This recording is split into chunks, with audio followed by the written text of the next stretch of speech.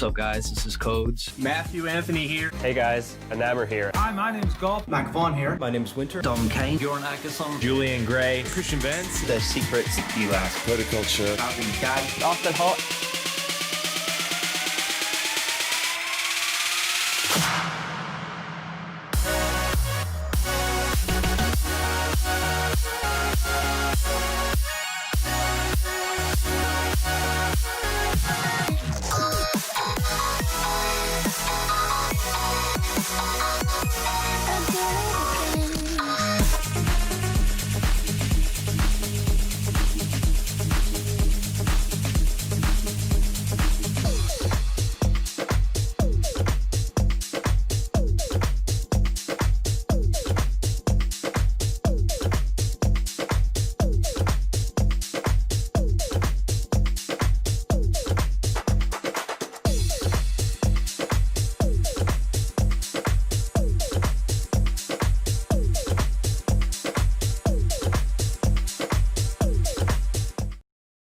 Hi folks, and welcome back to another live show. Well, sort of a live show. We're doing this as part of our Noobfest festival this week, where we'll be showing a bunch of Noobfest content and answering your questions.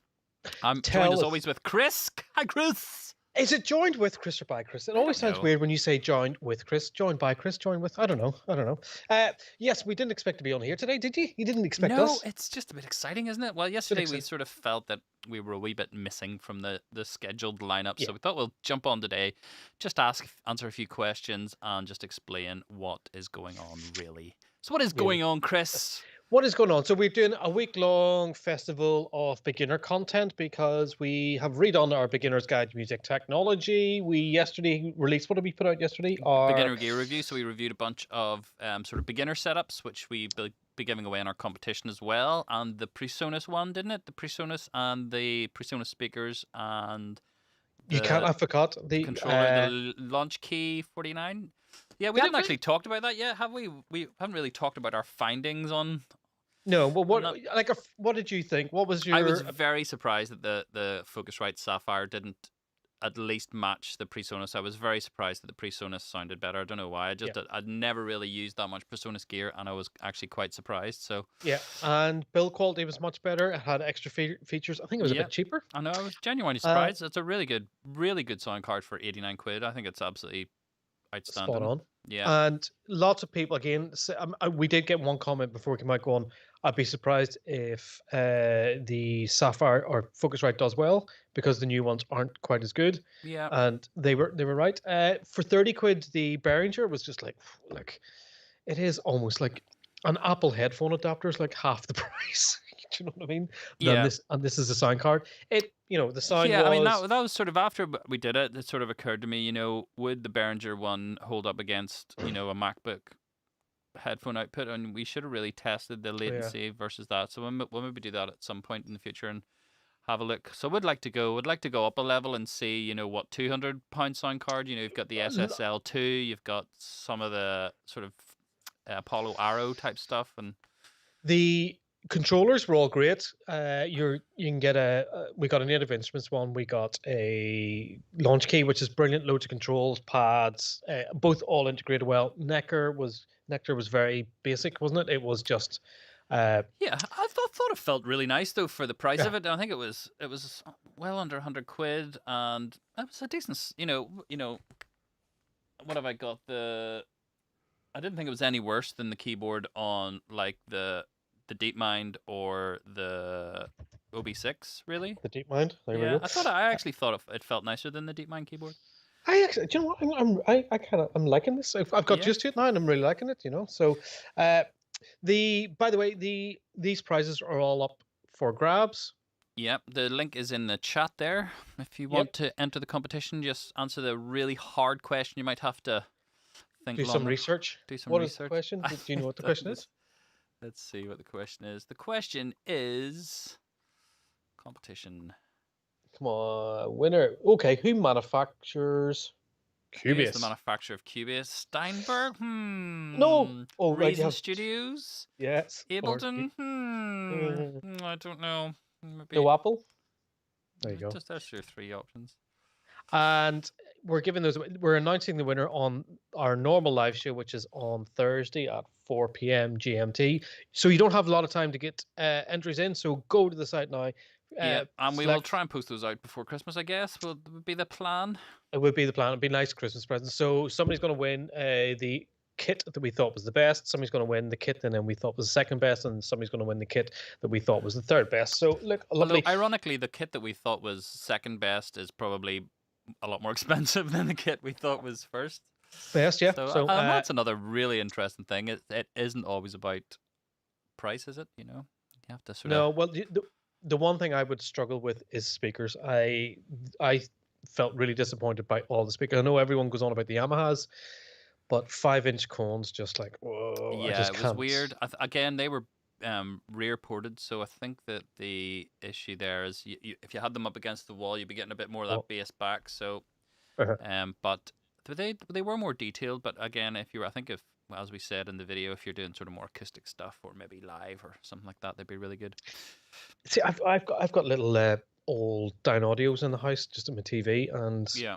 they're the same size, but there's a lot more bass out of them. Probably Yeah. maybe not as detailed, maybe not reveal.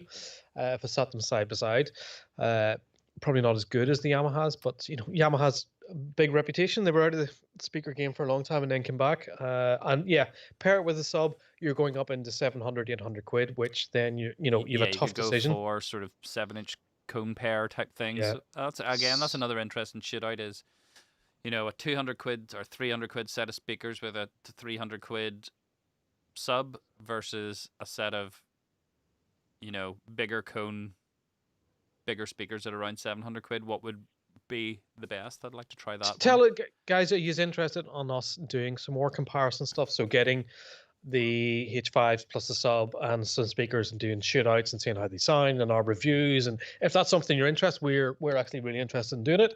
Let us know if that's something you guys would be up for. Tomorrow we have brilliant piece of content for you. TopDAW, where we give 5 producers, myself and Phil included. We gave Dom Kane, King Unique, and Mr. Protoculture 5 DAWs that we've never worked in, and we had 1 hour to complete a track and follow a load of challenges. And tomorrow we reveal how we got on doing that. So some fared a little. What? It was a lot of fun doing it, and the video was very good, very very good. It wasn't a lot of fun doing it. Some people had a horrendous time doing it. Yeah. So look, it's brilliant. It's a really, really fun watch. So if you're around tomorrow, check that out. That's tomorrow's content. And what's coming up today then? Today we've got beginner's guide. So it's just very basic stuff. So this has been a really popular video on our website over the last 10 years, and we just need to update it with the sort of latest specs and the latest bits of gear. So we just re-recorded it. It's about 20 minutes. Yeah. You should probably, if you're a regular Sonic Academy-er, you'll probably know most of it already. And then we will be back after that for another quick chat before we go into Cubase Level 1. So anyone interested in learning the ins and outs of Cubase, that'll be going on. That's about a 3-hour course. Is it 3 hours? Yeah. I think it is, yeah. Oh. And then after that, to finish us off for the evening, we will be doing all the Kick 2 tech tips. So are there's Kick 2 tech tips with the hidden features? Is that the tech tips? Right? These are the original ones that me and Brian, you did. I think we all did a couple each. Okay. And then I did. It was the first ever sort of feature walkthrough of Kick. Okay, cool. Which is about 15-20 minutes, and then it goes into sort of tech tips, looking at tuning kicks and various other bits and bobs. So look, I hope you're enjoying this week of programming that we're bringing you. Don't forget the competition from yesterday. There are 3 winners going to be announced on Thursday on the live show at 4 p.m. Well, the live show starts at 4 p.m. We'll probably keep you hanging on to announce the winners, teases. Yeah, if we can get it as smooth as the last one. Yeah, as smooth as the last one. So, yeah. Stay tuned for that. Go to, what's the web address where they can enter, Phil? www.sonicacademy.com/events Noobfest. Or I think you can just go straight to Noobfest, and then there's like tabs now you can go. So you can go to tab. So there'll be a tab. I don't want to press any buttons in case I break anything, but yeah. I think I can go to this one. Don't do it. Okay, do it. No, it's not working. Yeah, so www. Forward slash or sonicacademy.com/events/Noobfest. So yeah, look, hopefully three people out there will get some kit just before Christmas. Hopefully, if somebody in America wins, then they'll probably get it sometime in January. So Yeah, that's true. Never that's thought about that, did we? so guys, thank you for watching. We are going to premiere our new beginner's guide with the originator, Graham Ginty. Yeah, we back. got Graham out of retirement for a few Lots videos. lots of coaxing and prodding to get him out. No, he did a brilliant job recording this. So look, it is genuinely aimed at if you are starting out and you've got a computer and you go, right, what does a DAW mean? What does a MIDI or a jack cable mean? Why do you need a sound card when there's a headphone jack here? It takes. If you've got any friends who are DJs that are thinking about getting into music production and they don't know their DAW from their sound card, this is the perfect video for them. So guys, enjoy. Don't forget to enter the competition, sonicacademy.com/Noobfest, and we will catch us here after we watch Noobfest.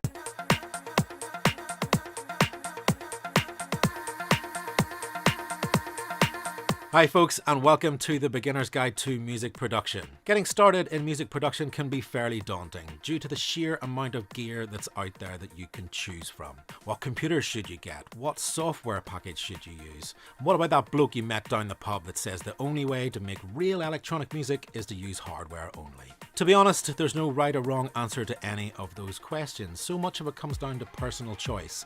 What do you want to achieve and what is your budget? So in this series of videos, we're going to break it down for you, taking a look at all the essentials you will need to get started making music. From computers, speakers and software to headphones, samples, controllers and a whole lot more.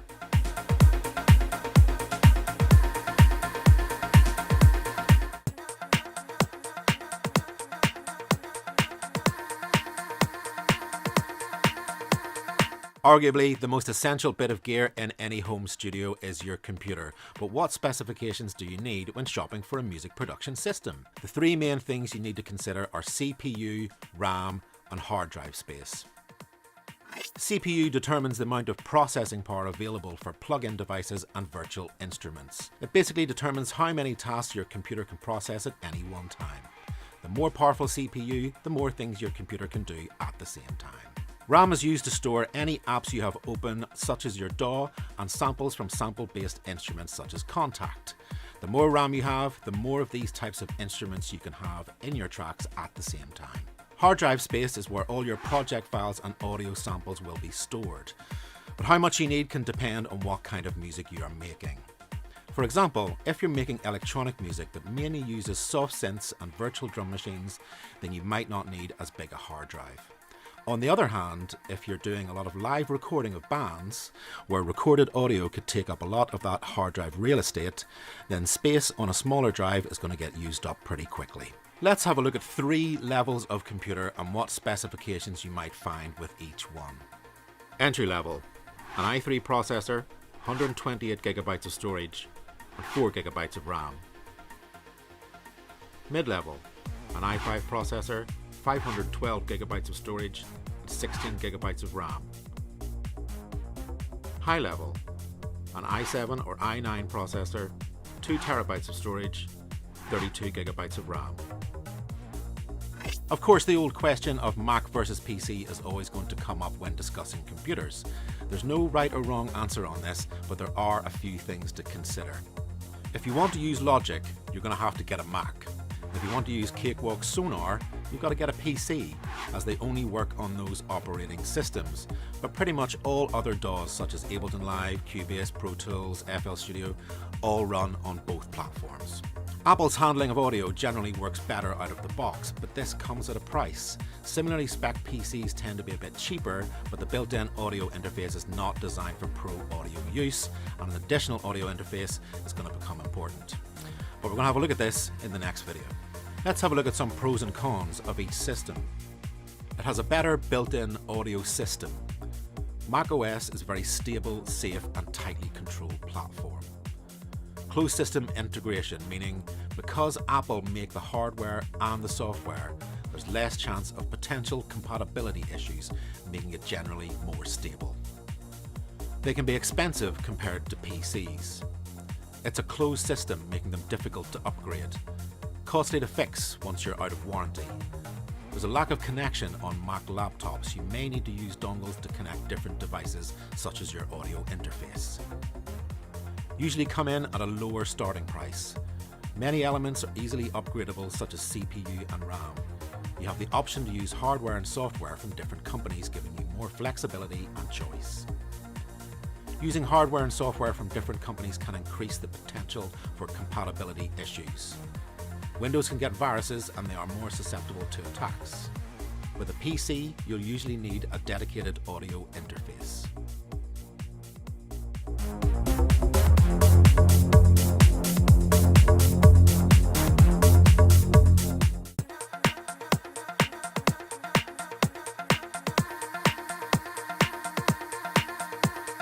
Most computers come with a built-in audio interface. It's basically how you get sound in and out of your computer. While the built-in audio is fine for browsing the web and watching videos, it's not always ideal for music production. Here are the main reasons why you should consider upgrading to a dedicated audio interface. Rather than your computer's CPU having to manage the audio signals, the audio interface will take this job on. The main benefit of this is decreased latency. Latency is the time it takes your computer to process a chunk of audio.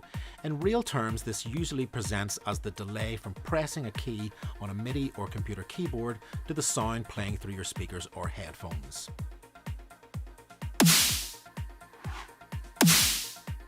For example, if you're recording a live instrument, the delay or latency will cause that instrument to be out of sync with the rest of the music. The quality of the sound can be much clearer than you get using a built-in interface due to improved digital to analog conversion. This is the process of turning a digital signal from your computer into an analog one that goes to your speakers or headphones. If you plan on recording vocals or any kind of instrument, you're going to need a dedicated audio interface. This allows you to record an external sound source into your DAW, but how many inputs do you need? If you're only planning on recording one thing at a time, like a vocal, then you only need 1 or 2 inputs. But if you want to record a full band, you're going to need an interface with multiple inputs. Finally, what's your budget? You can get a decent quality interface with a couple of inputs for around £100, a mid-range one with multiple inputs for £300 to £400, or a high-end audio interface which can be £1,000 or more.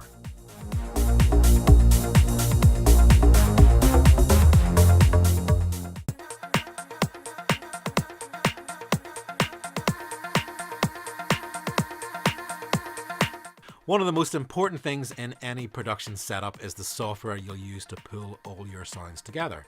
This is called a DAW, or Digital Audio Workstation, and is the place where you'll sequence, mix, edit, record, basically everything you'll be doing when producing music. So what is a DAW then? Well, all DAWs pretty much do the same thing. Sequence, mix and edit either virtual musical instruments or recorded audio material. How they approach this can vary. Most have 3 main sections: an arrange window to position your different sounds, a mixer to balance the levels of those different sounds, and a track view where you can see what effects and parameters are on each individual track.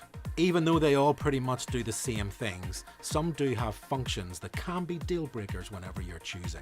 Traditionally, Ableton Live, Reason, Bitwig, FL have all been geared towards electronic music, with Ableton being pretty much the software of choice if you're looking to perform live. While Logic, Cubase, Pro Tools and Studio One sit better with live recordings. But you can pretty much make any type of music you want using any DAW. Prices can vary for different DAWs, ranging from free right up to thousands of pounds. That said, most DAWs offer basic stripped-back versions with limited functions at a budget price. Most DAWs also offer a free trial, which gives you time to try it out for free before you decide which one you're going to buy. So if you're starting out, download some trials and see which DAW you feel most comfortable with.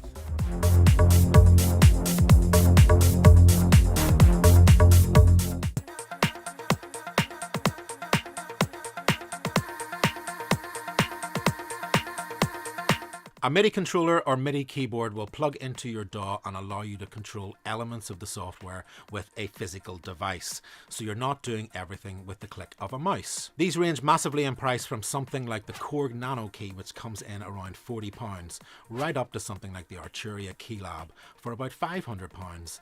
But for that kind of money, you're getting so much more than just keyboard control. You get faders, rotary controllers, performance pads for drumming, and weighted keys. Two other controllers that have become hugely popular in recent years are Novation's Launchpad and Ableton Live's own Push. Both of these are a combination of performance and production controllers designed to work with Ableton Live's unique workflow. You can even get Bluetooth-enabled controllers such as the Korg Micro Key and the Akai L series, which ditch the need for cables and can work with iOS apps and tablets as well as PC or Mac computers.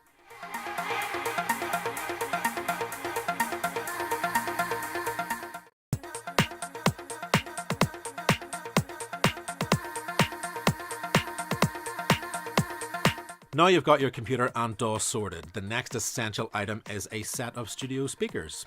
When choosing your speakers, there are a few different things to consider. Most speakers designed for home listening would not be suitable for music production, as they might boost certain frequencies, which isn't what you want from studio speakers. For example, if you're using speakers that boost the bass, then the actual sound of your music will have less bass than you want, because the speakers aren't giving you an accurate representation of what it sounds like. Speakers that don't color the sound in this way are known to have a flatter frequency response. If you're making bass-heavy music, then choosing speakers with a larger bass cone would be much more suitable, as it more accurately represents the lower frequencies. However, if you're making more acoustic style music, then this isn't as important. Another major factor to consider is your room, which can easily interfere with the sound coming out of your speakers, potentially making great speakers sound terrible. You can combat this by adding room treatment and absorption to stop the sound from bouncing around on hard surfaces in your studio. So perhaps put aside some of your budget to get some form of room treatment. You can find plenty of kits online, or there are plenty of guides online to show you how to make your own. Another way to get the most accurate sound from your speakers is to use software like SonarWorks. This will analyze your room frequency response and add an EQ curve to the computer output to compensate for the sound of your room. When choosing speakers, your budget will have a big impact. Prices can range from a few £100s all the way up to many thousands for a pair of some top-end speakers. With that being said, the more expensive speakers will more accurately reproduce the sound coming from your computer.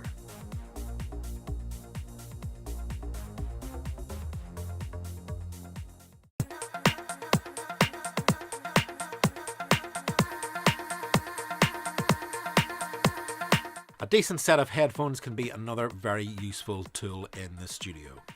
As with speakers, you really need to avoid most consumer headphones, as they are designed to colour the sound in some way, therefore making them pretty useless for mixing music with. It's definitely a good idea to avoid using earbud style headphones for any kind of music production. An advantage of a decent set of headphones is that they can more accurately represent the sound of your music if you're working in a space that hasn't been treated. Also, combine a decent set of headphones and a laptop with your DAW, and you've kind of got a portable studio. You could be in any location and working on your tracks. Finally, they're very useful if you live somewhere where you're going to annoy your neighbours with loud music coming out of your speakers late at night. Something to consider is whether you get closed back or open back headphones. Open back are much more natural sounding, so better for mixing in a studio environment, whereas closed back isolate the sound and reduce spill into the microphone, making them more suitable for recording. Even if you have a set of speakers, headphones are still really useful for picking up those little details that you may have missed when listening through monitors. Something like the Audio-Technica M50X headphones that come in around £100 would be spot on to get you started. However, over-ear open-back headphones like the Bear Dynamic DT990s are used by many professionals and can create great sounding mix sounds and are comfortable to wear for long periods of time.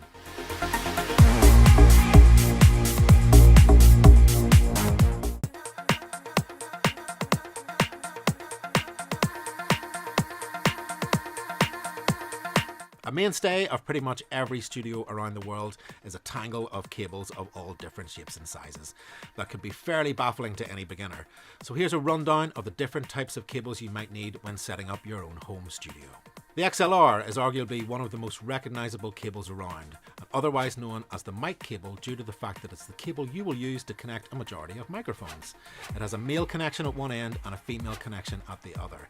They lock into a microphone with a small clip so they can't get pulled out easily. You may also find that your studio monitors have XLR inputs too, but they more commonly use the 1/4 inch jack or TRS cable, which is probably most familiar to any of you who play guitar.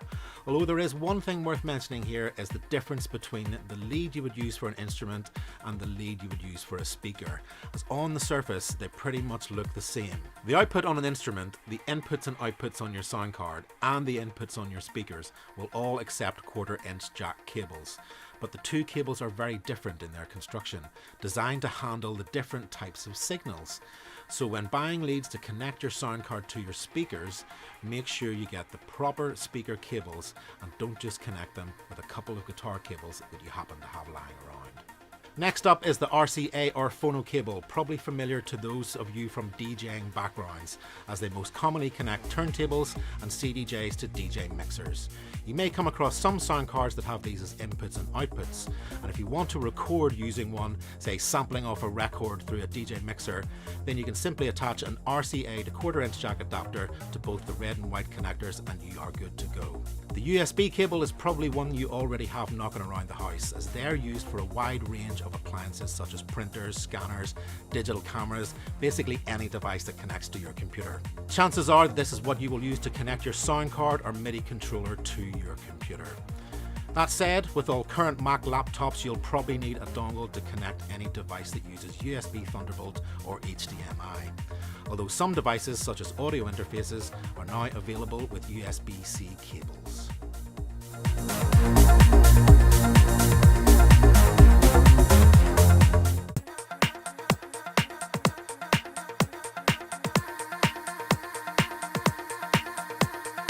A plugin is any piece of software that can be used within a track on your DAW.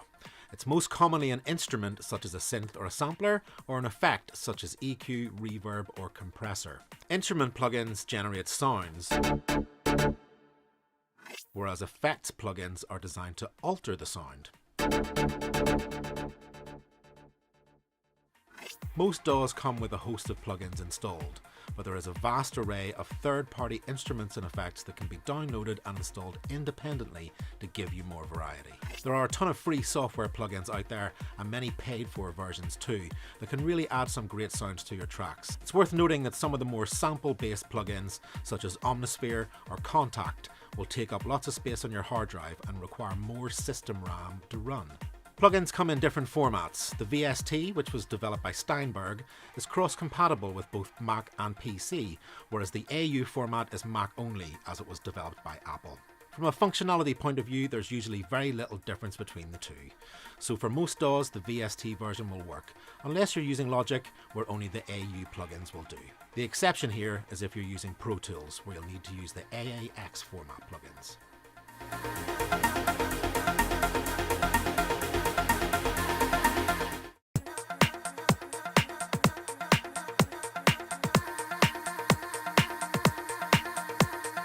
The importance of samples in music history cannot be downplayed, and it's hard to imagine a music producer's computer not jam-packed with folders of samples. Samples are basically small bits of recorded sound and can come in all shapes and forms, from drums, bass lines and synths, through to vocals, found sounds and home recordings.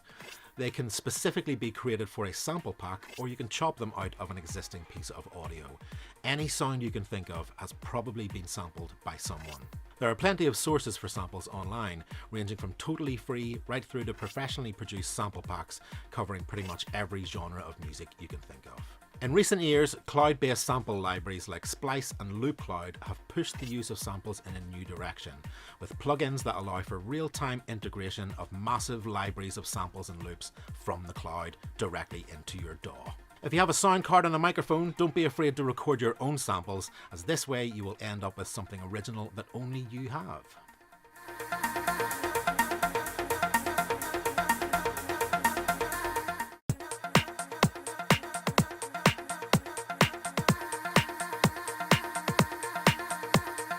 So with all this talk of computers, monitors, DAWs, you could start down the road of music production and actually make decent stuff without any of these things. Production on tablets such as iPads has come on in leaps and bounds in recent years, with many of the big guns like Apple, Korg, Reason and Steinberg putting significant effort into expanding their offerings for the tablet app market. Of course, there are limitations to using apps, but there are advantages too. Everything is in the box, you just need a set of headphones and you are sorted. Advances like Apple's inter-app audio led the way in getting different apps to work together, and now their beginner app GarageBand even features audio unit support, with many classic plugins now available as iOS apps. There's also a multitude of weird apps that are out there that do very specific things that your DAW or collection of plugins might not do. It's also never been easier to make something on a tablet and send it to your computer, so you can fire it into your DAW and develop what you're working on. Whether it's airdropping a loop or even opening an iPad session in a laptop DAW, it can be a great way to kick things off. So thanks for watching. We really hope you enjoyed this quick introduction to music production. If you've got any questions, leave a comment or get in touch with us via Facebook or our website.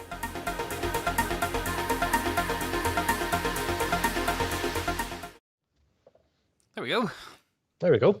And as Graham says, if you have any questions, please do hit us up on Facebook, on our forums, on YouTube, on Twitter. On... Or why don't you just come and move in?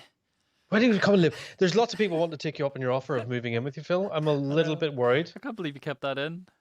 Well, it was funny. It was funny. It was funny. 2 seconds. I'm on. Have you got a friend, a visitor?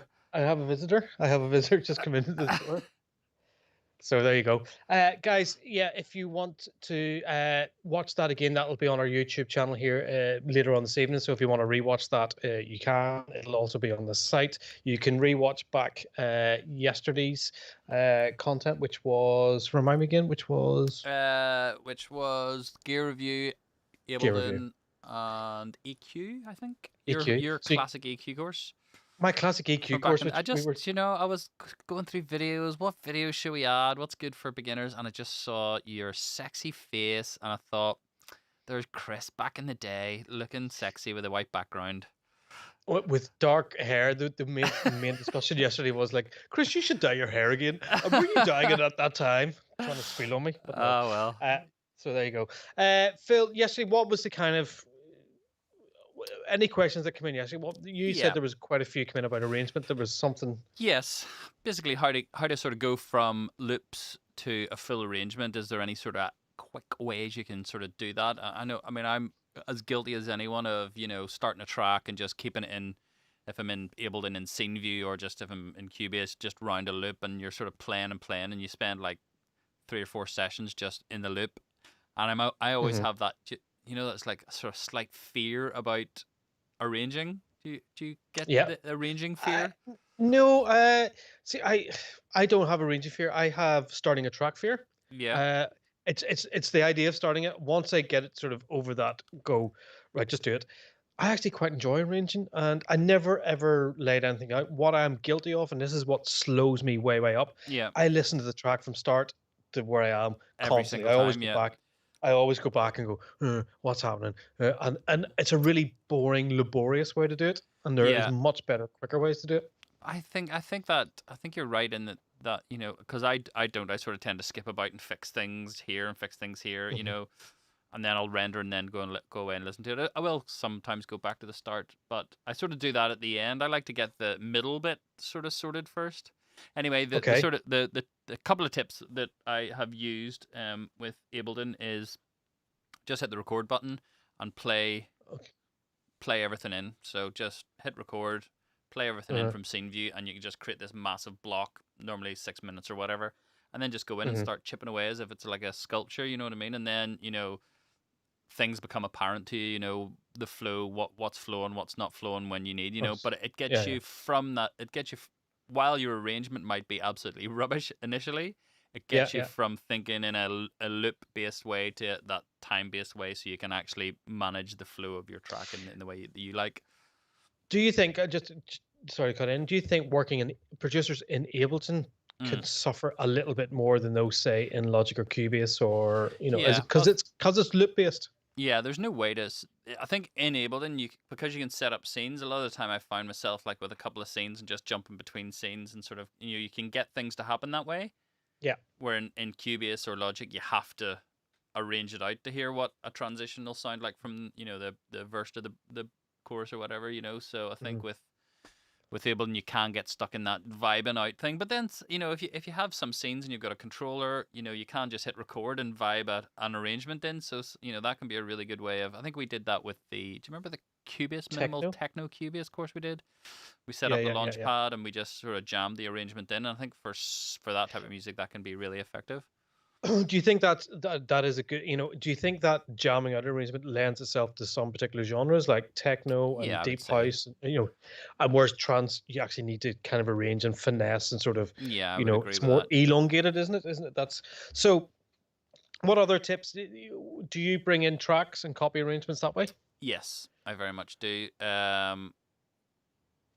I do that all the time. Lots of referencing. Even just I'll go through and listen to sections of track breakdown, stuff like that, and then I'll just record that into my thing, chop it up into the loop, and put it in, and just have it as a reference. I reference all the time, loads of stuff. When I first started out, go ahead. Sorry. Just for ideas, if I'm trying to get a good transition, or I'm trying to get, a bit, or even like, I'm working on a track at the minute. I just wanted to get the vibe right, and when it comes back in, and the sort of balance. So sort of like it's almost like a mixed thing halfway through a track. I'm just like taking main sections of tracks, and maybe 3 or 4 of them, and just comparing them and making sure I've got the sort of right vibe. Because you can't get lost, if you've been listening to a track for, days and days on end, you can't get completely lost in it if you don't have some sort of reference. Somebody's asking, I wish there was a beginner arrangement course. Arrangement's a hard thing to do a course on because it is kind of laborious and long, and I was just about to say when I first started out, I spent about 18 months just arranging stuff. Wasn't really concerned about sounds or is this going to be a hit. It was kind of like, how do sections work together? How can I get from one section to the next section? And really, sometimes you had to get the crowbar out, and you're really struggling to get from one section to the other section. So it's kind of something all our courses tend to have an arrangement section, but it tends to be sort of they're just grabbing blocks and going, right, here's the intro. Let's drop some drums. I think arrangements are so specific to the track you're working on. It's really hard to do a general arrangement track. The technique or the technology behind arrangement isn't at all complicated. It's copy, paste, duplicate. So there's not a lot of learning in that respect. The art of arrangement is very much that. It's an art, you know what I mean? It's something that, it's like, I can teach you all the music theory about playing a guitar, but, playing an actual guitar and getting good at it is something you have to practice, and I think it's the same with arranging. And that's why we always say, make sure you finish your tracks, because that is where you really get good at arranging. There's so many different levels with arranging. You've got your basic blocking out. Is your structure right? Depends on the type of genre. And again, that's all referencing, and trying to push boundaries maybe a bit. And then once you get structure, it's transitions and how are you managing those. Yeah, it's and again, it's so specific to a particular track. Yeah, and it is something you just need to practice, and you need to kind of just do. If you've got 8-bar loops, you know what? Just as an experiment, try and arrange those out in some interesting way, and get those loops arranged out. And actually, it might springboard you into going, do you know what? Actually, this could be a track. My purpose for listening back from the start to where I was in the track, I always was going, where does the track want to lead me? Where do I want to go next as a listener, and as a trying to imagine myself on the dance floor? Where's the next place I want to go? And used to jam out, mute stuff, unmute stuff, mute a hat and some hat, mute a pad and some hat, mute the bass and kick, and just generally jam around going, that's an interesting combination, that works, that doesn't work, or that's too empty, that's, so yeah, just get used to your parts as well, and sort of see how some parts work with other parts. Do they create an atmosphere? Do they create something interesting? Always try and create moments in your track. That's the thing that I've been working on this track for about a week, and once I've sort of got the sound and the vibe and the sections, now it's all about moments. It's all about creating that that feeling of and it changes from being a technical, you're still doing technical things, but it changes from like I sort of view mixing as a technical thing. You're listening, comparing, referencing. You're doing a lot of technical stuff. Arranging, when you get to that sort of final stage about like creating flow and creating moments, is very much more an artistic thing and a feeling thing. You have to really sort of try and tune into, is this bit flowing together? Is it what's the emotion that it's giving you? So. And how to change emotions within a song as well. You do want a bit of yin and yang, a bit of juxtaposition between taking the user or the user the listener on a journey, and trying to change up the emotion, and that's kind of key as well. Don't have one idea and trying to arrange it out. You need to have 2, 3, maybe 4 ideas to keep the listener interested. I think as well now, people have been, arrangements are getting quicker. Things are happening quicker than trance track used to be 9 minutes long. Now they're 6 minutes long. So every 8 bars something needs to happen. Yeah. So there you go. Hopefully that answers some of your questions. If you have any other questions, we'll be back tomorrow for 10 minutes in between stuff. So get questions in. We will try and answer them. We are now going to head over to Protoculture, where he's going to take you through Cubase 9.5. Am I correct? I think level 1. Yeah. Level 1. Yep. So 9.5 level. Yeah, it'll apply to all Cubase users. So. Yeah. So, and again, apply to anybody. So if you have any DAW, just watch this.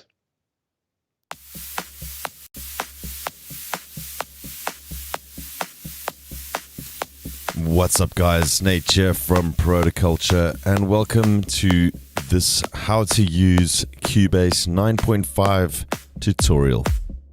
This is a 2-part series consisting of 2 levels. The first being the easier of the 2, and the second the more advanced level. The course is aimed at beginners, so if you're new to producing or looking to migrate or just start using Cubase for the first time, this is the course for you. We'll be creating a basic track that you're hearing in the background right now, from scratch, right up to exporting your final master, and doing so with only stock plugins that ship with the software. So all you'll need to follow along is your copy of Cubase 9.5 and the included audio files and projects that come along with the tutorial. We'll kick things off from the first time you load up Cubase, setting up our audio interface and studio environment. Before taking a tour of the interface, once you're acquainted with the GUI and the program layout, we'll get down to using some sampler tracks and loops to program our drums, then design our very own lead and bass patches from scratch, use chord tracks to build a chord progression, and then make a melody, import some audio files, FX, etc., and then flesh it out into an arrangement. You'll learn all the basics of audio editing and MIDI within Cubase and tackle some basic mixer functions before exporting your final track. And when you're done, you can always move on to level 2 to get into some more advanced topics, mixing techniques. We'll check out more plugins and cover things like compression and reverb and EQ in much more detail. So I'm looking forward to catching up with you guys in the first lesson. Hope you guys enjoy, and I will see you soon. Cheers.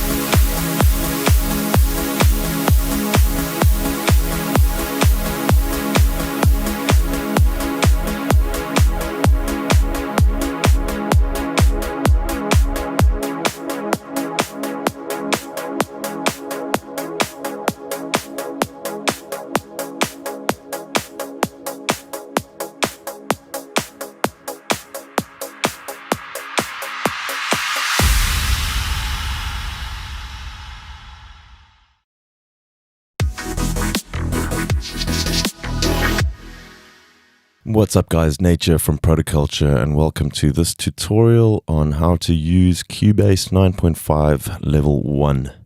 This tutorial is kind of geared towards beginners or people wanting to move over to Cubase and it's your first time and you want to kind of figure out what's going on here. This is the one for you.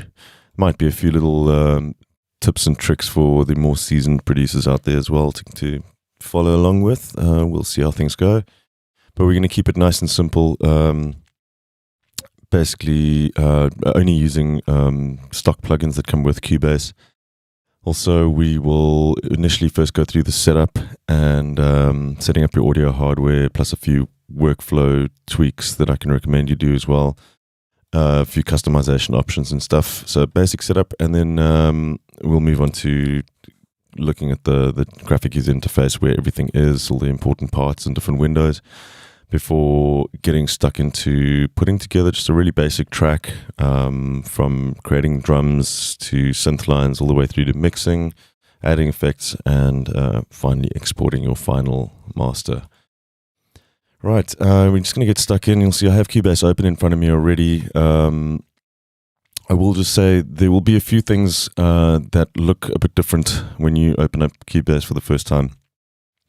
Cubase, the level of customization is pretty immense with Cubase. There is so much stuff that you can tweak, and I've been using it for a while, so I have everything kind of dialed in the way I like it. I'll run through some of the stuff with you so that you can kind of dial in your preferences as well. So don't stress if something looks a little bit different. For example, I've got this mic channel in here. This is just for being able to talk to you guys right now on this tutorial. Also, I have Steinberg hardware, so things like this will not be applicable to a lot of you, depending on your audio card. We'll run through all of that in a bit. Okay, first things first. When you load up Cubase, you will be greeted usually with a selection screen where you can select your sound card options. You can also do it once you've actually loaded into Cubase. Your initial screen that you will see will be the Steinberg hub when you create a new project. So from here, you have, when this actually decides to connect, you have update news. There's actually a bunch of little tutorials and stuff in here that are pretty good, just to kind of find your feet as to what everything does. New features every time there's an update. And news, you can see there's an update available, which we've just done to 9.5.20. Then on the right hand side is where our project setup is. So we're going to create a new project. I have done so already, but I'll show you guys how to do that. You have two options here to prompt for location. Every single time you create a new track, it'll ask you where you want to do it. It's generally how I do it. Otherwise, you can use a default location and then just type in your project folder over here. When you create an empty project, it'll just create it in the current Cubase projects folder and then whatever folder name you give it. You also have options for templates here. I'll briefly show you how to set up an autoload. We're not going to bother too much about that right now. As well as your recent files there. But for now, we're just going to click on more. We're going to have empty, and you would just go and create an empty track. I'm going to hit cancel for now because we already have one up and running. So first things first, we need to make sure that we're actually getting audio out of Cubase. So you're going to want to head over to your studio tab up the top here, or studio menu. Disregard audio hardware setup. That will take you to the actual audio hardware functions. If you have a Steinberg audio interface like I'm working with currently, it is integrated into Cubase quite tightly, so that is for that. You want to actually head down to studio setup, and you'll see we have a number of options here. I find these days most MIDI devices that you're using are all plug and play. So once you've installed, well, once you've plugged them in, or if you have had to install a driver, they should automatically pop up here. You can then mark them as visible or not inside Cubase. But it's pretty self-explanatory. There isn't much setup needed for that, especially on Apple computers. It actually runs through Apple standard MIDI protocol, so it'll just show up here automatically. We'll head down. The rest of the stuff, don't worry about for now. These are for setting up quick controls, which will show up. You need to set them up per plugin and stuff. So don't worry too much about the stuff. I think let's just shoot all the way down to VST audio system, which is what we're really interested in. Right here, you can see your ASIO driver is what you're looking for. So you have, I have an HDMI connection to my monitor, so that's showing up as a sound card as well. So you can use the sound card or the speakers from the monitor. Built-in audio, which would be your Mac's native audio card or your Windows audio card, whatever. But you can see a Steinberg UR28M is what we're using. We want that selected. Cubase has a 64-bit summing engine, so you can leave this on 64-bit, especially with later the newer operating systems. 9.5 is now exclusively 64-bit as well, so I would leave this on. It just adds a little bit of extra resolution, especially for plugins when they are processing audio. They are slightly more accurate, but it's not anything that you'll really notice at all. Release driver in background, you can have that checked. That is just when you tab out of Cubase. If you require the driver for something else, you can release that from Cubase. We won't be needing that at all. Multiprocessing, you want that on, especially if you're running a multi-core processor. ASIO guard, I recommend leaving that on as well. That has to do with maintaining timing for plugins that have latency, especially if it's something like a mastering processor. They tend to add latency to your audio, which kind of results in everything being slightly out of time. So you want to keep that on. It'll just keep everything nice and tight. There are times that you want to turn that on or off, but you won't be doing that in the system setup here. We will do that later on. I'll come to that in a bit. Audio priority, you can leave these all as default. If you ever have issues with projects where you have too much audio and you're finding that you're having disk dropouts, you can set this to boost. Preload amount, and we'll just leave that for now as well. And yeah, and then you have your actual audio cards set up over here. It'll show you all the channels that you have available to you.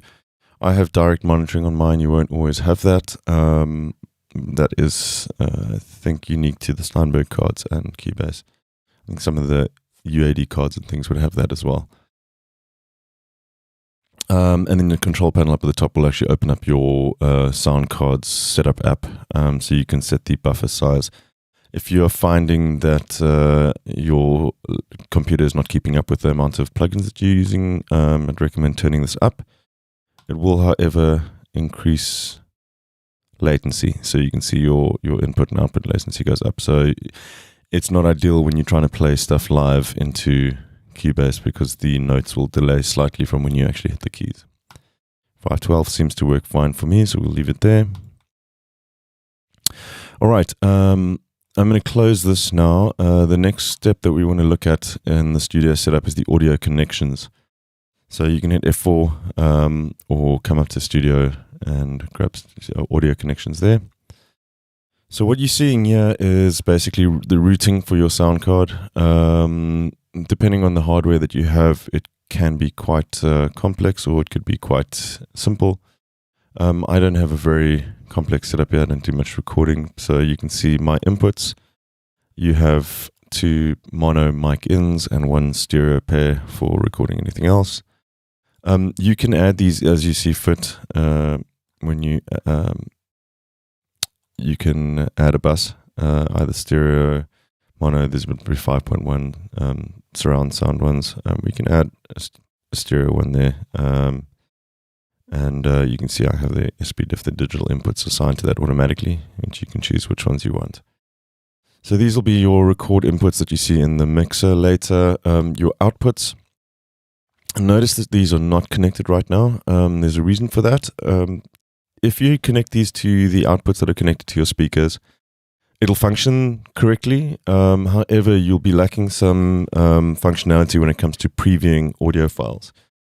So the best way to explain this is this is what all the tracks in your Cubase project goes to, but it's not necessarily what you want to be listening to. What you want to be listening to is the control room outputs, which is down this side. So I'd suggest you turn this on. You can disable it as well.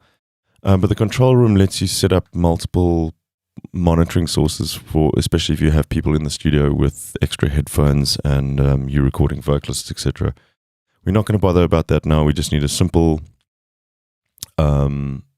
stereo pair to monitor the audio that we're working with, since we are working with an electronic music.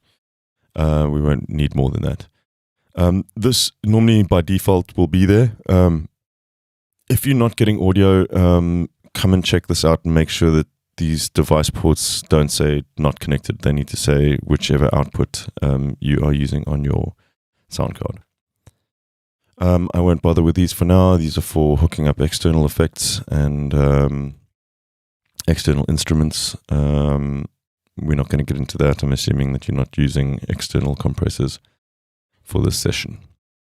So let's close that down. Now I just want to go to check out some of the preferences. One thing that I would like you guys to do for the sake of following along with this tutorial is open up your Cubase preferences and head over to editing or editors.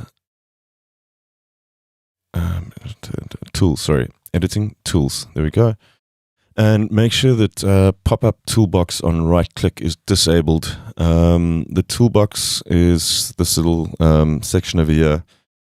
When you disable it, you still have access to the toolbox, but it also gives you expanded functionality as well. You have a lot of extra options that you can access directly from a right-click. So just leave this one off. Otherwise, you're going to be right-clicking and wondering why you can't find all the options that I have.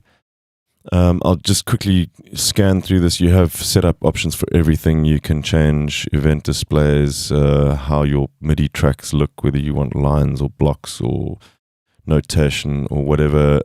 Coming down, you have metering appearances. These I've changed just because I like the red. You can set these colors to whatever you want. You have user interface color schemes that you can set up as well. These I've kind of customized over time. You can just play around with these and see what looks good to you. I'm not going to be bothering too much with the other stuff here. It is very in-depth, as you can see, and a lot of it should be fine just leaving it as defaults. So we'll do that for this tutorial. We'll just leave that alone. Lastly, I also recommend checking out under File, heading down to Key Commands. Now, if you are migrating from another DAW, they do have some presets in here that you can select. Logic Key Commands, for example, to make the transition a little bit easier for you. Pro Tools, Sonar. Pretty certain that you'd be able to find Ableton or Studio One or whatever key commands just by doing a quick Google search. I'm sure that there's somebody that has uploaded a file for that somewhere. So you can use those. I have set up a few key commands that I use a lot that are custom key commands, but we'll cover that as we get to them. It's pretty easy to set up. You can search for any functions up top here, provided that I can actually type properly. There we go. And just clicking again will go through different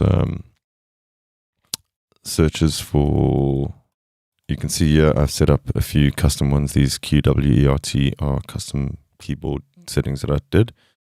All you need to do is, if you want to create a custom one at some point, if you find there's something that you're using a lot, go find the function, or if you actually perform the function in the track and then come over to the key commands, the last function that you used will be selected. Then you can just head over to there, type in a key and hit assign. Mine is already assigned to Q, so there we go. That's all done. And okay. So that's, lastly, because it's a new project as well, one thing that you have to check, I'm not 100% sure if this shows up by default. If you do not have this little line here, you can enable it here. Sorry, in this one here, you have this little down arrow in the corner. If you click that, it gives you options as to how you want your screen laid out. If you have the info line there, or the status line, it'll show you your record formats, frame rates and stuff you don't need to worry about. Your record format is important in the beginning. There's another way to get to this as well, is if you just go to project setup, and you can type in stuff like the author or whatever. It's not entirely necessary to do this if you don't want to, but what you do want to look at is your sample rate and bit resolution. These days, I would recommend doing stuff in 34, 24 bits fine, 32 bit just gives you extra headroom as well, and can be quite beneficial when you're bouncing stuff for mastering. Stereo pan law, I find -3 or -4.5 is the most natural sounding one. I wouldn't set it to 0. It just doesn't sound quite right to me. And that's all you need to worry about. Your sample rate, if you are recording a lot of instruments, I would suggest recording at a higher sample rate just to get the extra resolution. 48 or 96 will do. But for these purposes, we're just going to leave it on 44.1 because that is pretty much the standard for your final master anyways. All right, so we're going to cut it there, and we will then, in the next lesson, take a look around at the whole layout of Cubase, all the different windows, and just kind of find our feet and get the lay of the land. Cool, so I'll catch you in the next one. I'll see you soon.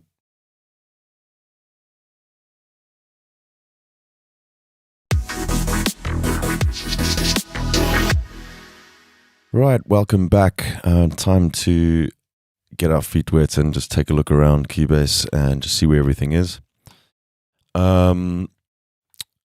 Cubase, they've with a 9.5 update, they've kind of simplified things a little bit, which is great because it can be quite a daunting DAW to work with this. In comparison to a lot of the other popular DAWs, especially for electronic music producers, I mean, in comparison to stuff like Ableton or FL Studio or whatever, Cubase is definitely stacked with features. A lot of the stuff that you won't be using, but they can be quite confusing and quite daunting when you see all these different options and stuff.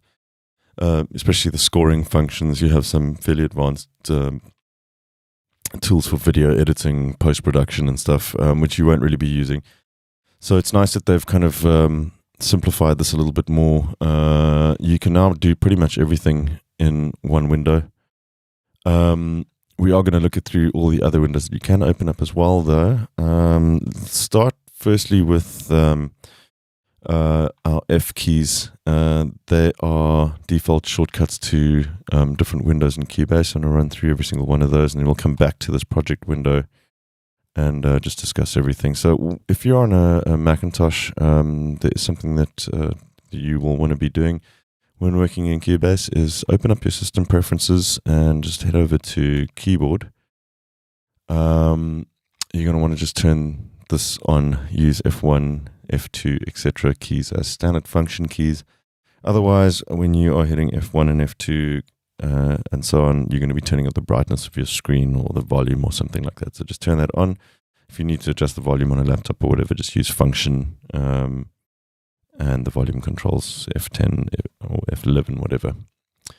So once that's done, let's just go through. F1 will be your manual. That'll pop up. We're not going to bother going into that now. F2 will bring up your transport. This is, however, fairly redundant now since we have a transport included in the bottom as well. This is pretty much exactly what you have here. F3 will bring up the full mixer. You have different tabs that you can go through for the mixer. We will come back and look at this in more detail when we get into actually mixing the track. But Cubase has compressors and EQs built into every single channel now. Again, like I said, don't worry about the hardware functionality over here, because that is particular to my sound card only. So F4 will bring up the connections that we looked at. F5 will bring up our media bay, which can take some time, especially with a large library like I have. So we're not going to bother too much with this now. We have a new file browser in Cubase as well, which I actually prefer using just because it is not quite as slow as what Media Browser can be sometimes. Media Browser does have some great functions where you can tag samples in your library, so it makes it easier to search for stuff in big libraries, but we'll leave that for another day. That is can get quite advanced as well. F6 will be your automation panel. We won't use this too much. There are some handy functions in here, but we're not going to be bothering with this too much. F7, this is a good one to know. It's a new function in Cubase. They've had offline processing before, but it's become quite advanced now and really useful. You'll see later on when we actually get into writing some of the track. You can use this to apply effects directly to an audio file rather than actually adding them as an insert on in your track. So, i.e., you could apply a distortion directly onto a single clap and have only that clap have a specific distortion on it and so on, without having to bounce a new file. We'll cover this in more detail as we go. F8 is your video player, don't worry about that, we won't be needing that. You can cycle through your tools with F9 and F10. You can also use keys 1 through 7 to select tools that you might need. Then F11 will just give you your desktop. F12 is your audio performance. We have this all because this is so customizable now with this new 9.5 version. You can pretty much put anything or almost anything anywhere on this layout. So you don't really need to open up a lot of those windows anymore. Let's just quickly go through here. You have a toolbar along the top. If you right click anywhere on that toolbar, you'll be able to add and hide certain functionality. Mine is probably not the default. I've probably added a few extra bits and pieces in here. So if there's anything missing and you can't find it, you always just go right click and you can kind of look through here to see what is available to you. We're not going to go through these are all shortcuts to the windows and stuff that I've just showed you as well. These would be your master, mute switches, solo, read and write for automation. That'll apply to all your channels. Automation types, your toolbar over here. You can access that with a right click as well. And you'll see now. This is why I asked you in the previous lesson to deactivate that right click thing, because now you have access to a whole bunch of other processes and plugins and all sorts of stuff from here. Right, quantize settings, all that stuff. We'll come to that as we go through the track. I did show you this setup over here. If you hit that little down arrow, you can set up your lower zones and overview line. I normally have overview deactivated. You don't really need it. The info line I find is quite important. Once your project's set up, you can turn the status line off as well. Then you have these keys as well. These will hide and show the 3 main zones, which we are going to come to next. Let's just also move down into the timeline at the top here. This is not always by default bars and beats. If you right click, and remember right clicking on anything in Cubase should normally bring up a menu that'll let you customize it. So you have options here for seconds, time code if you're working with video, but we want to be on bars and beats, which is what it is now. So if you're seeing something weird there, just right click on it, make sure that you've got bars and beats selected. All right, you can see we've got a completely blank space here now. I have shortcut keys set up, but we'll use these. So my shortcut keys will bring up the lower zone and left zone and so on. So we're going to show all of them right now, and just talk about these different zones. The left side is probably the most important. This is the inspector window. You're not going to be seeing anything now because we don't actually have any tracks inserted there. So let's add a audio track.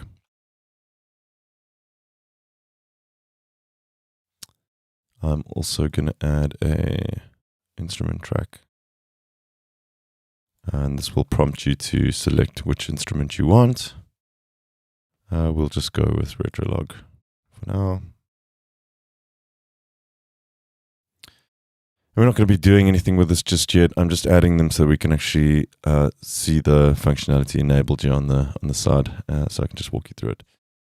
The inspector will be all the attributes for the selected track that you're working on. You'll see it changes from my audio track to Retrolog over here. This one you can see differs slightly as it's an instrument. There's a few extra things available to you there. Let's look at the audio one again though. Once again, right click, again, important, just remember that because everything you can customize. Right click, otherwise you'll also be seeing these little little icons, setups that you can click on. And then you can add and remove sections that you don't normally use, like track versions I very seldomly use. We'll just disable that. We can disable, let's say, I'm not really interested in the notepad. Let's get rid of that. So we can just streamline this a little bit. You can switch between sections. Your inserts, effects and stuff you can get directly from this section here. You'll see every time I click, it minimizes the one that was open and opens up a new one. You can, at least on an Apple, hold down Command, and clicking on another one will open both of them at the same time, and then you can scroll down, just in case you want to have more information available to you there. The visibility tab, this is where you can hide and show tracks. You have tracks and zones. Don't worry about the zones too much. This just lets you lock certain tracks on the left or right hand side of the mixer window. Cool. A lot of the stuff we will cover later on again, but I just kind of want to do a quick run through of everything just so you know where everything is, and we will most likely revisit most of this as we get stuck in with the track. So coming down to the bottom here, you have your lower zone. That was the left zone that we were on now. The lower zone, you can have a mix console in here. It's a slightly condensed version of the full mixer, which you have when you're up there. You can switch between inserts, sends, and faders. You also have your editors here. So an editor will be whenever you have a part selected, it will default to whichever editor you need for that specific track. If you have an audio part, you'll see it'll be an audio editing window over here. And back to MIDI, there's your MIDI. You also have sampler controls down here, which we'll come to later, and your chord pads, which we'll also cover later on. Now let's just take a look at the right zone down here. Here you have a media browser. So you have the built-in Steinberg content, which for the most part is pretty subpar, but you can go through the stuff and check it out. There might be something useful for you in here. These are the libraries that ship with Cubase. Patch Pro is an add-on extra an extra add-on that I bought. There's a bunch of loops and stuff in here that might be handy to play around with. For the most part, the only thing that I'm really ever interested in this media section is the file browser. So you'll see this is my audio library, and you can quickly scoot around your hard drives looking for audio files. And it's nice that you can now just audition files right in your project window and just drag them out. Also in this section here, you have a VSTI rack. So, just a quick explanation of this. There's two ways of adding instruments. Everything, when you add a track the way I did an instrument track earlier, they'll appear on top of this line. There's another way of adding them, which is here. I would only recommend adding them like this when you have like sampler instruments that have multiple outputs, and you can add a groove agent, for example.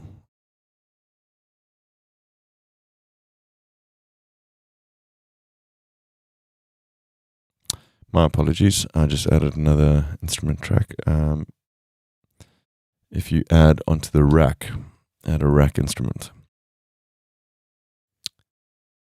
Yes, there we go. So adding a rack instrument gives you a separate instrument channel, but it only takes automation, not notation. If you want to add notes, so send notes to this, you would have to create new MIDI channels by going here, adding a MIDI channel, and then sending it to your groove agent that you've just created.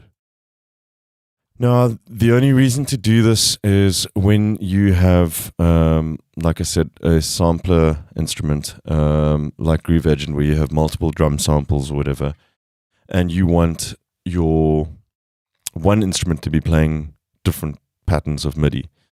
So you could have a MIDI pattern for just the kick drum, a MIDI pattern for the snare drum, a MIDI pattern for the hi-hat, but you would only be using one instance of Groove Agent. So this just allows you to spread out your MIDI channels so that everything's a little bit more organized. For the most part, computers are fast enough these days that I would actually just open up a Groove Agent just for one sample instead of rather loading in loads of them. It really depends on your preferences, but that is there if you want to do it that way. I prefer to just right-click or add an audio track from here. Just add an instrument track instead. Just makes more sense to me that way. So I'm just going to remove this instrument. There we go. And remove this folder. Okay. Lastly, let's just look along the bottom here. You have your transport here, your loop. You can set your loop by dragging out these little triangles here. Turn your loop on and off. In Cubase, if you set your loop like that and then drag the end past the start point, you'll see it'll change color, and this will be an exclusion loop. So you'll see if we play, it'll automatically jump the loop, so you can actually exclude sections of your track by doing that. And there we go, that's the normal loop again. Play, pause, or play, stop, record. That's all pretty self-explanatory. Again, you can modify this if you want with a whole bunch of other different things. You have auto quantize over here, which will automatically quantize notes while you're playing them. And your record modes, your audio record mode, we're not going to bother too much about that. And MIDI record modes, you just have options of replacing or making new parts. And I prefer to have the new parts so that you don't actually lose anything. Sometimes setting it to merge is useful, but for the most part, I just add new parts and then you can actually paste them together if you need to merge them. Let's just check if there's anything else. Set up transfer. No, we're not going to bother with that. There's a metronome button over there. You can click that. Adds your metronome. There's a shortcut to that. It's just C. If you hit C at any time, it'll toggle it on and off. And then lastly, this little button in the left-hand corner here, I just wanted to cover. If you ever have issues recording MIDI where you're finding your notes are delaying a lot, I spoke about this earlier with the ASIO Guard, the plugin delay compensation. Turning this on will essentially deactivate any plugins running on your channels that are adding latency to the system. So if you have, for example, a mastering processor running on your bus, your output, stereo out or whatever, those often take up quite a bit of latency. So the whole system slows down to accommodate for that one plugin, and that can cause recording to be a little bit difficult. At the best of times. So turning that off will let everything just go back to its normal latency. You'll be able to record your parts. Your track won't sound great without the effects, but once you're done, you can just whack it back on and everything will be back to normal again. So just something to bear in mind if you ever have that issue. And I think that pretty much covers it. I think from here we're gonna I want to just take a look at some of the tracks in detail, and then we will start adding some content and get our track underway. Cool. See you then.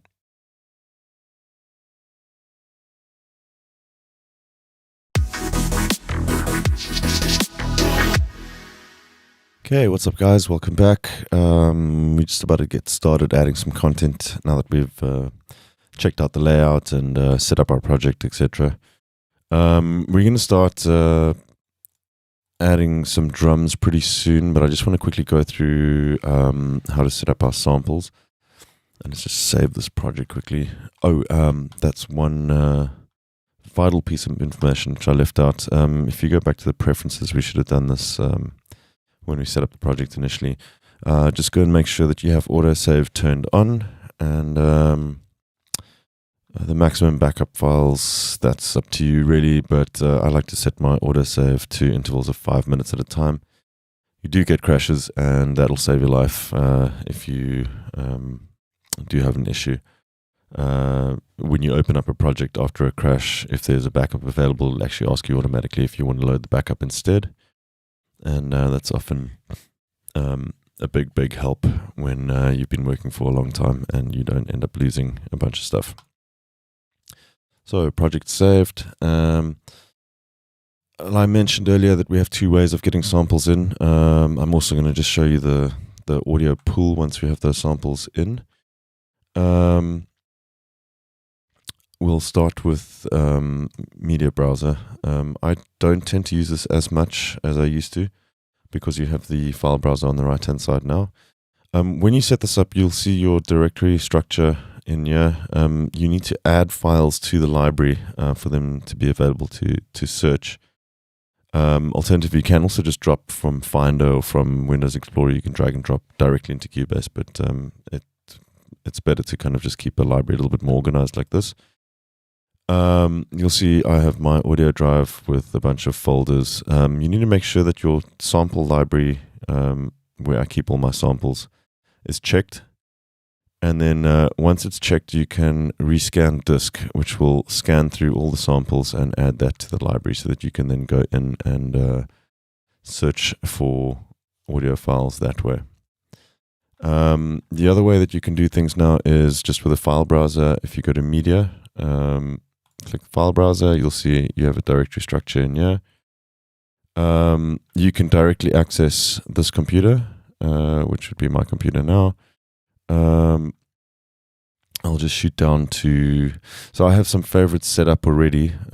We can just quickly set up a new favorite. So we'll go to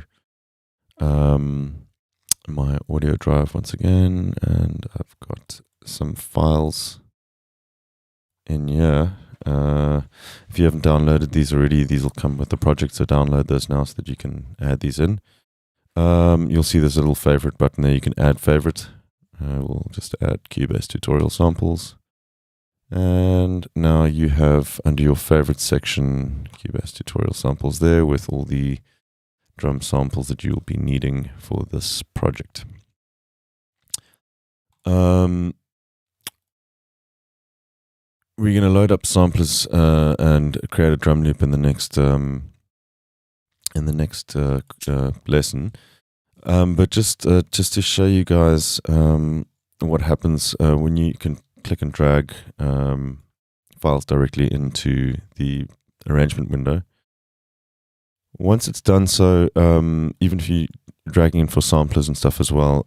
If you hit Apple P, or if you go to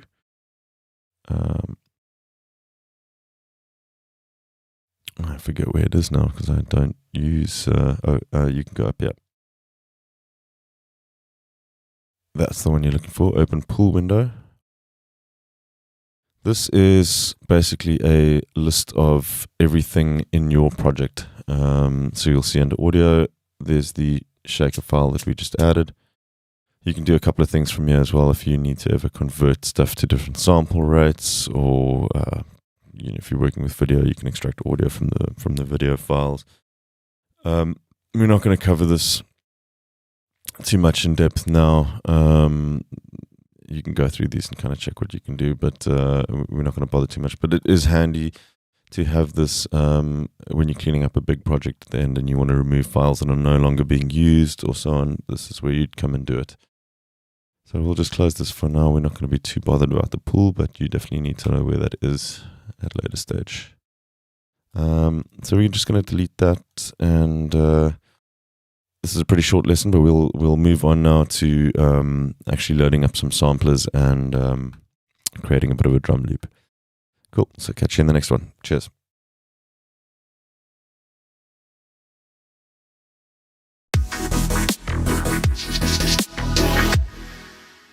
Okay, time to get cracking on. We're going to start with loading up a few samplers to create our sort of drum beat that we're going to be using. We're going to be importing a kick and some hats and snares and so on. There are two ways to do this. I'm going to quickly run through one way and then run through continue with my sort of preferred way of currently working. Cubase ships with a plugin called Groove Agent. We'll create a new channel and add a Groove Agent so you can see. So this is your drum machine that you can add your samples onto the drum pads, and then with MIDI program your drum beat. So you can obviously, as you can see, you can add multiple drums to one instance of the plugin.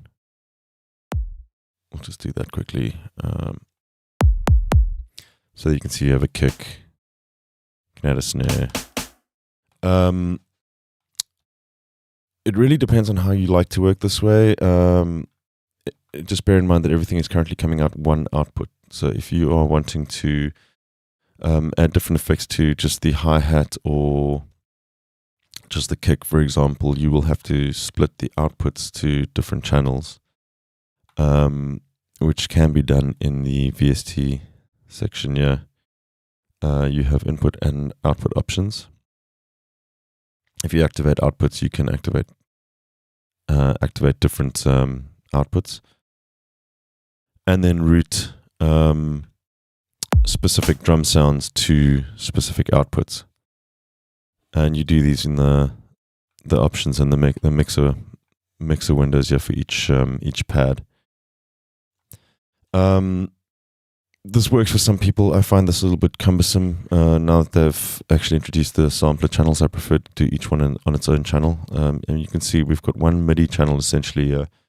If we bring up our mixer console, you can see we actually have 4 channels because we've enabled the extra channel. So you can assign each pad to a different channel, which would be ideal because then you can add effects to each one separately.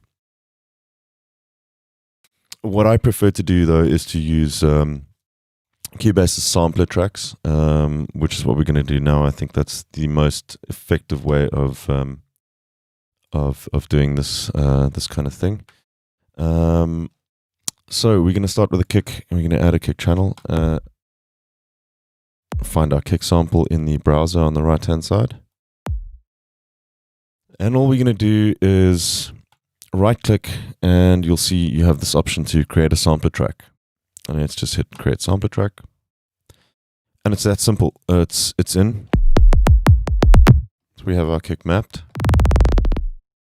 You can also create a sampler track from here. We'll go add sampler track there,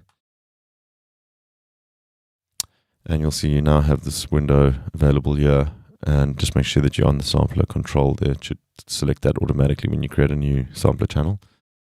And then you can actually just take a sample, drag it in, and you're good to go.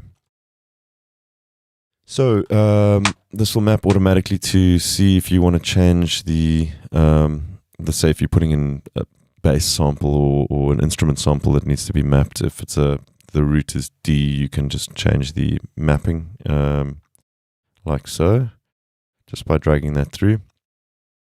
And you have a couple of controls here. You have the amp settings that you can access there, the amp envelopes.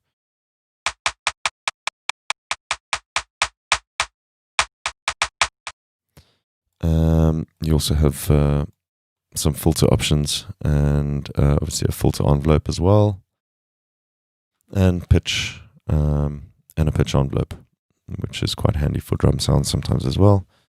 Audio warping, I don't use this too much. It's more for loops and stuff. You can stretch out.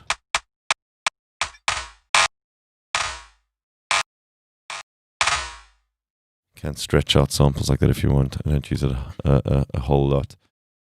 Up along the top here, you have a bunch of options as well. Monophonic mode will let you obviously just play one note at a time. Transfer to new instrument will actually transfer this to a either a new Halion, if you bought that extra with Cubase, a new Halion instrument, or a Groove Agent instrument if you want to do some more complex editing on a sample or a patch.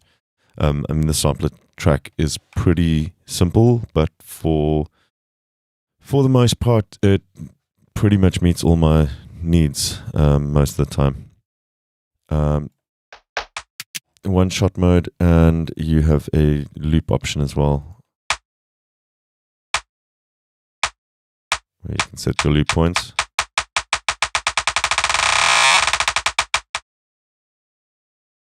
But these are drum samples, so we're just going to have them set to not loop at all.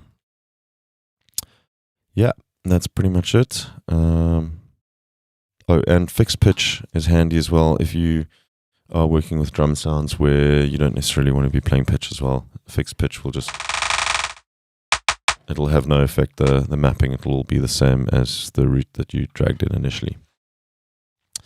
So we're just going to go and do the same for the rest of these samples. Create sampler track.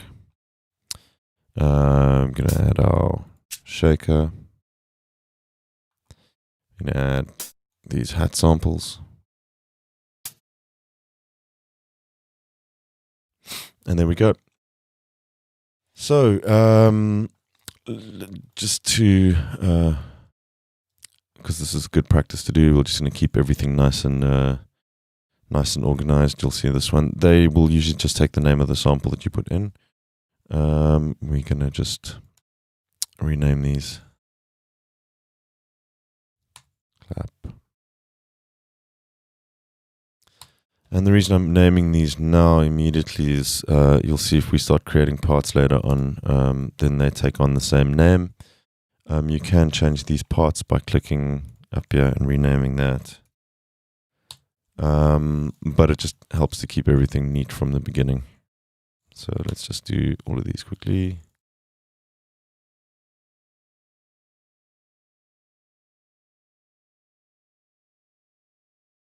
And there we go.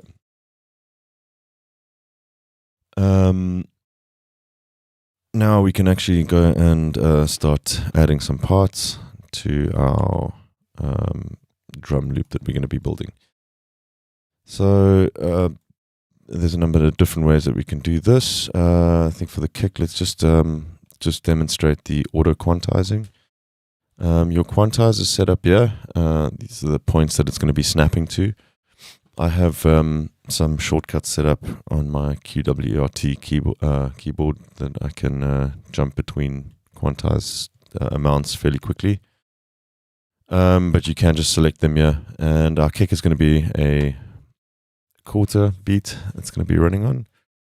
And if you head down here, If you don't see any of these things, once again, like I mentioned, just right click and you can customize everything here. So just turn on the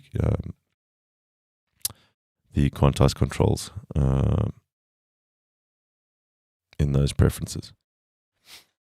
You also have quantize controls up here as well.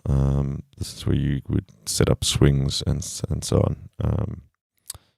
And yeah, iterative quantizing, but we're not going to get into that. It becomes a little bit too advanced. So we'll close that down. And we're going to turn auto quantize on. And hit record. We'll stick our click channel on.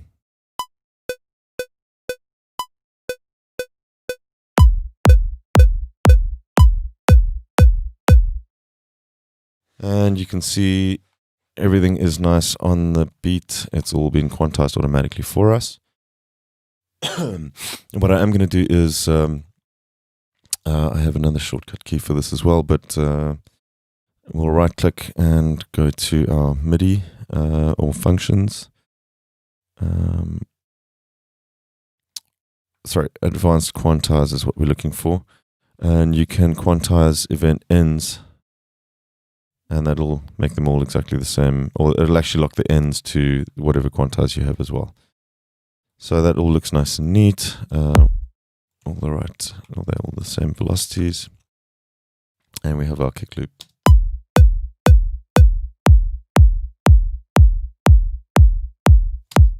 There we go. I'm just going to turn on fixed pitch for this as well. Down here on the sampler control. Another way to do this is to just draw these in. So you can use the draw tool up at the top here if you want to do all the mouse clicks. But I suggest you get used to rather just holding Alt. Alt is a modifier key for your tools. So when you're using the arrow key like this, holding down Alt will add a pencil tool for you. And you can click and draw in a new part. That's if you click on empty space. If you click on an actual part and hold down Alt, it'll open up the cut tool, so you can cut things automatically. We're also just going to set up a longer loop here. This is another handy trick with Cubase, is instancing parts. So I have there is a shortcut in Cubase. If you hold down Command D on a Mac, you can duplicate parts, which is pretty simple. I use that a lot. But there's another way to do this as well. The thing with this is if I change this part by, say, it's deleting 2 notes, these ones have stayed the same. So what we can do is when you click on your part, this little tag here on the end, this little block, if you drag that out, you'll see it'll do the same as duplicate. But if you do that and hold down Shift, you'll be able to drag it out and you'll see these little equal signs. So these basically mean that these are instanced from each other, meaning that if you make modifications to any one of these, it makes the same modifications to all of them, which is quite handy when you're working with loops like this. So let's go into the clap part that we've put here. We're going to add a clap. Let's just zoom in. The Alt key works down here as well for adding notes. Hold down Alt. We'll make a clap on each other second. Well, let's do that so it's easier to see. There we go. And let's instance these again. Just drag them out. We're going to do the same pattern for the snare, so we can just drag down one of these, instance those out again.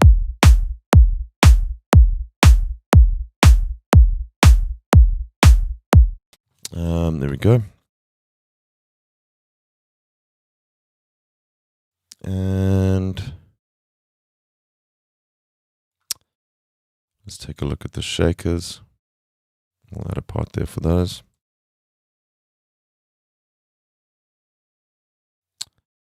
And let's create a part for these ones as well. Okay, you can also edit multiple parts. If you shift click, you'll be able to see this would be your kick drums. The problem with this now, well, actually, because these pitches are locked, well, this one isn't. Let's fix the pitch. So these ones we could actually just put on different notes to make it easier to see. You can see now we select different parts, you'll be able to switch between parts like that.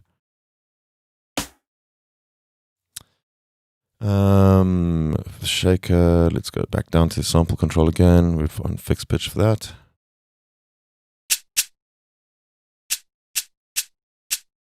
We'll do a pattern like that, just a 4/4 pattern. A 16th note pattern, but we're going to draw in some velocities.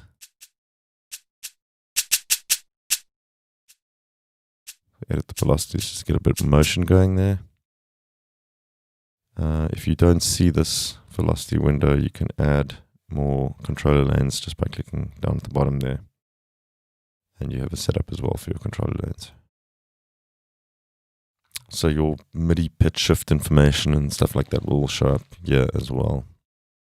Just Command D to duplicate those and then instance these out again. Shift clicking and then dragging. Let's take a listen. Okay, we're also just going to bump our tempo up a little bit. Let's do 128.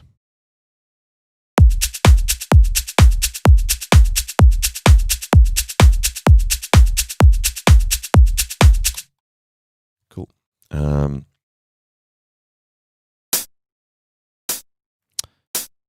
Let's just try out some patterns for these. I'm working with 16th note quantizing now.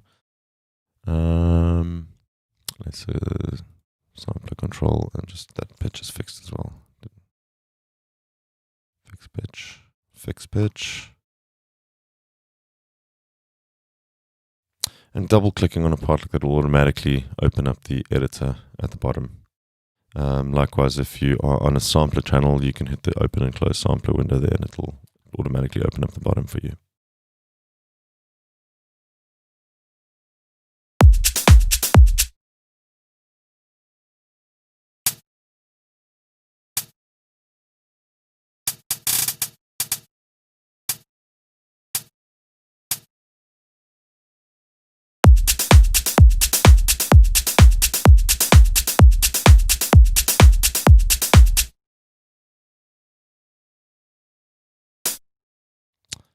Actually want to move these over a little bit. Let's instance those as well. And let's move these down there and instance those.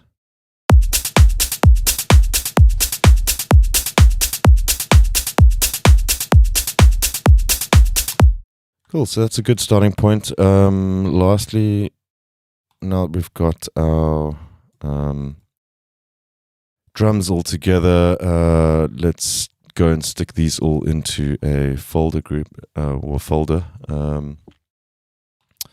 just to keep them nice and organized. If you right click after selecting, or shift and then shift click to select all your channels, just right click and say move selected tracks to new folder, and there you go, you have a folder channel. We can call this drums, and you'll be able to minimize that at any time. You can keep things nice and tidy and clean. Cool, we'll add in some audio loops or drum loops in the next section. So I'll see you in the next lesson for that. Cheers.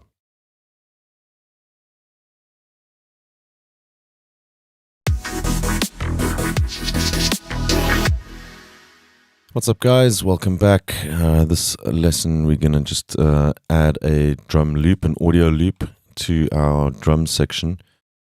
Just head over to this drum loops folder. So we have a loop here. Now, this drum loop, it's not labeled as to what tempo it is. But we can clearly see when we drag it in, it'll create an audio file for us. We'll just call this drum loop. Now, when you're renaming audio parts like this, when you look at the MIDI, there's a name for, there's one name section for that part. When you click on the drum loop, you have a file and a description. Now, be careful of renaming the file names, especially if you have not, you'll see when you drag, let's just drag something in here.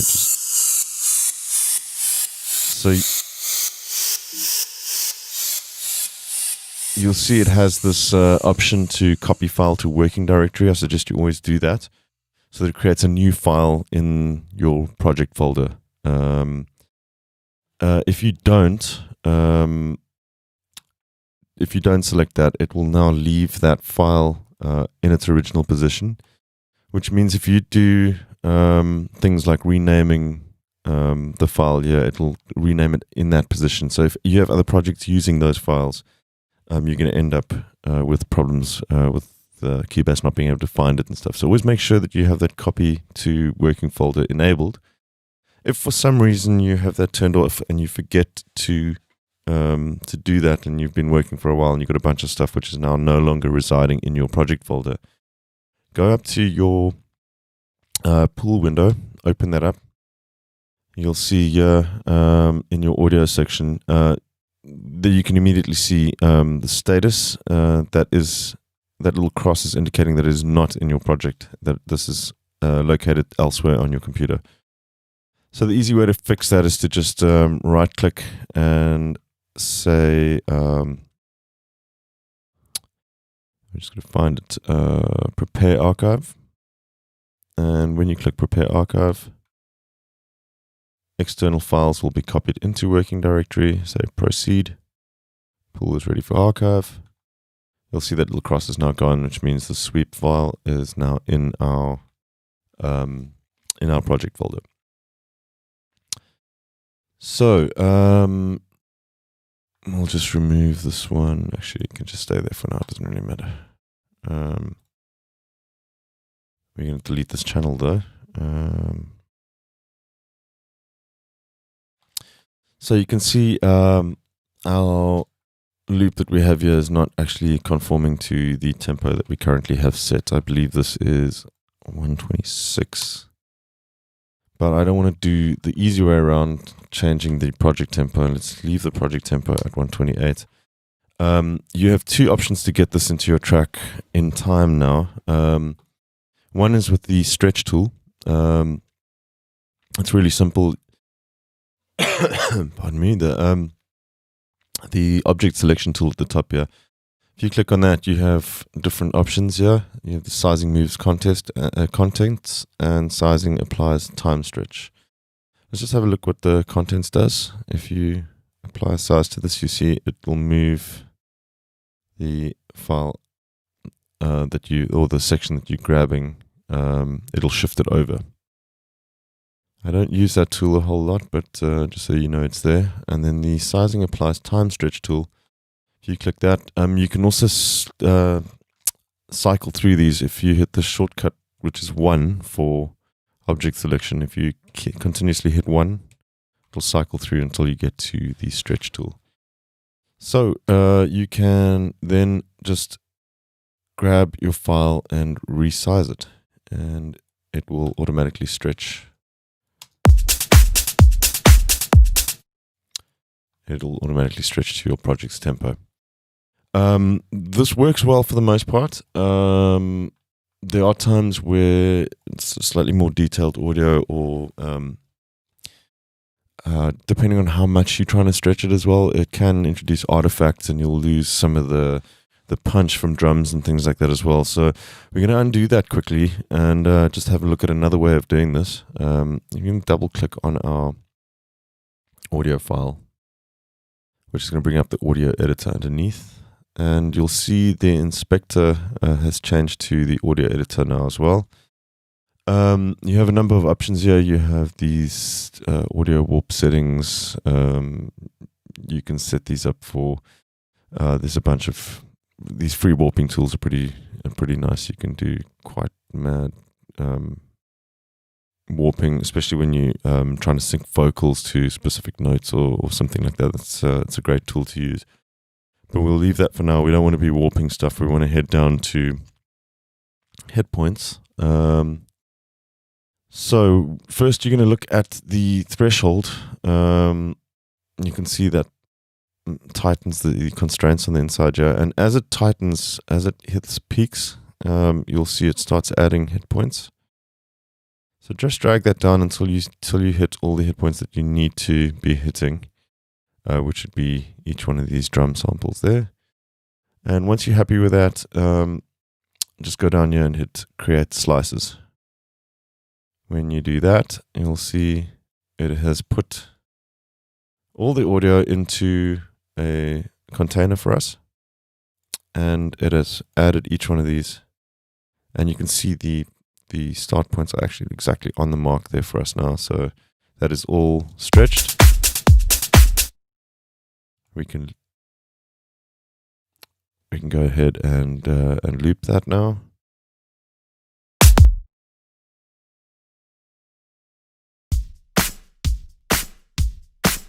And it's all in time. So that's a great way to do it because you're not actually applying any time stretch. So there's no degradation to the audio at all. You merely just automatically cutting it up. And then one last way that you can do this as well. Let me just show you this as well, because it's a handy little trick, is just using the cut tool. If you know that this doesn't work with all audio, it's really depending on what kind of content you're putting in here. But especially if you're working with like electronic drums, stuff that's quite tight, you can do this. If we know that the tempo of this track or of this loop was 126, we can go and set 126. You'll see it'll now be in time.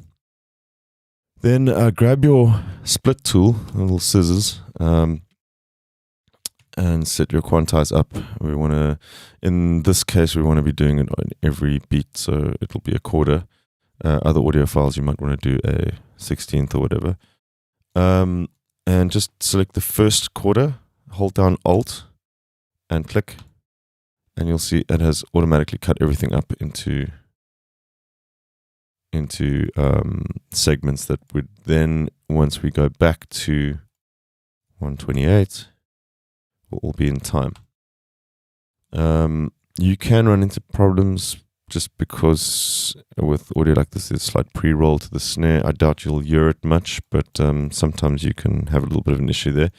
But you basically want to just pick the best method for the content that you're working with. So there we go. So that's 3 ways to get audio loops into your projects. Cool. So we will move on with the next episode and start working on some leads in just a little bit as well. Cheers.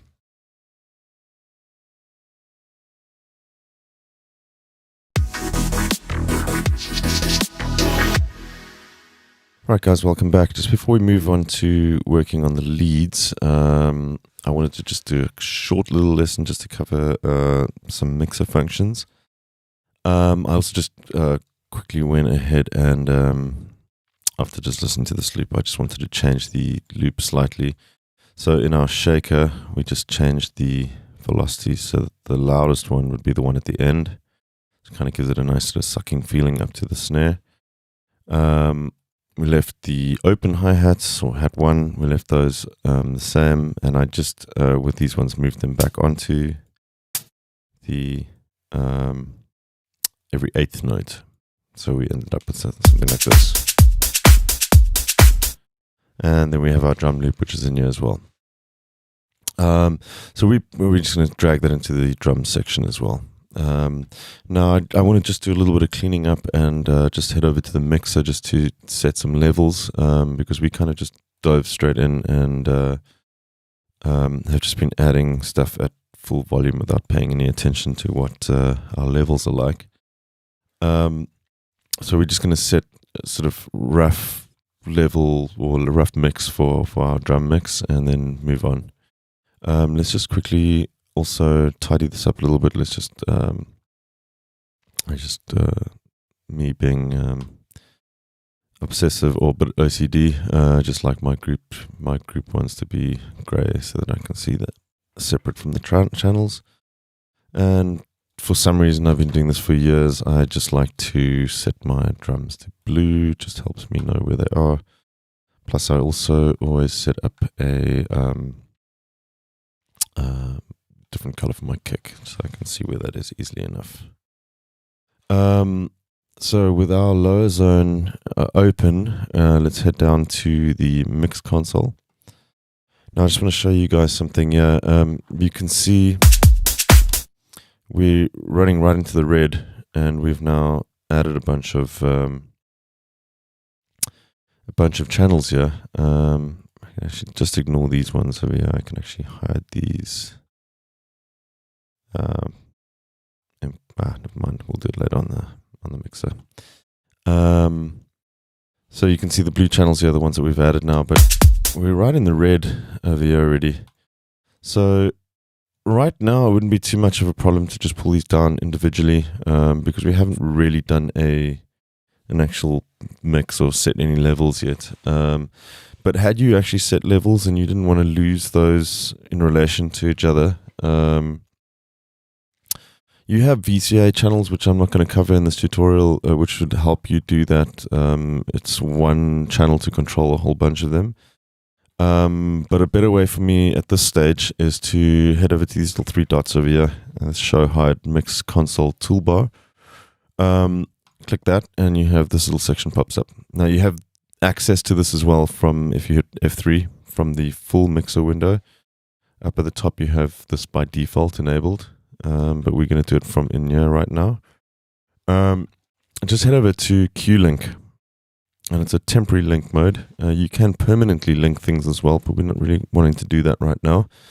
We want to enable Q-Link just while we're here as well. Once this is open, you can see you can actually zoom in and out. You can use the zoom keys G and H as well to move around.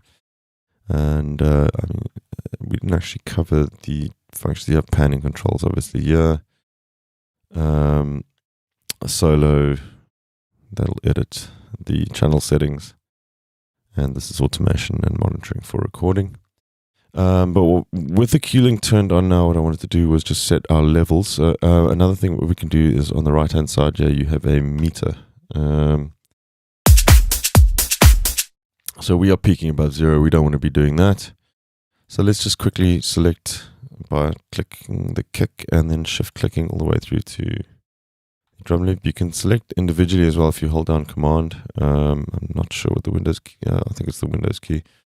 You can select things individually or select them all in one go just by shift clicking and selecting the whole row. Now with Q-Link turned on, when you have multiple tracks selected, you just need to grab one of them and they will all move at the same time. And they will do so if you set different settings as well. This is what I was talking about, is you would actually be able to Q-Link them and they will remain at the same levels with relation to each other as well. So we're just going to quickly have a look at our levels, just like play the track. So that's pretty much ideal where we're at now. What you want to be looking for is nothing, obviously nothing close here to 0. -5 to negative, somewhere in between here would be good. I'm not too worried about the little peaks there. We can go down a little bit still. What I'm more interested in is the no peaks going above 5 about, and then also your RMS, which would be this section of the meter. That's your average loudness. You want that around sort of -18 down here somewhere. So that's a good starting point. Now nothing's distorting, and we can start adding more stuff. If we just start adding more stuff, it's just going to end up sounding terrible because everything will be distorted and too loud. So it's a good practice to set your levels, especially the level of the kick at this stage, so you don't end up overshooting the mark when it comes to volumes. We can just do a quick turn the Q link off again.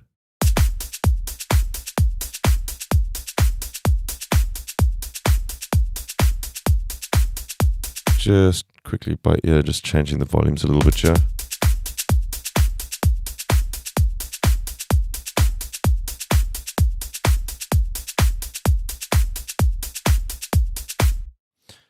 That's cool. That's pretty good. We'll leave it at that, and we'll hit the leads in the next session. Catch you then.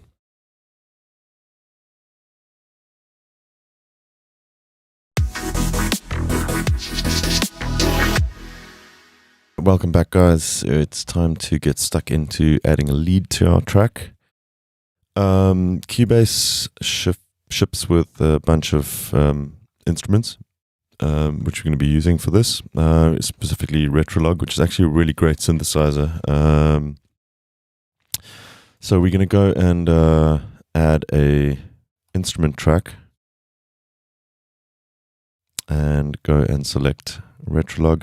You have Spectre. Prolog is the precursor to Retrolog. It's also an analog style synth.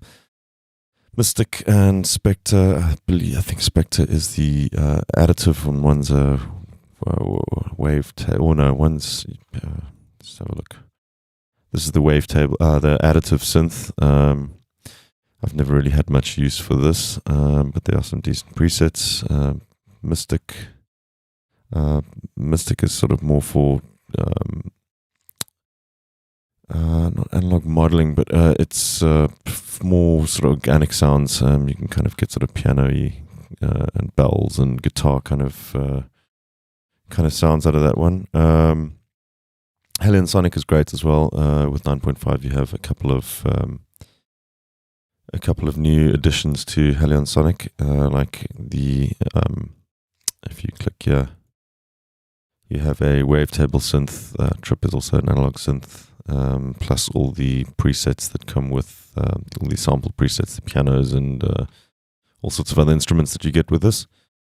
But I want to look at Retrolog in particular. So we'll open up that. We're going to create a sound from scratch to use as our lead sound. Let's just separate this out. I'm going to just rename this lead. Let's just give this a different color as well. Give it like a orangey color just to stand out. And there's our default sound. So I'm going to do a very basic walkthrough quickly just of how to use Retrolog. I don't want to get too involved in the sound design side of things for this. But it's if you have worked with an analog synth before, it's pretty self-explanatory. So you have your oscillators over here, your voicing setup, and your main outputs along the top. This is the oscillator mix. It actually looks a bit similar to the layout is a bit similar to the Mini Moog, but obviously with a bunch of extra features in. A sub over here and a noise oscillator as well. Then you have your filters, filter envelope, amp envelope, and your LFOs. And there's a third envelope there that you can use as well. Your modulation routing, and then you also have different pages. So you have an arpeggiator page and an FX page. We're not going to bother too much with that for now. Let's just go and design a little detuned saw wave patch for our lead sound.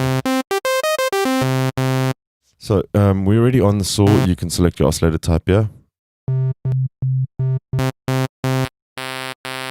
That's a square, but you can also set the pulse width. So 50% will be a square wave, and then it pans out to a pulse wave. Let's just go back to our saw wave for now. So right now you're just hearing one saw wave, but we kind of want a thicker sound. So over here, the oscillator type, instead of just having a single, you have different options. We're not worried about these for now. We're gonna go and select the multi. And you see now we have this active over here, the number of waveforms that we can have. So it's going to add extra saw waves to our oscillator.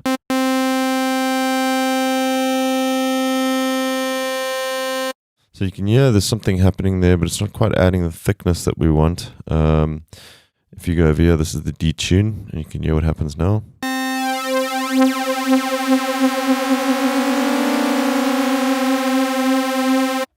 So that's given us a nice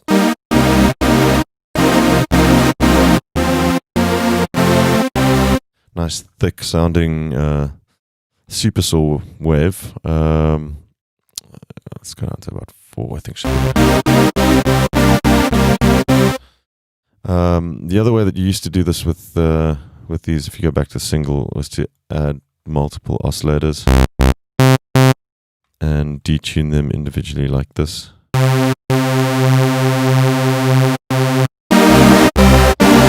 It'll give you a similar effect, but the multi-oscillator is much thicker sounding. Nice stereo sounding saw wave. But we're going to want to add a filter to this now. So we're already on a low pass, 24 dB low pass filter, which is probably going to be the best bet for us. We turn our filter down. But we're going to want to add some envelope as well. So this filter envelope here is going to be controlling our filter. So we want to add the envelope in. There's not a whole lot of movement going on now, so we're going to turn the sustain level down. So you can hear that clicking, and the decay up.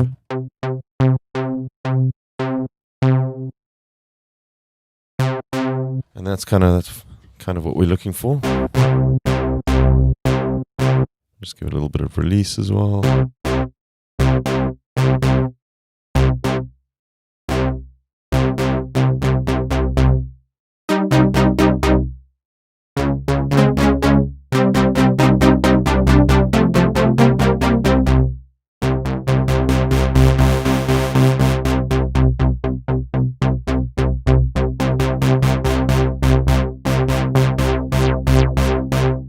Just a little bit of resonance as well.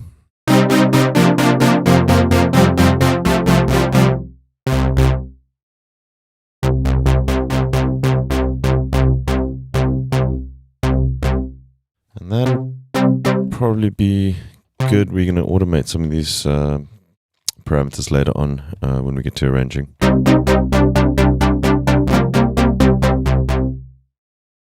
Maybe go a little bit wider with the detune as well.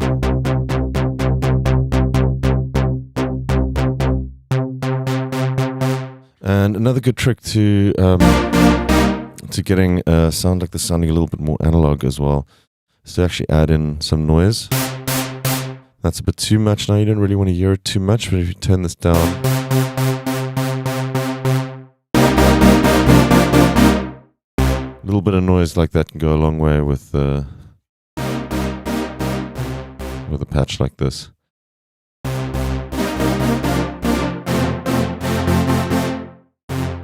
We'll probably tweak this a little bit as we go, but for now that's fine. You could add a little bit of distortion and things in here, but we're not going to play around too much with that. I'll leave it clean for now. And then obviously you can add effects and stuff as well, but are we going to... Well, I guess we could add a little bit of the reverb in for now, but we're probably going to disable that later when we actually get to the mixing, because I'd prefer to actually do that on the inserts with a reverb effect. But for now, that sounds kind of cool, so we'll just leave it on there. Cool. So that is going to be our lead sound. If you want, you can go and save that to something that you can use later again. And then when you save these presets as well, they will all get saved to Cubase's media browser. So you can actually look them up, search from browser over here. If you go back to user presets, they'll be available for you there. And that includes your track presets. Once we get to mixing and mixing the track, for example, you can actually save your settings for a specific drum loop to use in other projects later on as well.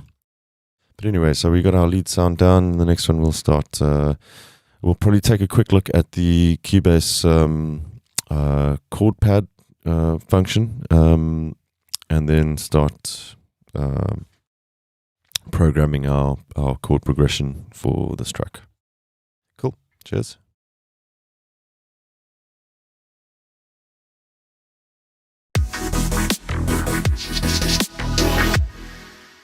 Hey guys, welcome back. We're just about to get stuck in and lay down a chord progression for our track. I think we're gonna set up an 8-bar loop here, so we'll just drag this out a little bit, and we can just remember to hold shift so we can instance those again.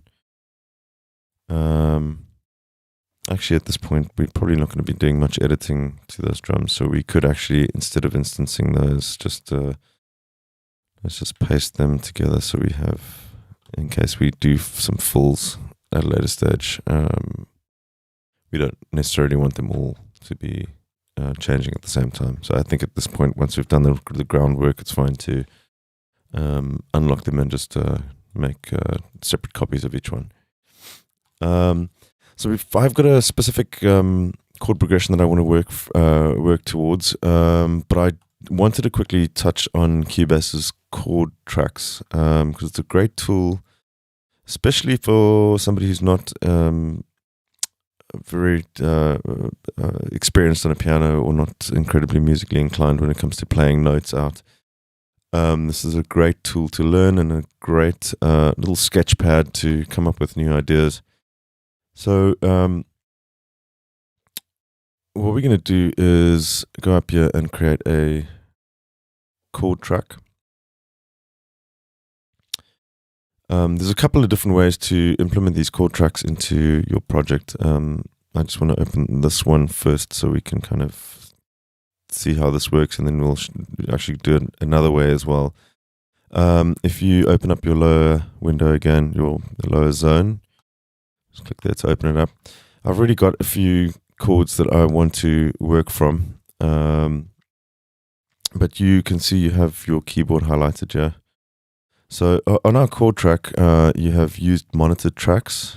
You can set this to a specific track. You could set that to lead, but for this now, we can just leave it on use monitored tracks, which means whichever track that you have selected with the record arm on, that one is going to be what the chord track is applying to.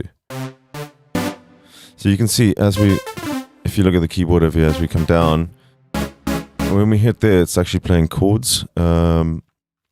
So this octave is basically where all your chords are stored. So you can, if you click here, you have a chord editor that comes up, and you can go and select a chord that you'd like.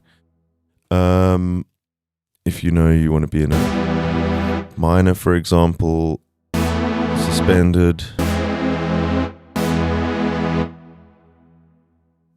you can then also get far more complex, and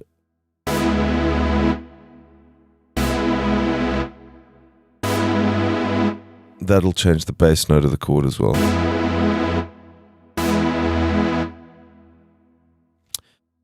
So keeping within the E major, you can have an E major with a G sharp bass note, and so on. And that'll set it back to the root note.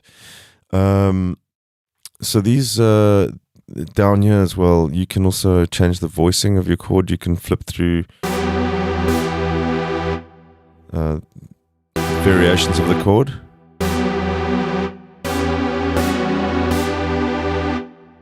So that would be these ones here. Once you have the E minor set up, you can just switch through the chord variations, or the tensions as they call them. And then the voicing as well, which would be the same chord, but notes placed at different points in the scale that you're working at.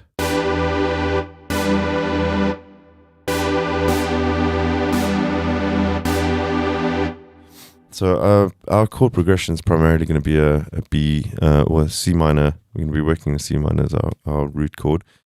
An E and a B and a G sharp minor. So one way to do this is you can drag these out onto the chord track.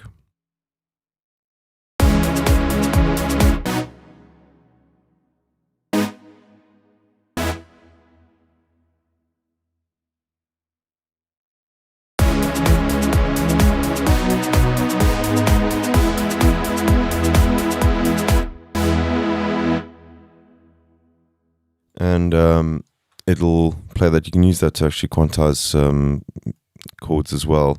Another way to do this is to drag it directly onto, without even having the chord track enabled. You can actually remove that, and you can drag these directly onto a instrument channel.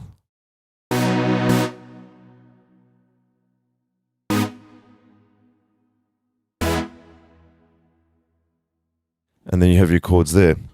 So it's a great way to fiddle around and get some ideas without having to be able to play the piano well at all. Change these voicings around a little bit.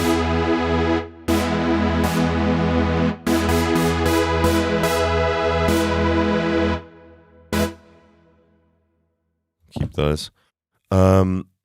Now the pattern that we want to be creating is just kind of like a sort of like one of those dead mouse, one of these altered tracks.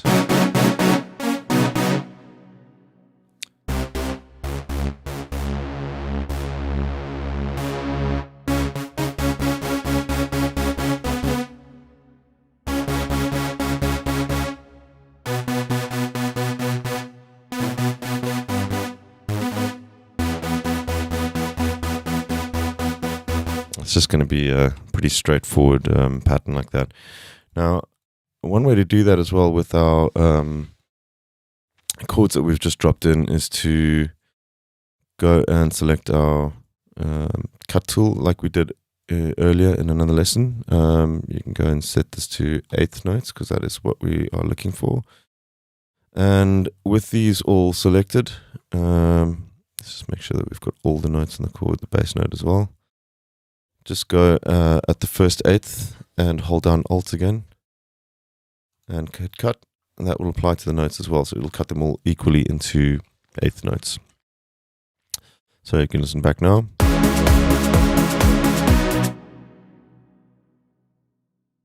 Just stretch this one down.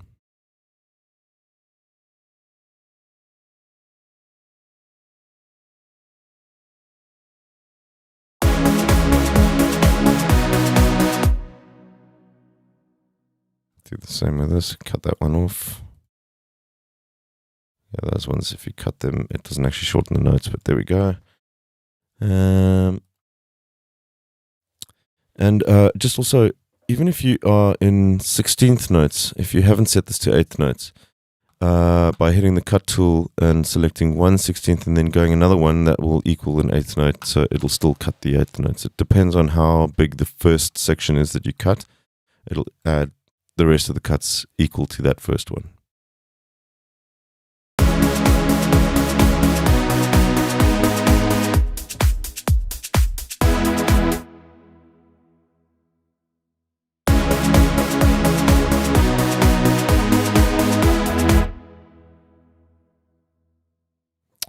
And let's just grab our cut tool again. There we go.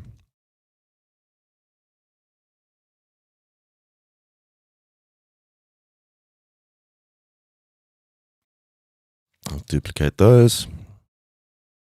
And let's just Apple D again.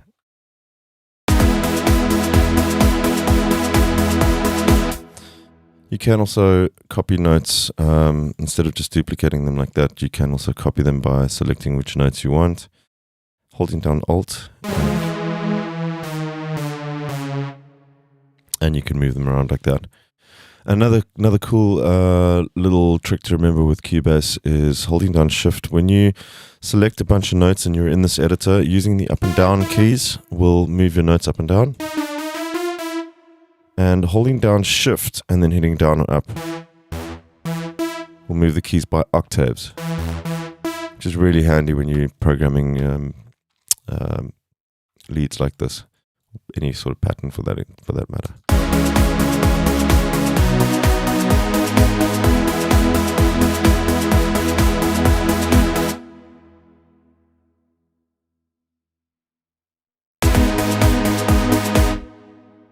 And we'll go back to the B, I think.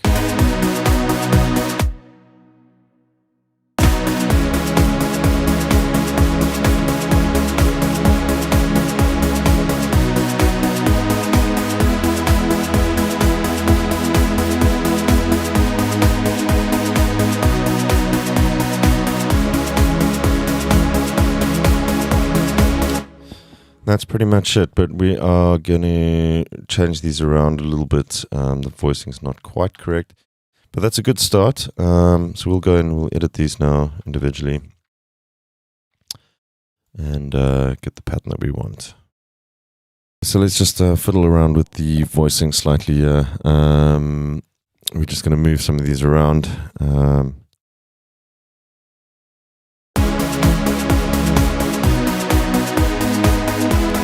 I don't want that to go up there, so we're going to use our Shift and down key just to drop it an octave. I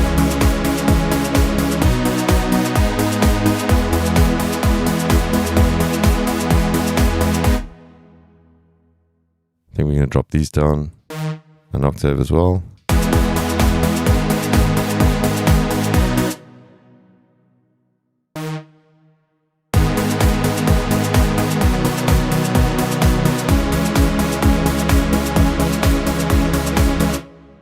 That's not too bad.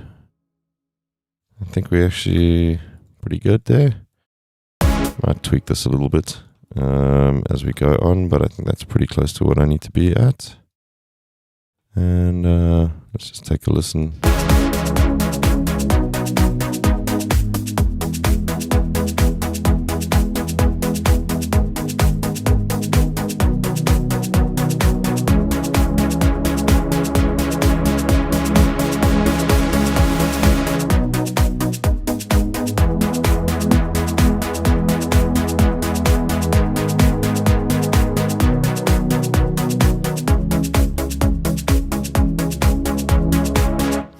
Cool, that's pretty much it. So we will tweak that as we go, but I think I will get stuck into adding a bass sound in the next one to go with this. What I am going to do, yeah, we're going to come to the mixing later on, but I'm just going to quickly, before we add our bass sound, as well, just roll off the bottom end. Otherwise, it's going to be kind of difficult to hear what we're doing underneath.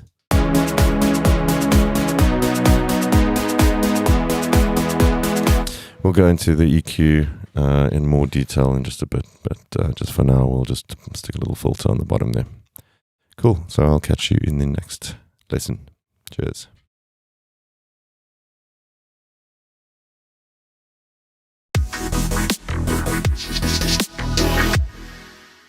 Okay, time to lay down a bass line for this track. We're going to program it from scratch again, and we'll use Retrolog again. There we go. We'll add a new Retrolog channel. So we're looking for kind of like a sub bass to go with this now. So first thing when I think sub bass is a sine wave,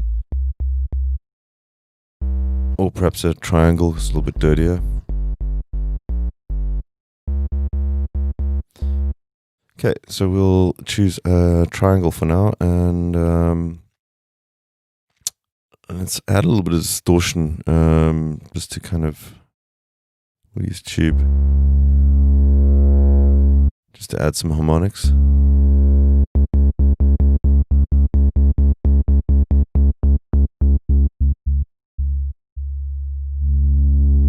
We'll dial in the envelope again.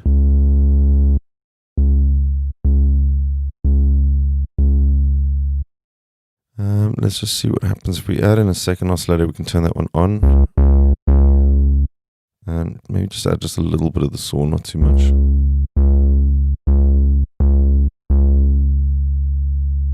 We can also set the octave over here for the sub.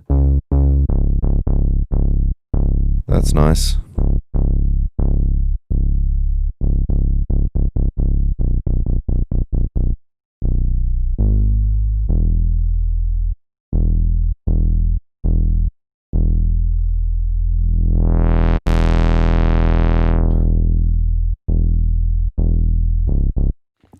For our purposes, that sounds pretty good. You could also obviously use this sub, but I don't think we're going to need that. We've already got this one low enough. Just another quick little trick with programming analog synths like this. We're going to just set up a quick modulation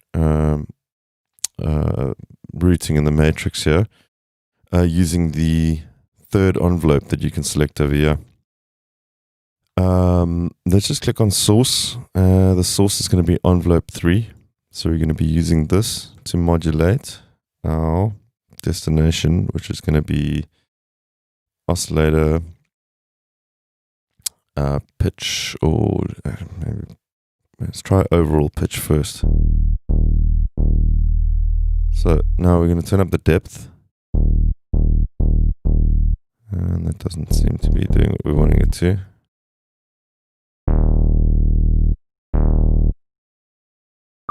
There we go. So this envelope is a little bit different to this one. You can actually set the level of each stage. So you have L0, which would be your starting point. L1 is how much the decay is going to go up after the attack, and we're going to pull this decay down to where it's barely doing anything. But if we turn up this cutoff, you can hear it's kind of giving it a nice little thwack in the beginning. So this little trick to kind of add a little bit of punch to your sounds is to add a pitch modulation to, or add an envelope to a pitch modulation to modulate the pitch, but very, very slightly. It's almost like a kick drum. You can barely hear it. It's just a click in the beginning. And that'll just give you a nice, tight, punchy sound. So I think that's pretty good. And it's just... I'm just going to mute these for now, just so I can hear clearly what I'm doing.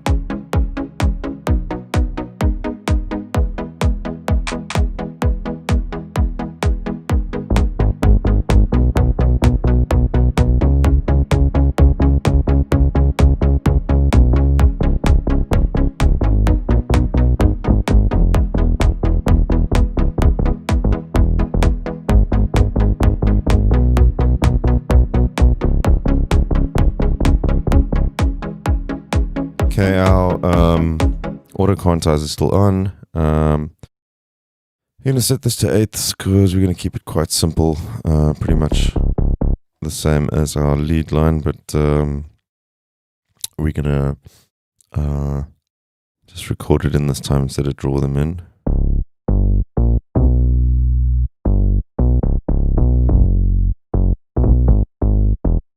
Let's see if I can do this first time.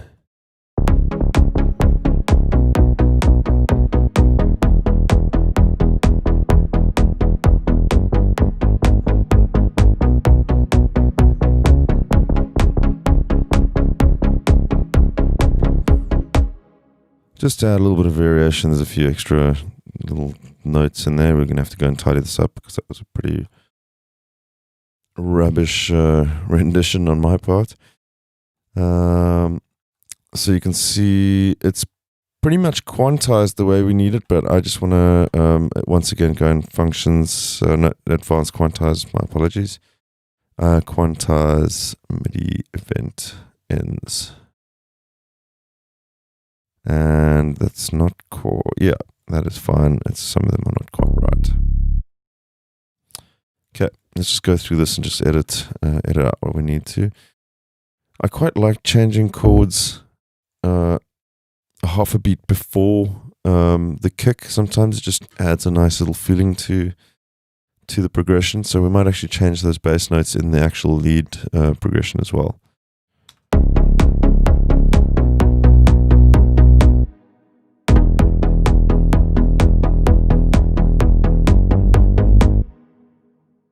So we get that one little step up there.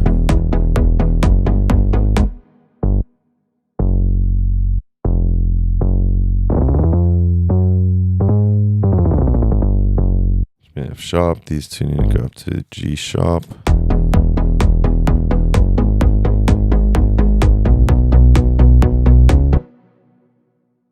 And we'll C sharp, and then down an octave.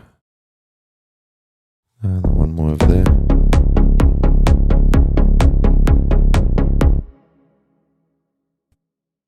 Just another quick little trick here. When you've got different velocities like that, sometimes it's nice to have varying velocities, but at this kind of thing that we're doing now, I want it to be fairly simple.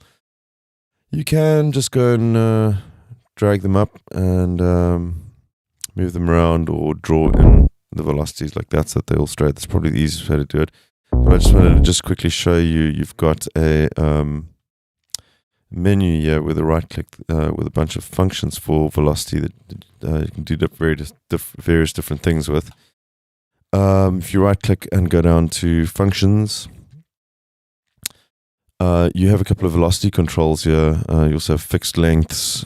These are sorts of things that you can apply to MIDI. You can delete double notes from recordings, restrict polyphony as well. If you've got synths that drop out, you can actually control how many notes are being played at the same time. But let's just go to fixed velocity as an example. Fixed velocity will just automatically set all of them the same. Let's do that again and just have a look at the velocity control as well. If we go to velocity, you have a few different options here. You can add amounts to your velocity, or if you add a negative number in, it will subtract. If we do that again, there's another cool function as well.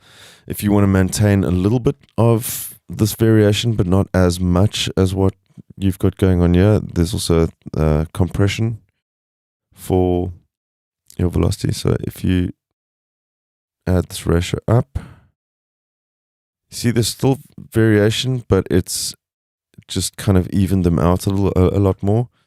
So these are all kind of handy tools for when you programming leads, especially when you're working with sort of more acoustic instruments and you want to maintain a slight sort of human feel to it as well. Those are great tools to use for that kind of thing.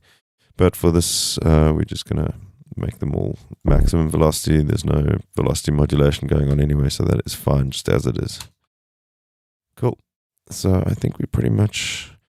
okay, yeah, also what I wanted to do is just, because we've changed some of the positions of these bass notes, these notes are going up a chord a half a beat before the kick is played there. I like the feeling of that, so I want to do that, duplicate that in these here. So what I'm going to do is open these both up together, so we can check. So obviously the orange ones or the lighter ones are my bass notes, and the purple ones are the lead progression.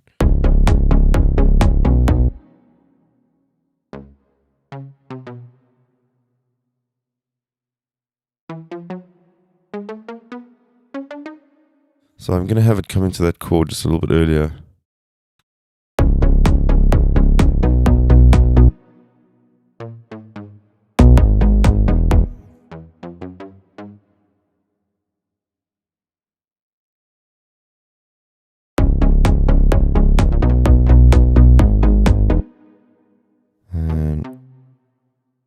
bass note underneath there.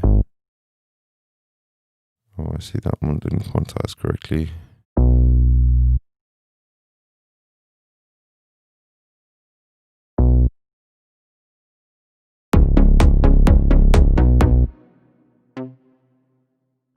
Let's put that one back in place.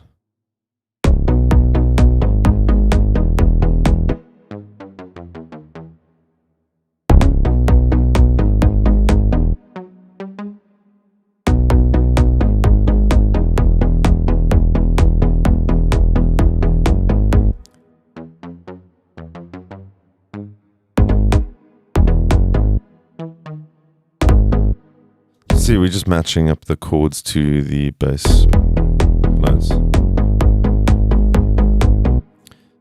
Pull that one up as well. Just line those up.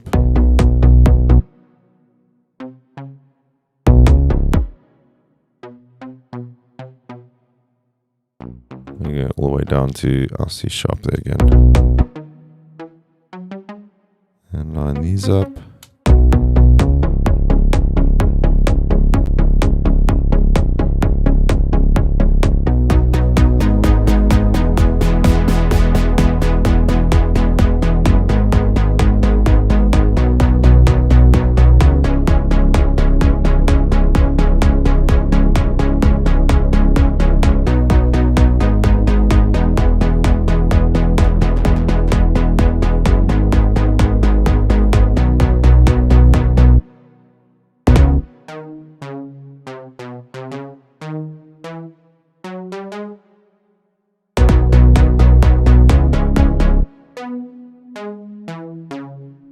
That's better.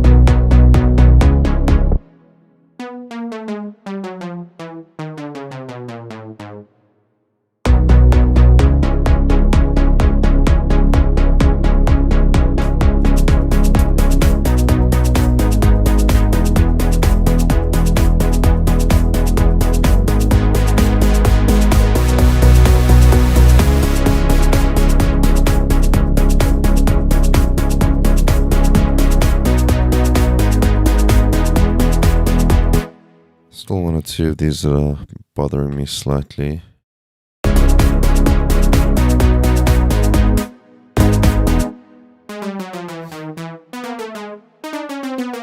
There we go.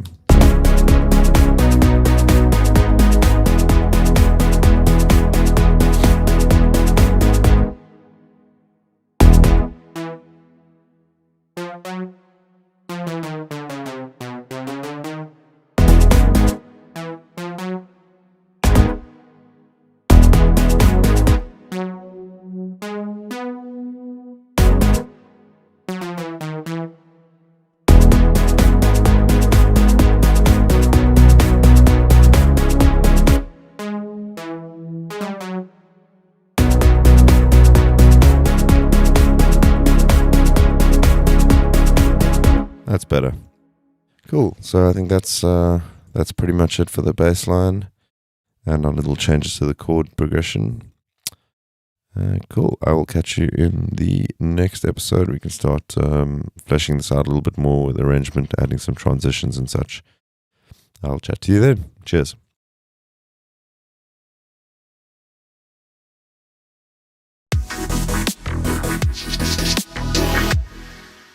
What's up, guys? Welcome back.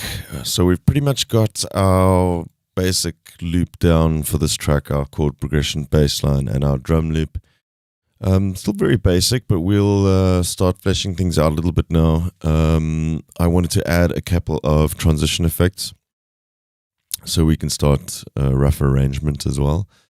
We're going to be doing these in audio. I've got a bunch of in the included sample files. You can just go and select the FX folder. And it's, we're going to just shift click, select all of them, and we can bring them all in as audio files. We'll go different tracks, copy and convert files to working directory. We'll do that. And there you go.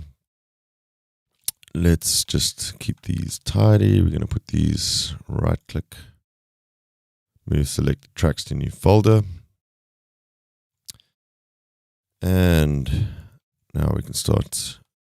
Oh, let's give these a different color as well. Yeah, let's go for a greeny yellow, whatever.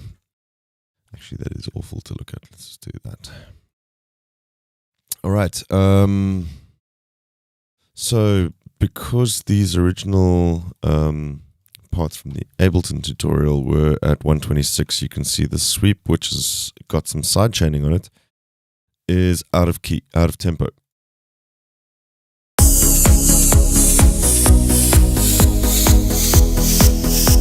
Only slightly, but it definitely is, because I know that they were working at 126 in the other tutorials. So this one we're going to have to set it to 128 because that is our tempo.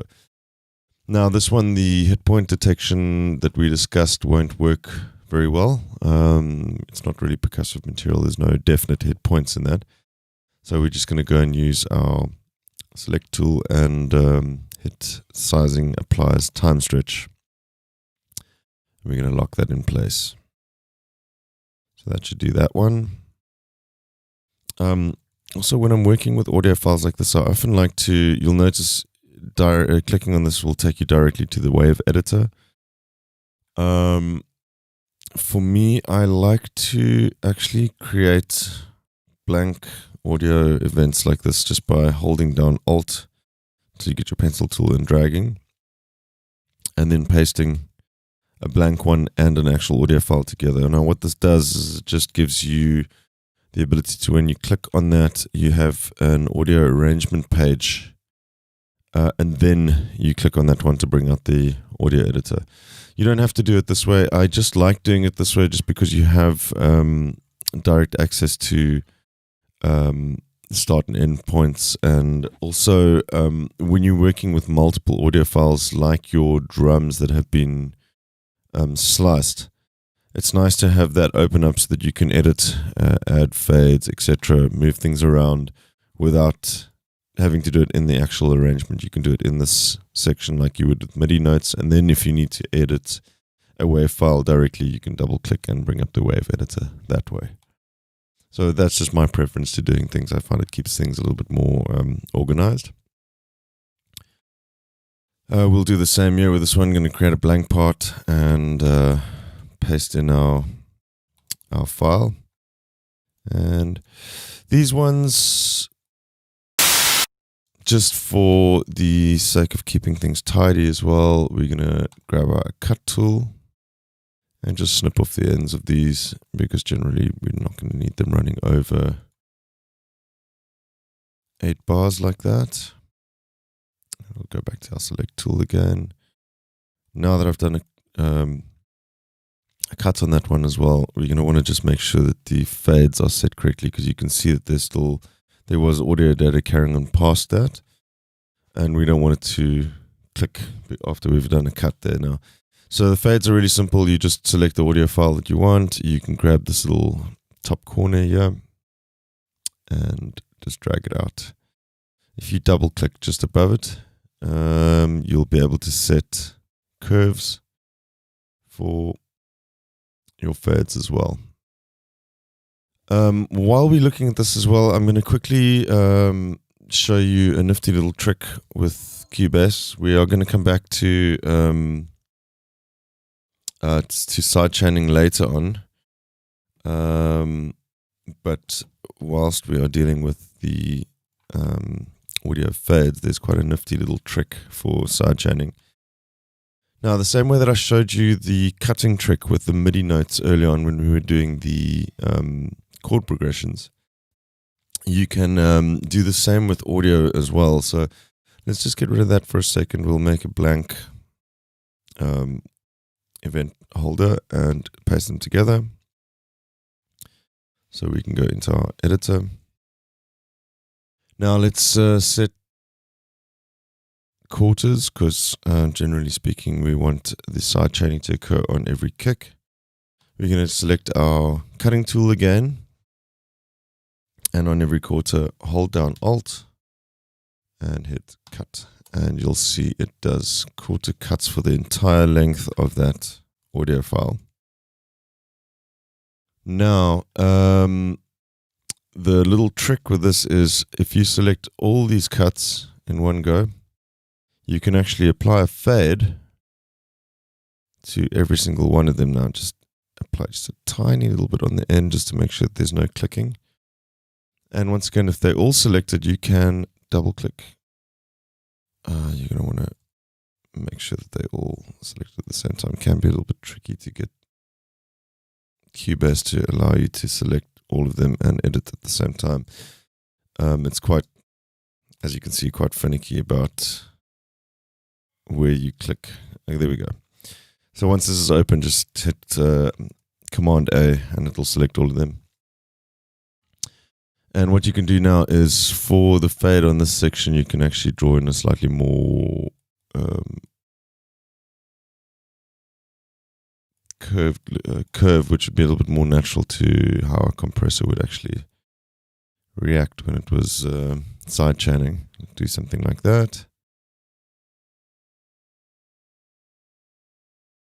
So you see, you can have your custom curves, and your kick would end around there somewhere. So let's just take a listen to that now.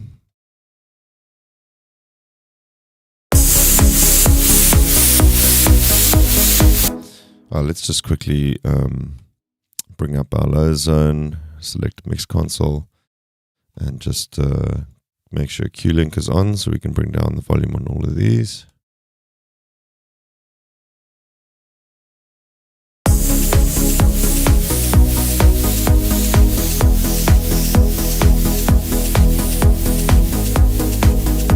So there you have like a pseudo sidechain, which is a really handy little trick to know. Sometimes it's nice to just do this instead of setting up sidechains, which can be a little bit more complicated, but also very handy as well. So there's a time and a place to use each one of those.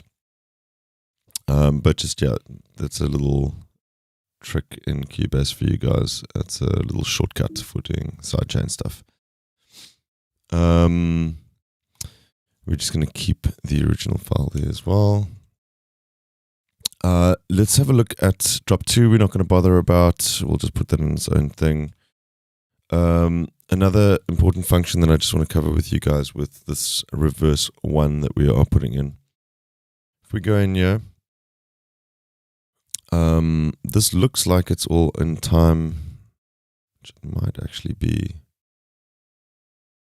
It does seem to be in time, so we could just go and move this around to where this would be at the start of bar 9, i.e. over there. Which looks like it's in time, but the fact that it's telling me that it's larger than the event means that it's actually not exactly right in time.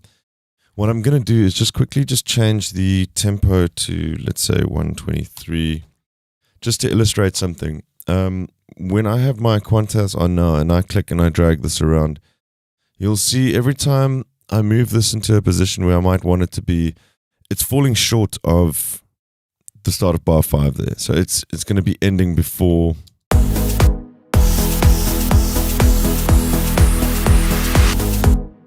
I want it to be ending on that. So the way to do that is to click on your audio file, grab the start point locator over here, and move that to the end. So that is going to allow you to, every time you have your snap on, when you move this file, it's going to snap from the end onto the point that you want it to be on. So when you move it over, it'll now snap to the beginning of bar 9 or the end of bar 8, which is exactly where we want it to be. So that's kind of important for these kind of sounds. It doesn't have to be one side or the other as well. There's times where you have snares and claps with pre-claps. You might want to just add the start point to the part where the main body of the clap occurs as well. So yeah, there's various different reasons why you want to start from the middle point as well. Wherever you want to line up a specific part of the event, you set the start point to that, and that will snap, or the snap point, I guess you should call it. That'll snap to wherever you are on the display. So that's it for that. Cool. I'm gonna just stop it there. Like, we've covered a few things on manipulating audio here now. I think at this point we're going to just start fleshing out a little arrangement. I'll take a quick look at arranger tracks, which I don't use all that often, but I want to go through those just so you guys have that. It's another tool that you guys can use for arranging. And then we might add a few little extra bits here and do some automation before exporting. And then we'll come to the advanced mixing stuff later on as well. All right, catch you in the next one, guys. Cheers.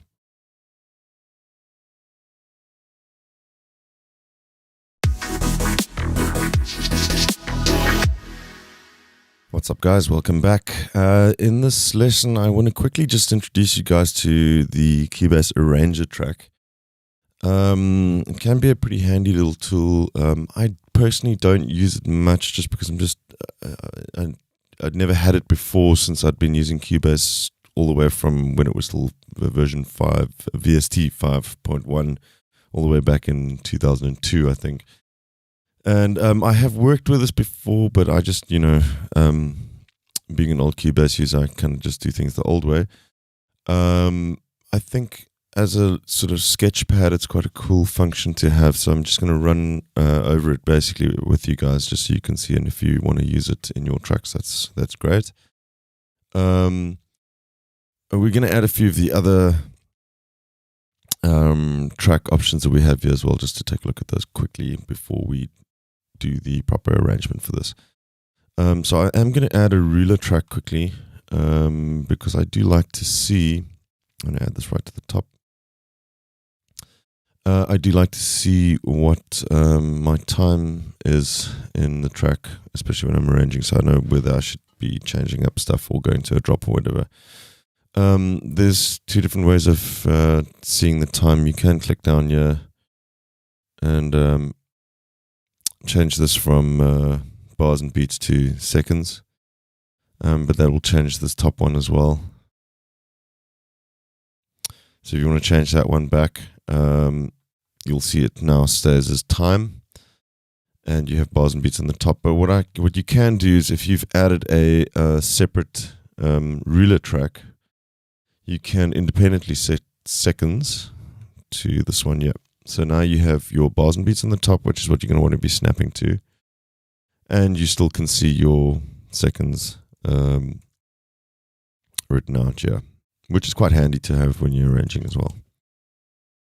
So moving on from that, let's just add in, we'll do this one underneath here. We can add in an arranger track,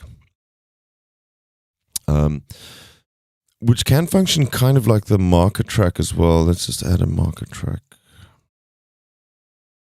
Marker track is really simple. This just allows you to add, you can draw in markers, which will make it easy for you to bounce between certain parts of the track. By default, you used to be able to do them with the number pad if you have an extended keyboard. I don't make use of these so much anymore either, but they're handy for certain things, especially when you're working in post-production and stuff. So very much like the marker track, now you have a arranger track. I'm going to click that. We're actually going to remove this one for now.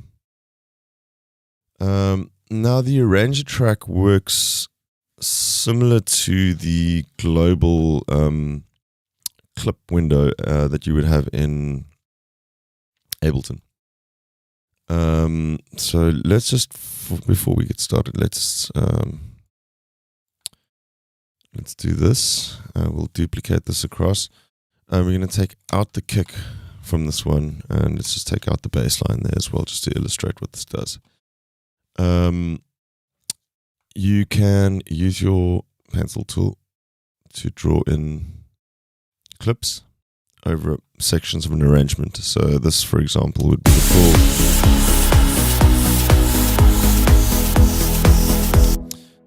And we'll label that.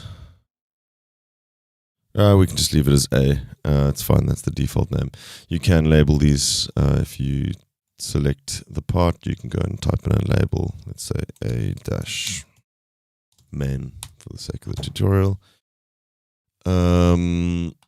We can go and draw in another arranger event there, and let's label this one B dash. Let's say break. So now you have these different elements. You can also label, color these differently if you want, so that you can just see what's going on. Now that you have these defined areas of your track, you can play around with the arrangement by creating arranger chains. If you look down at the arranger events down here, you now have two defined sections. If you have a lot more, you can play around with a lot more stuff. Obviously, we're just going to look at these. You can hit play.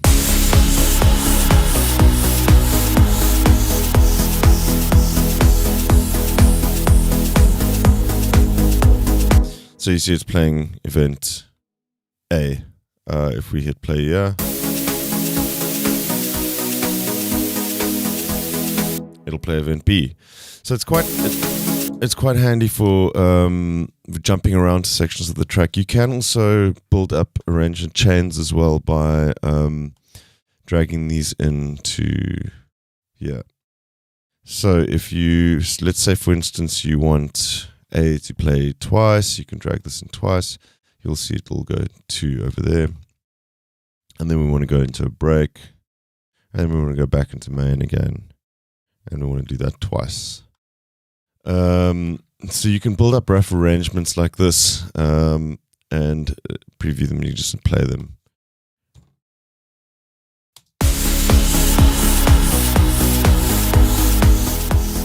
Turn off the loop.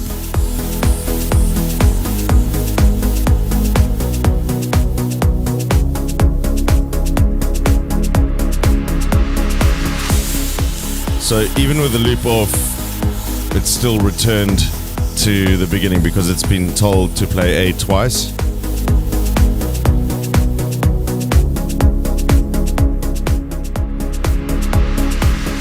And now you'll see a little drop into the break because that's the arrangement that we've set up there.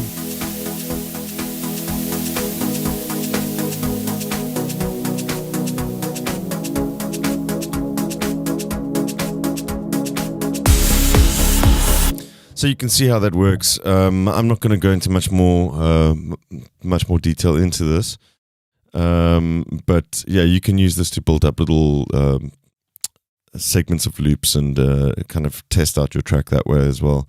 If you like to use that, I don't use it that much, but it is nice to know sometimes, especially when you're working on stuff that has definite sort of choruses, vocal tracks and stuff where you have a chorus and bridges and so on and so on. It's quite nice to work with it this way.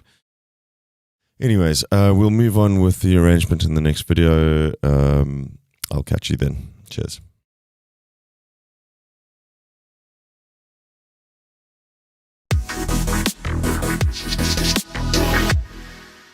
Okay, welcome back, guys. Let's get stuck into just fleshing out a little arrangement for this. So we've got our basic loops here. First things first, let's just set up a, make sure that if any of your quantize is not snapping, you can snap on and off there. We'll just have it set to 1 right now.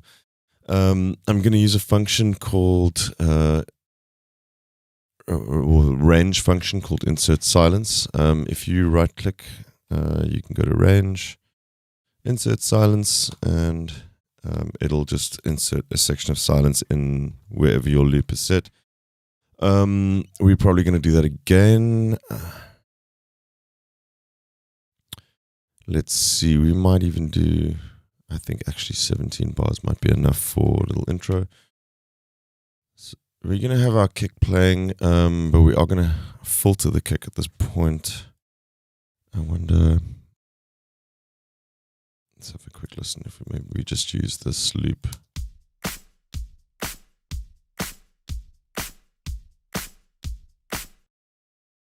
Okay, let's drag out some of our transitions. I'm just holding down Alt and clicking and dragging.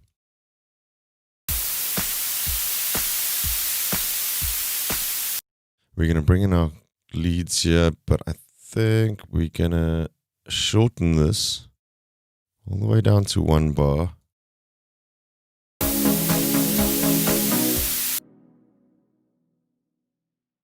we'll just change those notes like that. So we've got a straight version of the chords.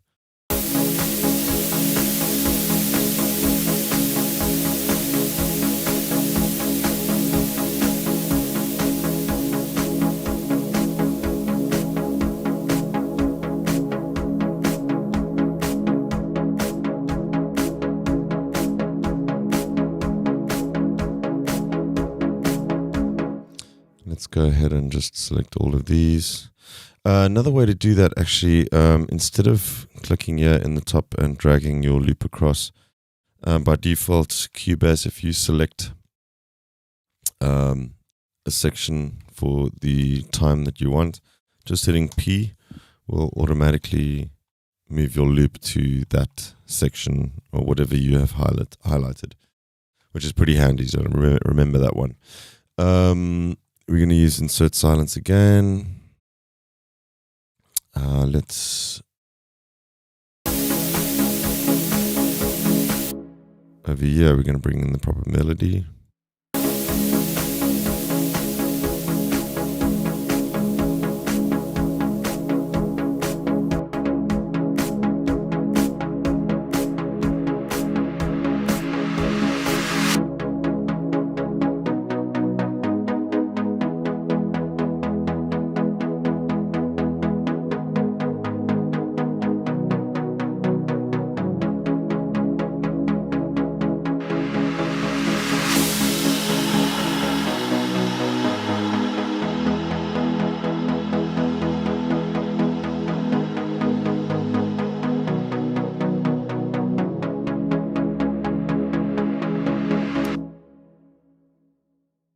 Once again, insert silence.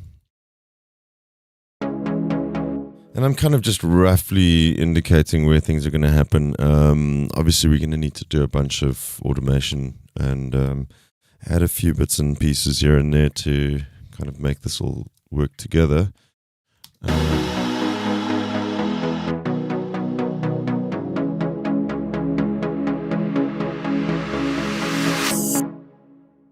Okay, we will bring in our kick there and our clap.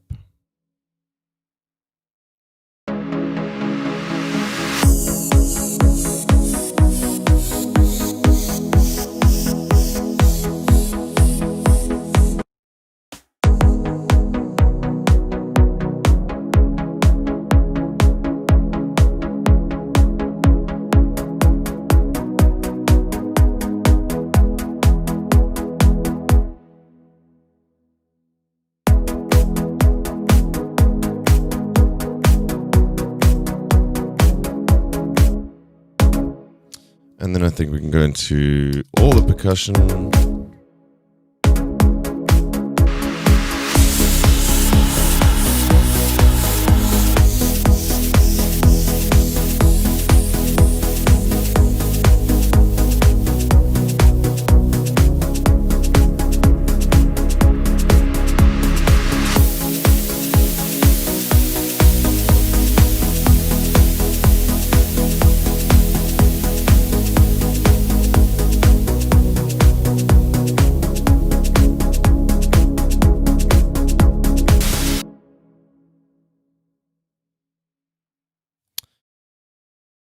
Okay, yeah, we can put in a little break.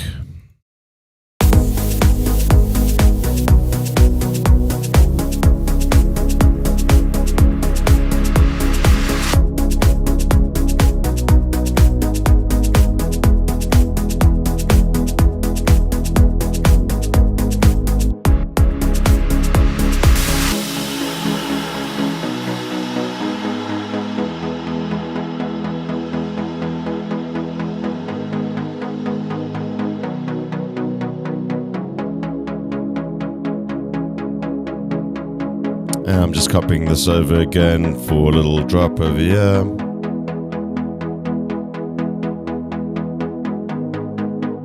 We'll add another reverse.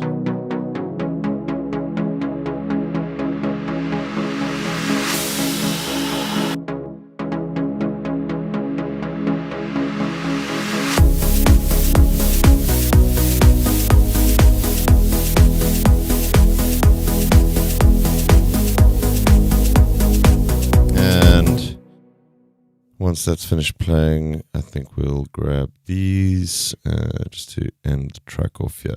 So we're not doing anything major with this, just a kind of quick little arrangement just to work around.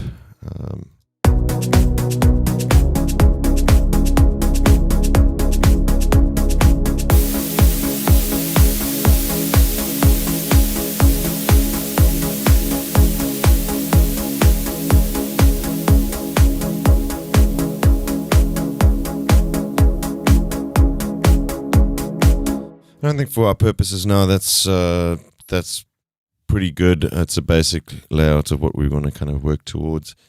So obviously now we can start looking at things like automation and a little bit of mixing as well, just to kind of get everything gelling together properly. We'll probably end up changing a few things in the layout, anyways. I'll catch you in the next one, and we'll carry on from here. Cheers.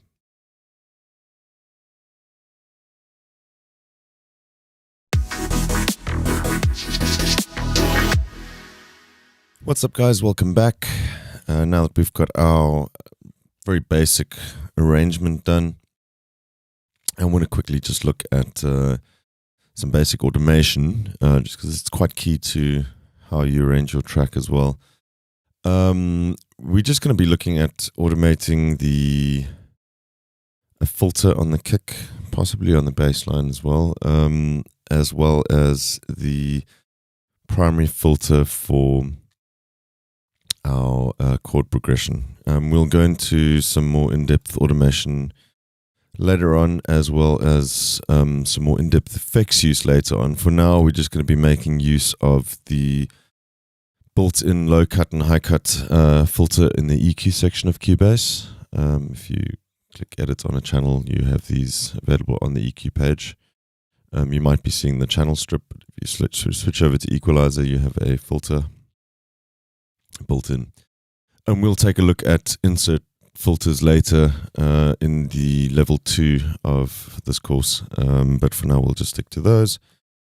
And we are also going to be automating some controls from Retrolog. First things first, let's just take a look at the built-in filter on the channel. So click edit on your kick channel. Let's just play this back. So we're going to be enabling our low cut filter.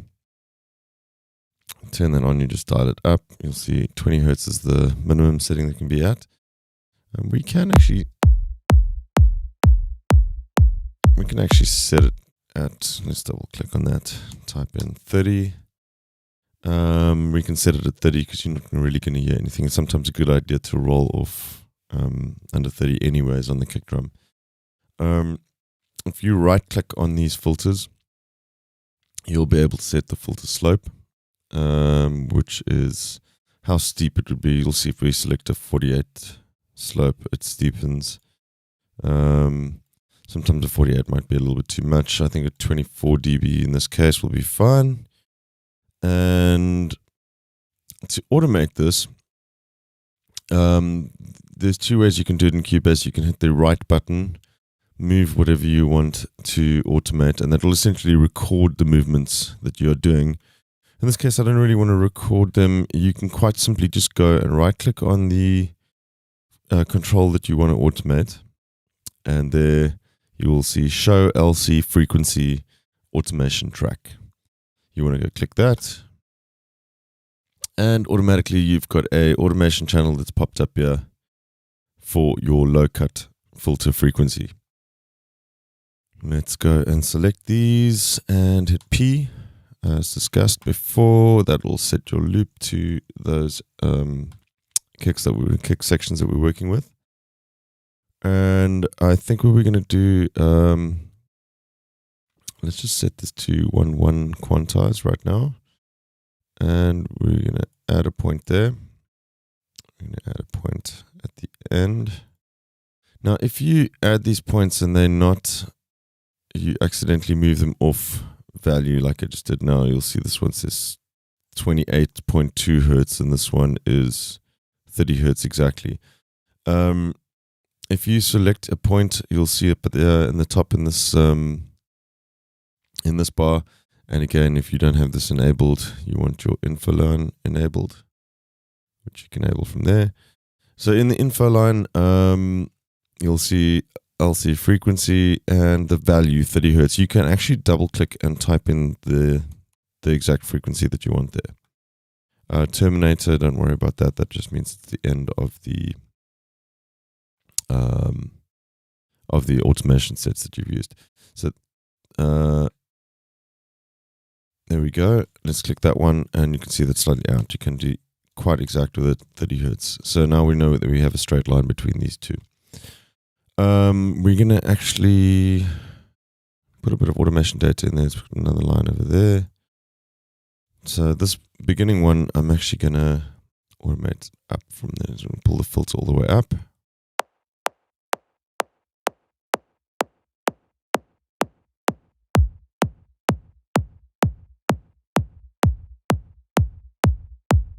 And you can hear it is now automating the filter down. I want this one to be a little bit higher up there. And you have to be careful about putting 2 points on the same line like that. Sometimes with filters, you will notice that you'll possibly lose the attack of the kick. You can see there, it doesn't quite catch it. So the way to get around that is to just grab this automation point. And there's a kick right here. We can do that instead. And that's better. One thing also to note with automation, this is new from in 9.5. When you, let's just draw a line there. When you hover over the center of any automation line, you now have a little handle that you can grab here, and that is for creating Bezier curves. You can create curves between your automation just by dragging around like that, which is very nice to have as well. I'm going to hit undo for that and undo again. So we just have our filter automation going from up to here, where you'll have the kick playing full, and then we can actually, let's also just drag this down a little bit so we can see better what we're doing. You know what, for the sake of this as well, just to make things easier, let's just drag this all the way down to 20. It just makes it easier to see what we're doing. It's not really going to make a difference to the sound too much. There we go.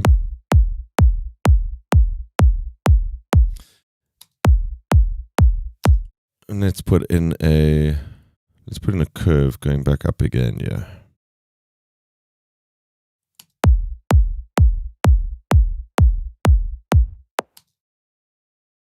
Not quite as that. There we go.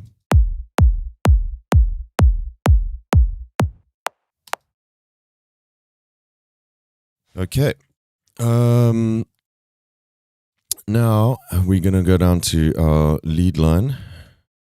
So we're gonna want a high pass on this. We already added one earlier just so that we could hear what was going on. We're gonna want to automate this one as well. Let's set this to 24. And let's add show LC frequency automation track. So we have our automation track enabled.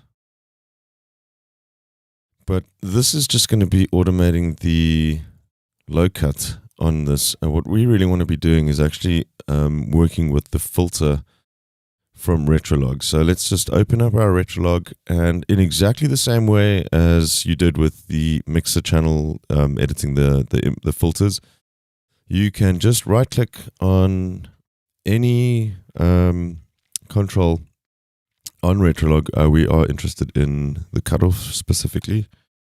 You can just click show filter and click that one. What I'm going to do quickly though is show you what happens when you enable write mode. So let's hit play. We're going to grab our cutoff.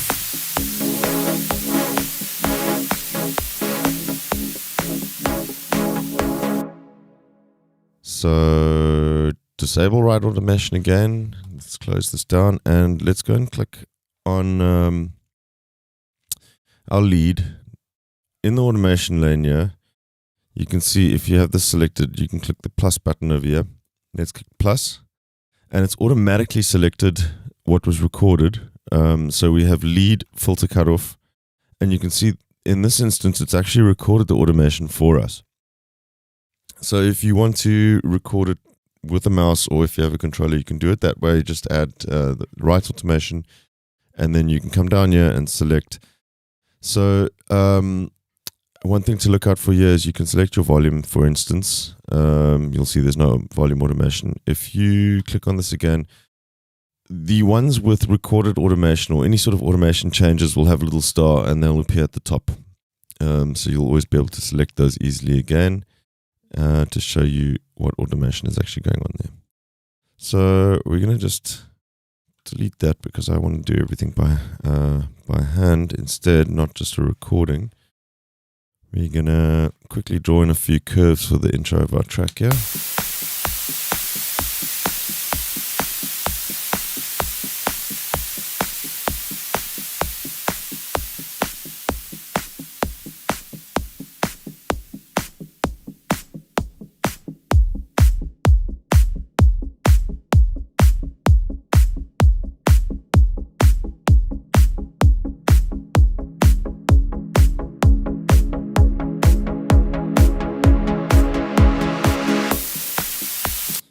Cool. That's kind of roughly what we want. And let's also, now that we've got two automation lanes open here, I also want to do a little bit of automation on the filter, the low cut filter.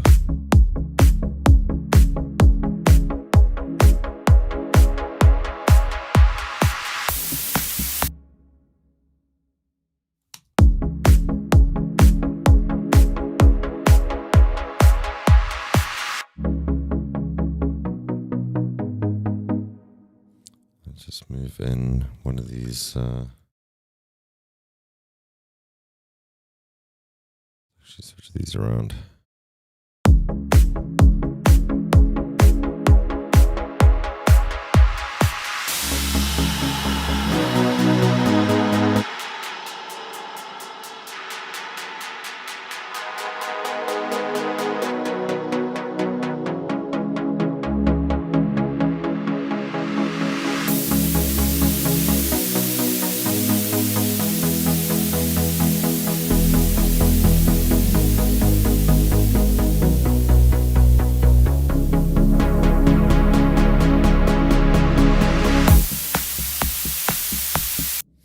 Okay, so you can see we've drawn in a little bit of curves just to kind of give the stuff a little bit more movement. And it's just, yeah, how the sound's going into the first little section of the track.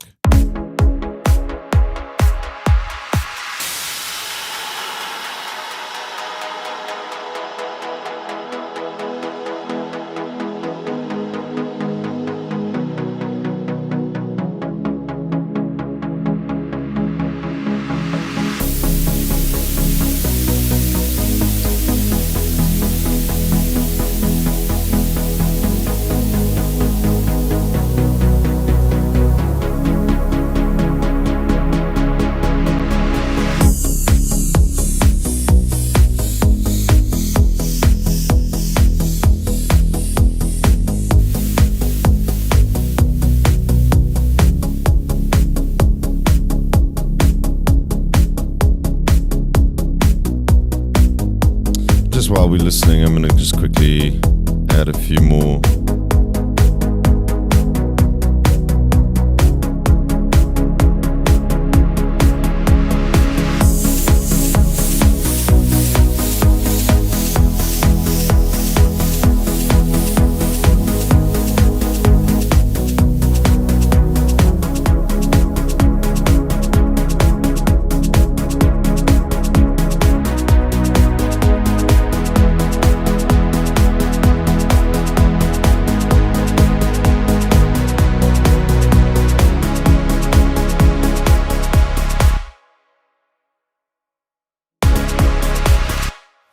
Cool.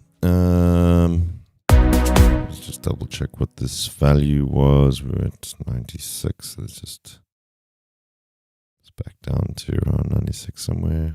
That's fine.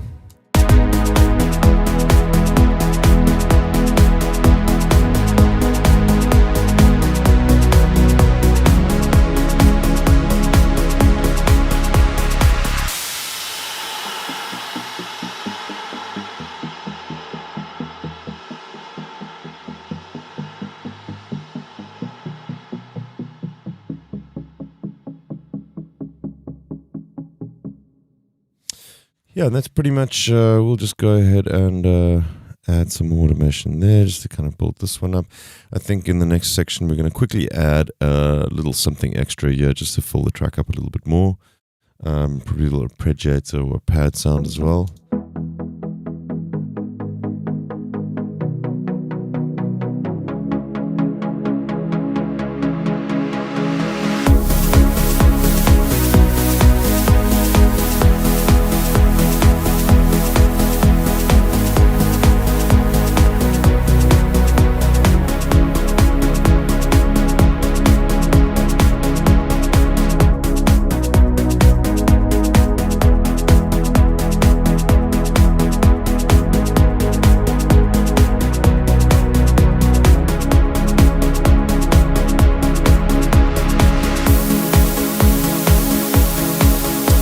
We'll add in another little kick filter over here.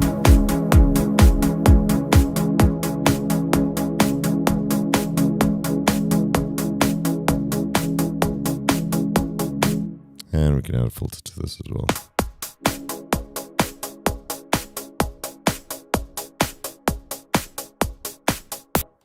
Cool, so there we've got some basic automation down. You can hear what a difference that makes as well, just to the flow of the track. Just a few little, adding a few controls and adding a bit of movement to those controls, it makes a massive difference. So you can imagine when you start adding a lot more and spending a lot more time detailing these little automation clips, that you can really kind of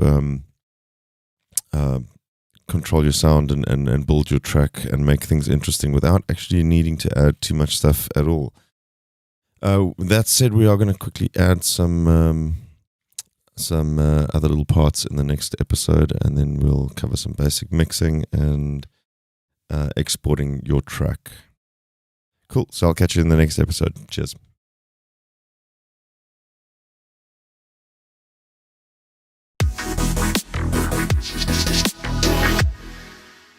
What's up, guys? Welcome back. In this lesson, I'm just going to head over to the little break section that we've got here. And I just felt like we could do with just some more layers here just to kind of make things a little bit more interesting. So we're going to kind of, we had like a pad sound and then also create an ARP from the same, or an arpeggiator kind of sound from the same pattern as well. I'm just going to go and select these two pieces here, hit P again. To set the loop points.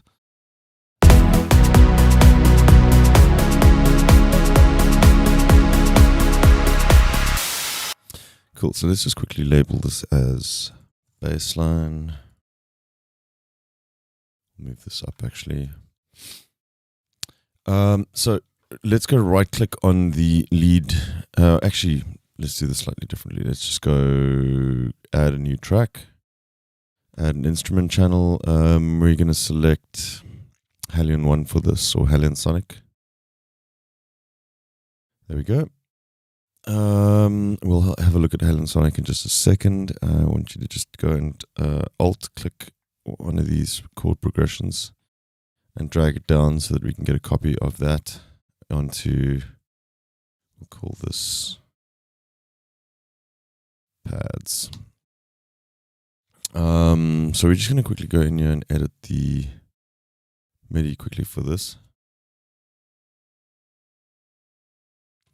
What we're going to do, hang on, this is, just make sure that your snap is on correctly. There we go. What we're going to do is we're going to select everything except the first notes at the beginning of each chord change. So we'll just do those, and we're going to hit delete or backspace. Those ones, backspace.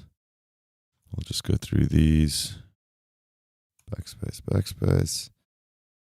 we'll leave those changes in there. Let's get rid of all of that. Oh, sorry, there we go. And then, of course, this one I'm not going to do. The pads won't react quick enough to it anyway. So let's just take that off. And now we're going to go through these again from the beginning. And just drag them out to where the next chord change starts. I'm going to do that for every single note that we've left there. And almost there. Those ones, and finally, just neaten those up. Finally, those. And let's just close the gap there. So now what we end up with on this... Oh, okay, we won't be hearing anything just yet. So let's go and click on the edit instrument on our inspector right over here. And this will bring up the Halion Sonic interface.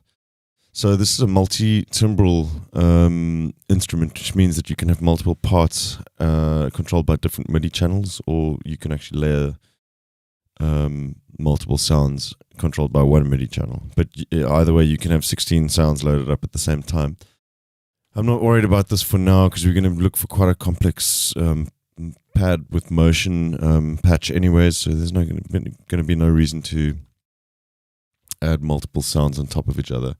But you can do that if you want to. This MIDI setup over here, you can choose which MIDI channels would control what. And this is kind of an example of using it in this mode. If you were loading up, say, piano, bass, drums, all sorts of stuff, and you wanted them on different MIDI channels, this is a prime example of what I was talking on earlier on in the course, where you'd load them up as in your VST rack, as a rack instrument and not as an instrument channel. But let's set that aside. We don't need to deal with that right now. We're just simply going to load up a patch. You want to make sure that you have this set to all. You can choose by library. So these are the different Halion Sonic libraries. Then you also have these two instruments which come standard with the SE version. If you buy the full version, you'd have a whole bunch of extra libraries available to you. Yeah. These would just filter out everything except for these specific instruments, and they have some expanded functionality when you hit the edit button there. But let's just leave it set to all, and let's go to synth comp. I think it was the spherical that I wanted to try.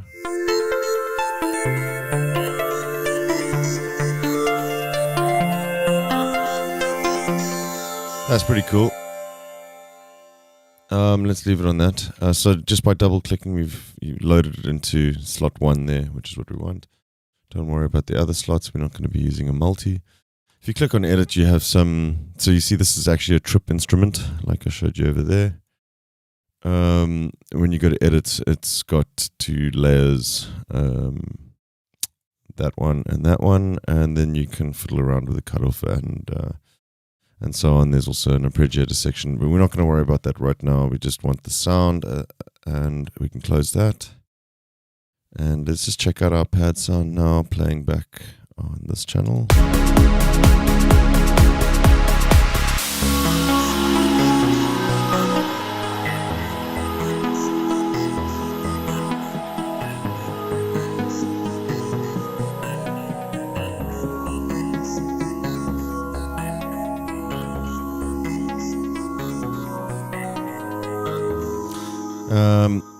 I think this needs to be a little bit higher up, so we're going to go in.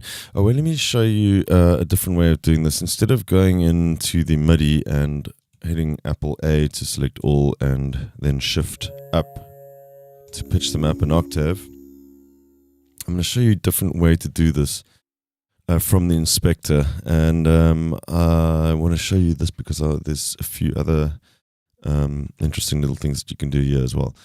So go to MIDI modifiers once you have your inspector selected. open up MIDI modifiers, and you see you have a bunch of parameters here that you can play with. What we're interested in is transpose. So if you just transpose this up over here, everything on this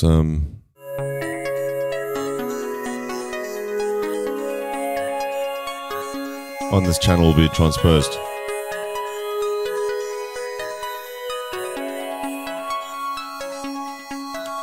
And that applies to your inputs as well. So what I mean by that is if you record an A and you have it transposed up by 5, what would be recorded in Cubase would actually be a D. So what that is handy for, like say for instance, if you're not comfortable playing a C sharp minor, which is the black keys, what you can do is actually find a scale that you're more comfortable playing, and you can transpose from, let's say, an A. You'd want to transpose plus 1, 2, 3, 4 to get to a C sharp. So you can set that up there on a channel and play an standard A, and that would translate to a C sharp, or standard A minor that would translate to a standard C sharp minor. So that's pretty handy if you want to make things easier for yourself when you are recording and stuff. But it also applies to the track afterwards, that you can pitch stuff up with the transpose there. You can also add and subtract from the velocity and so on. Now I'm going to duplicate this this channel that we have, because I want to show you how to set up an arpeggiator as well without using Helio Sonic or using Helio Sonic's arpeggiator, because you have a bunch of arpeggiator controls. So we're gonna we've duplicated this now. I think let's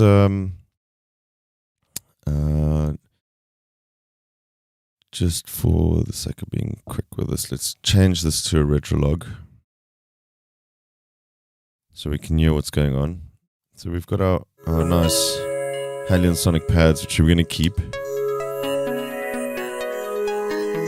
We'll duplicate those out as well.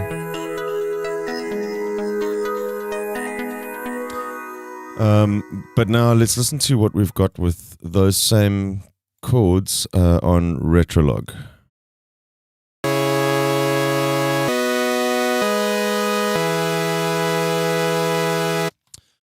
Now, retrolog does also have an arpeggiator, which is actually not a bad one.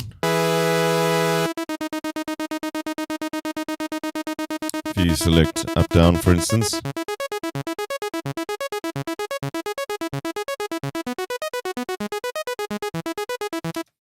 But I'd like to just show you guys another way to do this, that you can actually apply this to third-party VSTs as well.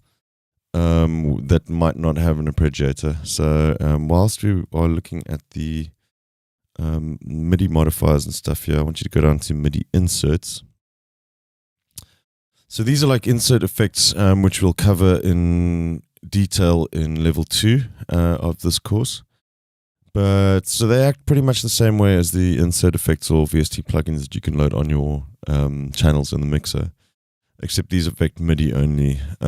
So if you click here, you've got a bunch of different things. You've got Step Designer, which is essentially like a drum programmer. You can apply this to a drum track and build your own little drum patterns. I don't use it often because it does require that you set up your drum kits quite specifically. But if you are inclined to do things in steps like that, that is a nice way to do it. The quantizer, you can set up different quantizing rules, but they run in real time. So when you remove this, they would return to normal. So they don't actually show up quantize stuff on the actual arrange page, but it will still change the quantizing with this. I'm not going to go through too many of these. There's various different. The compressor is not an audio compressor that will compress velocities on your MIDI channels. What we're really interested in, you have MIDI modifiers here, which is very handy. You have transpose. You have a scale function as well, which will limit your notes to those within a specific scale. So working in a C sharp now, like we are, we could set this to a minor, melodic minor. and C sharp, which would actually inhibit it from playing any notes outside of that C sharp scale on this MIDI channel. But since we've already got our MIDI down, we don't need to do that. And let's go to the Apache, which is what I actually wanted to show you guys. When you feed chords into it like this, just like we did now with the Retrolog abridgator, you can set up your play order, which would be normal. You can have up only, up, down only, and normal would be up and down. You can set it to play order like this as well. Then your step size would be 16th notes. You can change that up and down. Length. The length would be, it's best to illustrate this. The length of the notes played by the abridgator. So let's just, there we go. So we set that to 32.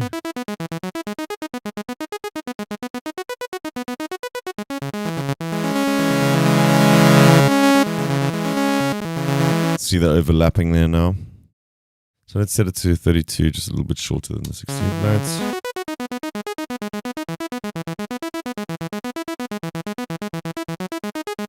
And key range is how high and how many octaves up and down it's gonna run through on the abridgator. See, it's getting quite high there, but I think 12 is enough for this. So yeah, there you go. It's a nice way to just get some more dynamic notes just from pad chords that you've got there. We can browse through the presets.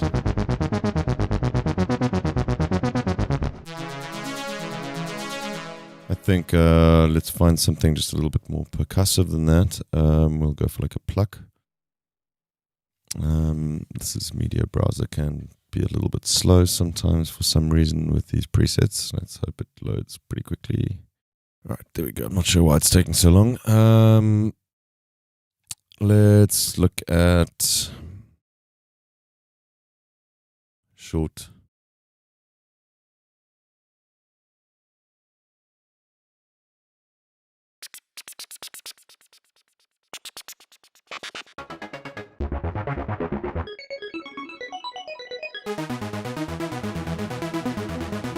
I actually quite like that.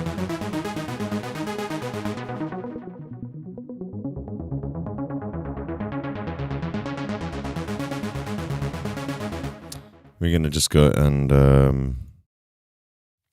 well, let's do it with the MIDI modifier again. We'll actually add one this time as a plugin. We'll say 24 notes.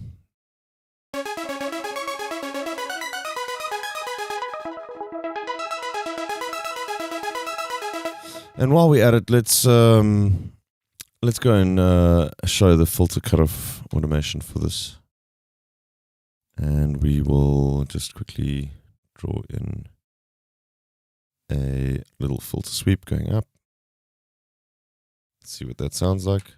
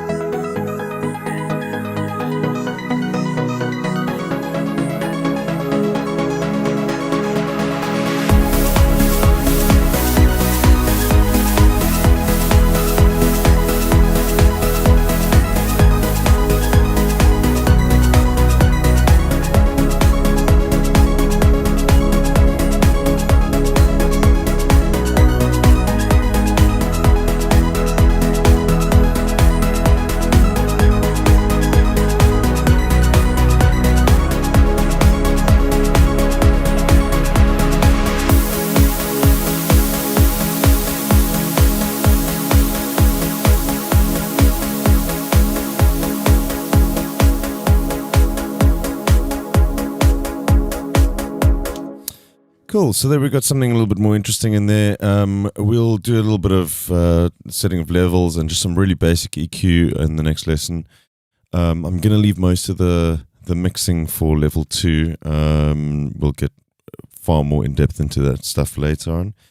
But we pretty much we'll cover some basics in the next lesson, and then we'll move on from there. Right, I'll see you guys then. Cheers.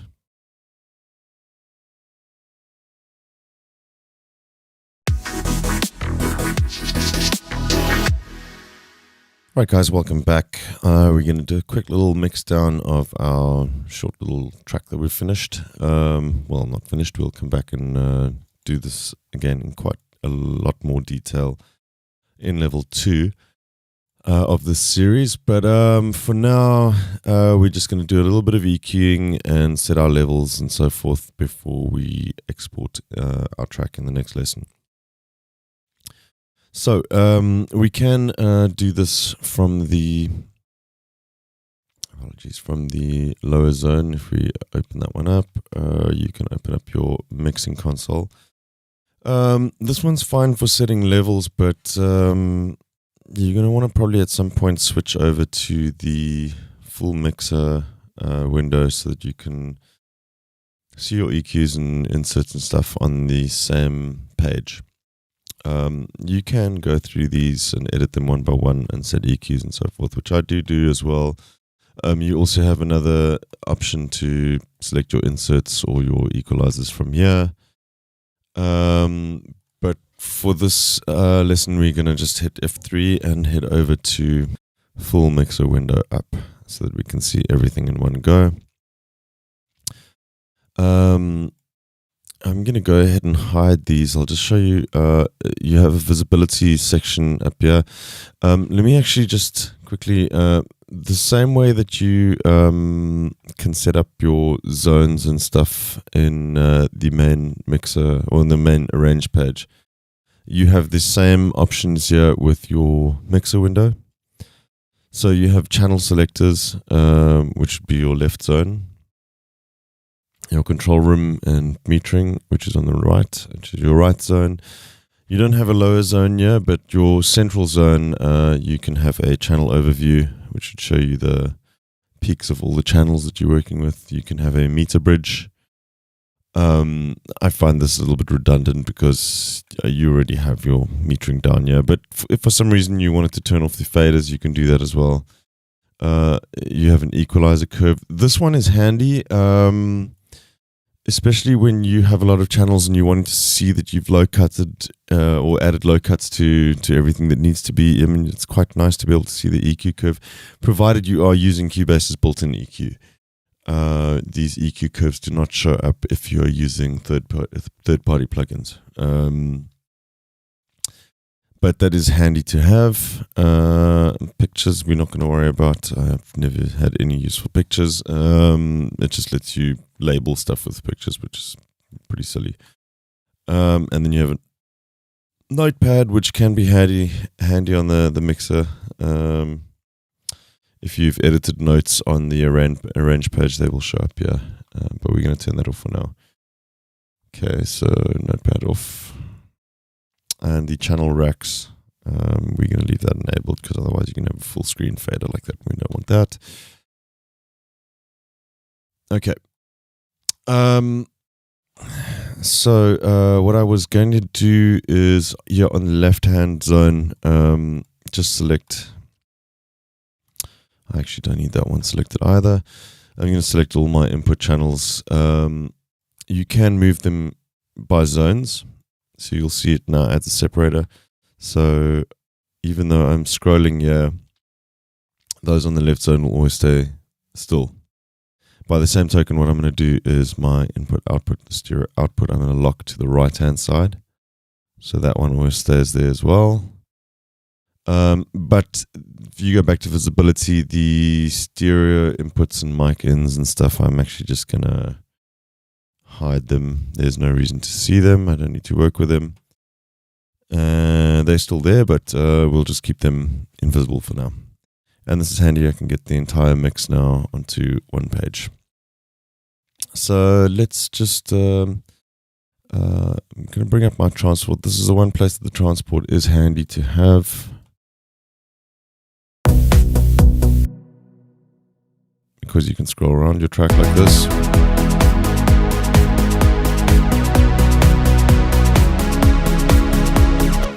Right, we're not going to mix with any insert effects. We're going to cover that in part 2. So all we're going to be using is the channel strips built into Cubase.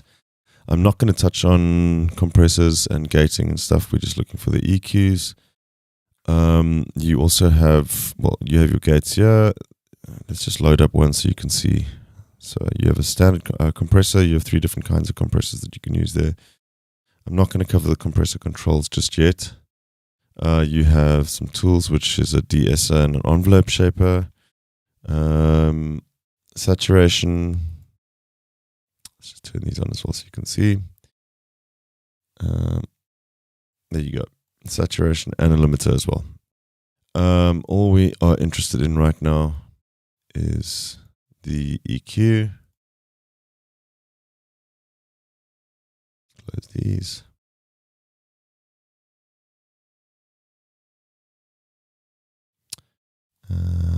I like dealing with the EQ in its rotary format like this.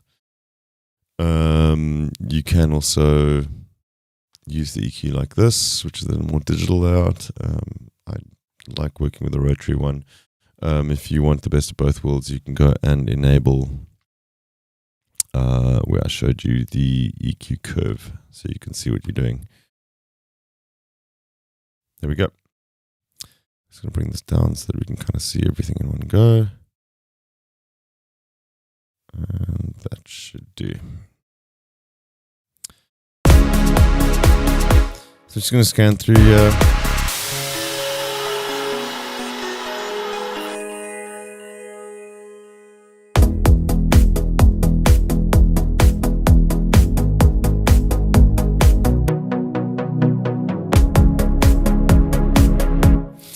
So first things first, I can see that it's peaking a little bit high for my liking. I can see that there's some peaks happening here, so I just want to just grab everything. Make sure Q-Link is on again. And let's just bring everything down a little bit. Because we don't want to be clipping, so you can turn Q-Link off.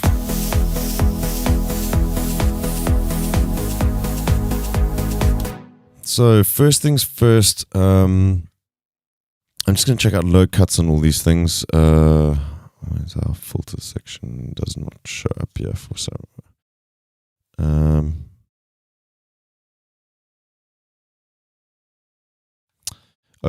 If you want to customize these racks as well, you have a section over here, and you can enable various different things, device panels and stuff. What I'm looking for, which by default is off, is the gain, phase, and filter section. So I want to enable pre, and let's click these on. That gives me access to my high cuts and low cut filters. So I'm going to turn on a low cut for the bass. You'd think you normally wouldn't, but just to get rid of those really, really low frequencies that make things all muddy. If we right click on our filters again, you can set the slope. You're going to do a 24 dB like that. So you can see just a really little cut. I often do that on the kick as well. I should put in a 30 dB cut. That one will not do that right now. My apologies, because we have automation that's resetting it. So that one we could do a 30 dB cut with a plugin afterwards at a later stage. For now, it's fine. The same goes for most of this percussion. There's no reason for there to be any. If we look at the frequency spectrum, there's no reason for any of this stuff to be interfering with a kick. So again, we're going to turn up the low cut. This time quite a bit more, till around 1K.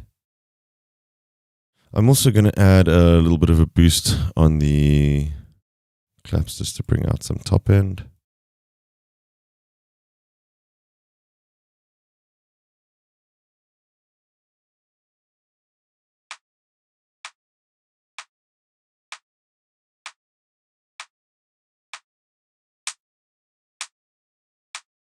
And you can see our EQ curve there.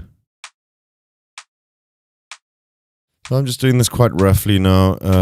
We'll do some more EQ problem solving with Cubase's frequency plugin later on, but for now we're just doing a rough kind of mix just so it sounds acceptable to export. So the same goes for all of these. No reason that we need to have too much low frequency detail in there. Shakers definitely not as well. Those we can cut all the way up to about 5 or 6, I think. Also give those a slight boost at around 10. Just turn that on.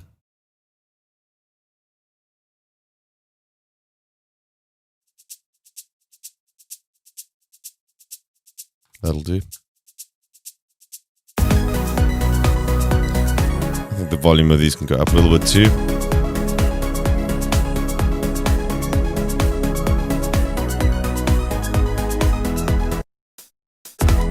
Same goes for this, low cut. Go quite high up because it's a hat. We don't need that low frequency content at all.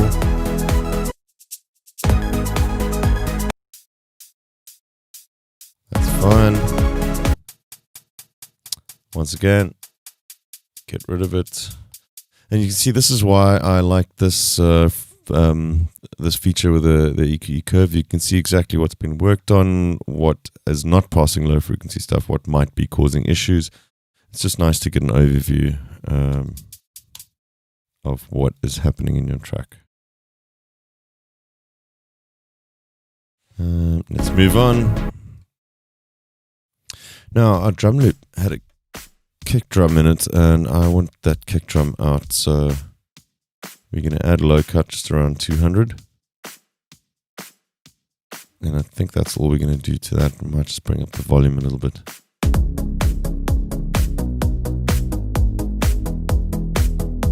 That works for me.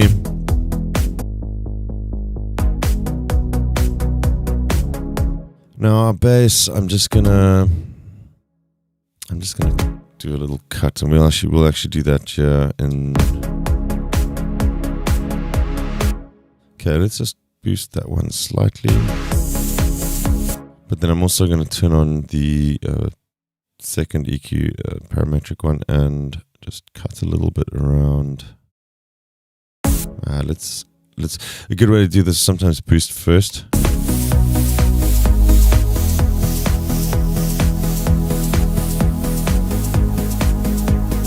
There's a slightly uncomfortable frequency there that I want to take out, so we'll just cut that a little bit around there.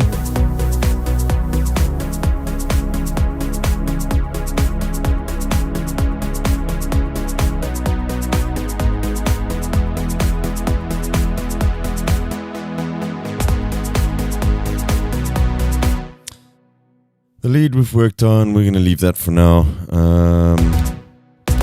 Let's just go and check out the pads. Just going to loop this part.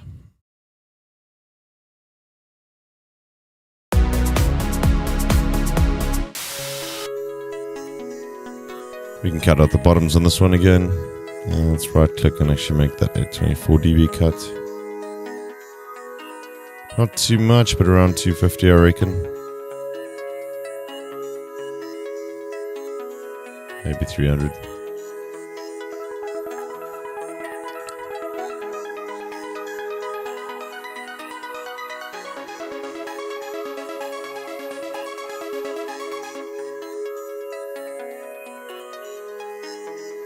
Okay, we've got some automation running on our low cut there. We'll just leave that alone.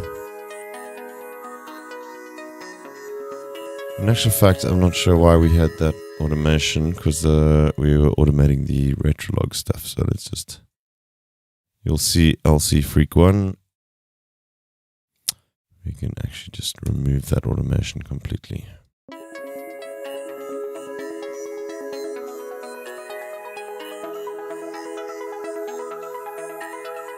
I'd rather drag up the low cut to about there.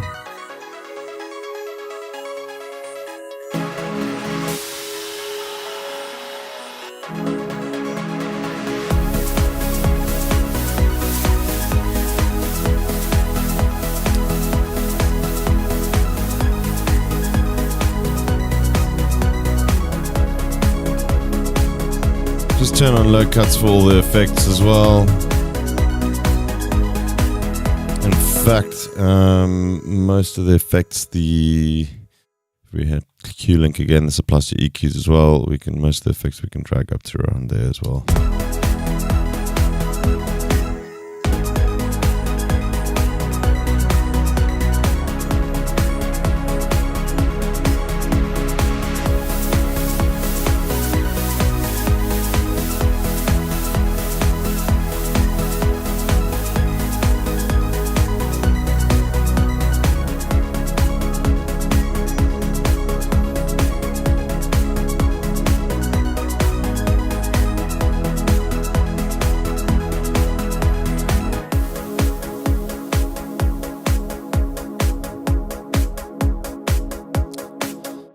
Cool. So also everything we've been doing in that mixer now, you can do here as well. You have your EQ sections here.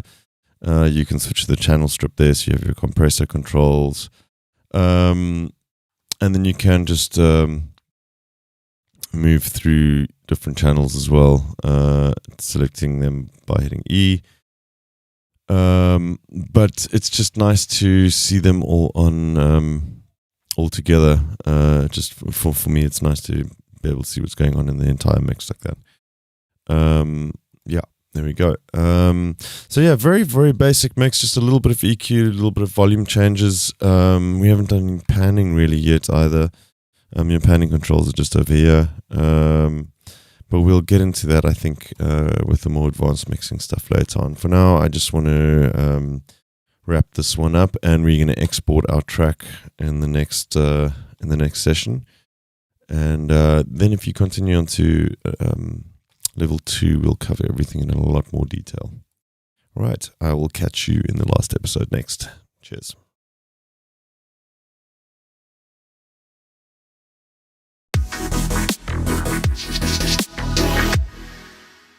Right, guys, welcome back. So we have started a track. We've added a bunch of drums. We've worked with audio, worked with instrument tracks, MIDI. We've written leads, done a little bit of mixing, and now we are happy with our results. And we need to bundle everything up into a single file so that we can chuck it on our USB keys and take it to a club or burn it to a disk or whatever.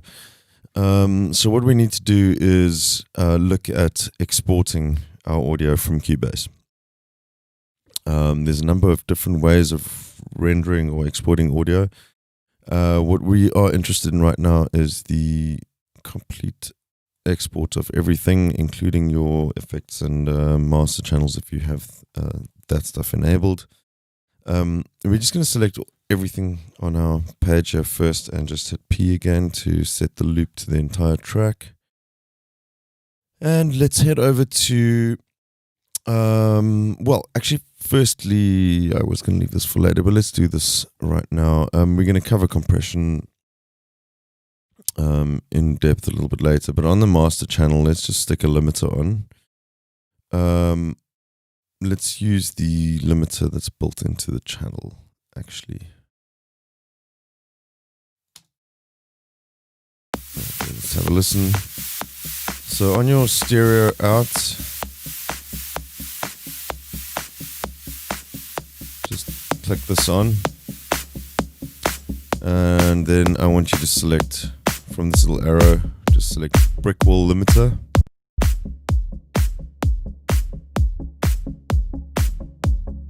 Or standard limiter, actually, let's do that. Just click on auto release, and then what we're going to do is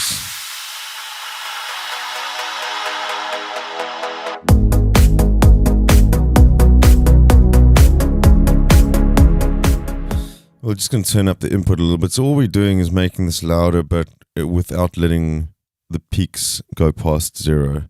So it's kind of just squashing our audio a little bit. And we'll just do this like...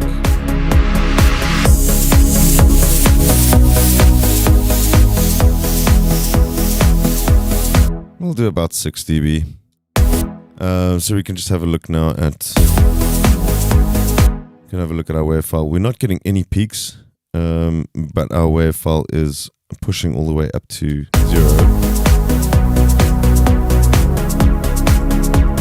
But because we have a limiter running, it's not going to be distorting. It's not going to be going past 0, which is bad. We can see our average loudness here as well. If you want to click on your loudness meter here, this can be a little bit confusing. I'm not going to go into all the different kinds of metering terminology here, but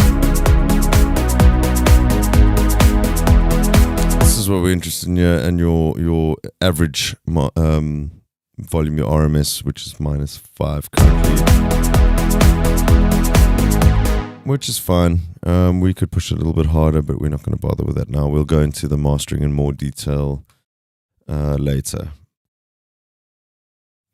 Right, we're going to go over here to File and then Export Audio Mixdown.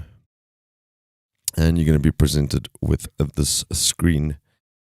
We're mostly interested in just doing a stereo out, which is the default setting here. But I'm just going to quickly just go through a few of the settings here, just so you do know what they are. Right up at the top, if you hit, you can select your single channels. Your default is your stereo out, which is what we will be doing. However, you can do just the kit channel or the clap channel like this. I wouldn't recommend doing it like this for bouncing specific parts, because you can just render in place in Cubase, which we'll cover in level 2. But where this does come in handy is if you have channel batch export enabled. So you can see it allows you to select multiple channels at the same time.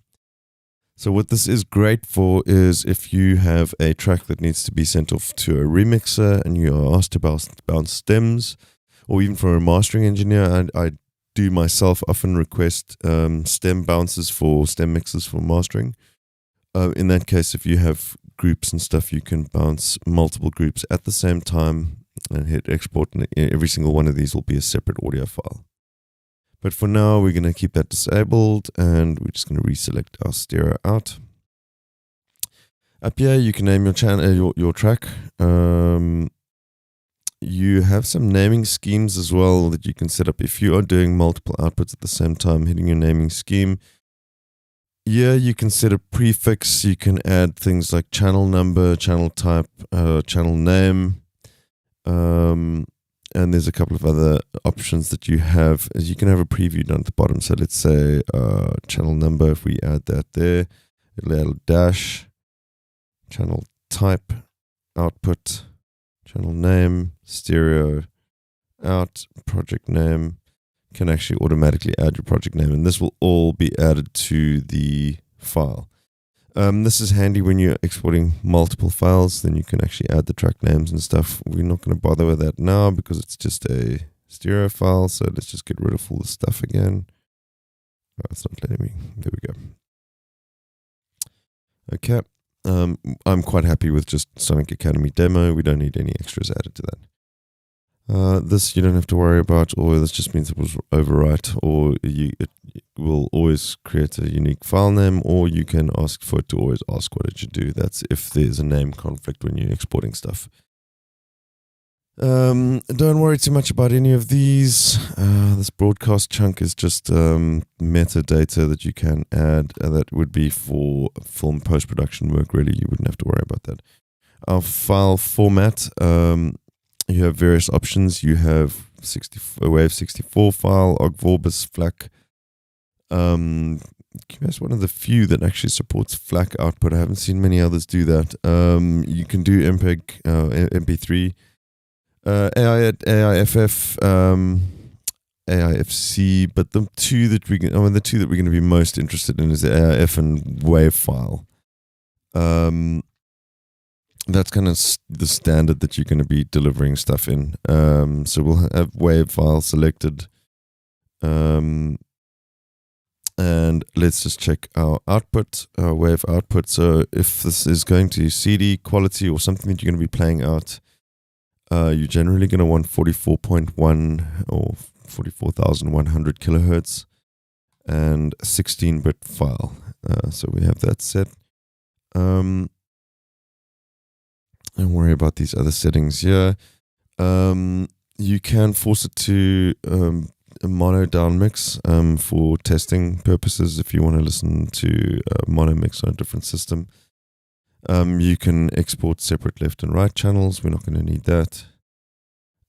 Real-time export, you can get more accurate processing results by doing a real-time export, but this will be reliant on how fast your computer is. If your computer is already struggling with the project that you're having doing offline, is probably the best option for you.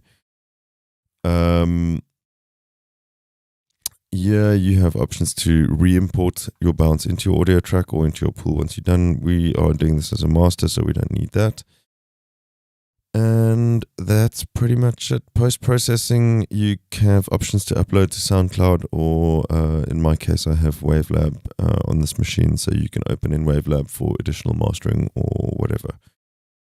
But I think that's all we're going to need to do right now. We're going to keep it quite simple. I'll cover more advanced mastering techniques later on in level 2. Once we've set everything up here, our location is set, we can just hit export, and you'll see Cubase will export the file. Once it's done that, you'll be able to head over to your hard drive, open it up, and then send it to whoever needs it sending to, be it a mastering engineer. Oh, if you are sending stuff to the mastering engineer, the limiting section that I did, you'd probably want to leave that off. You generally want to send your files unlimited or uncompressed to a mastering engineer, so it'd just be the raw file without any processing on it at all. That pretty much wraps up this part of the series, level 1. This should get you guys off the ground, like all the basics covered, get some ideas out and arranged and saved to an audio file that you can start testing out on clubs and dance floors and such. But do stick around for level 2, because I'm going to go into much more detail on the audio editing side of things, as well as like some advanced mixing techniques and looking at Cubase's included VST plugins, so delays, reverbs, compressors, and all that stuff in a lot more detail. Cool. I hope you guys enjoyed this, and we'll see you soon for level 2. Cheers.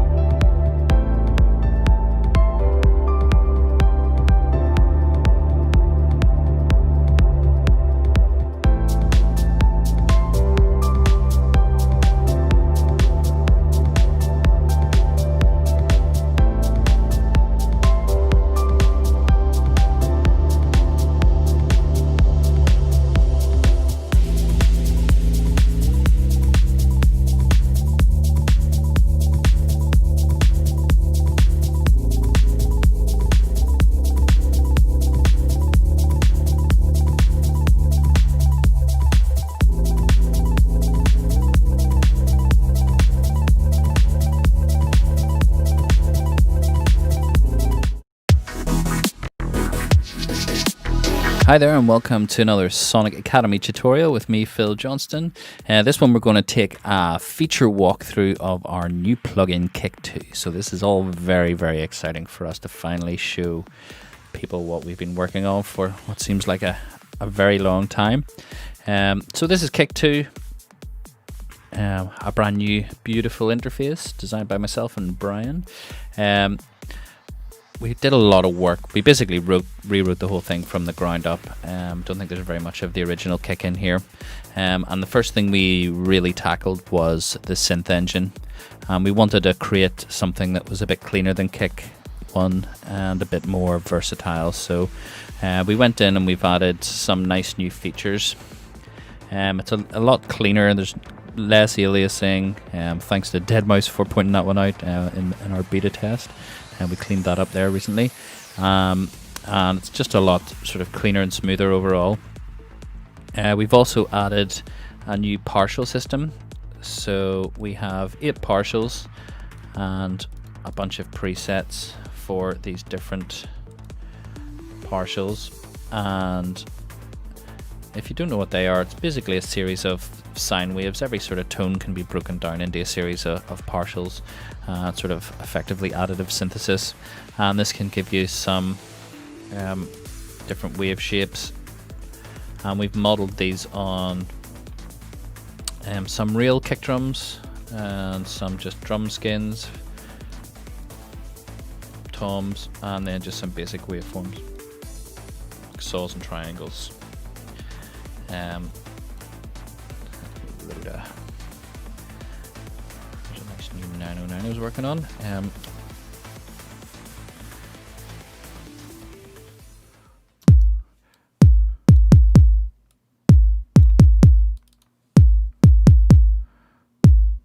Let's have a tidy up here.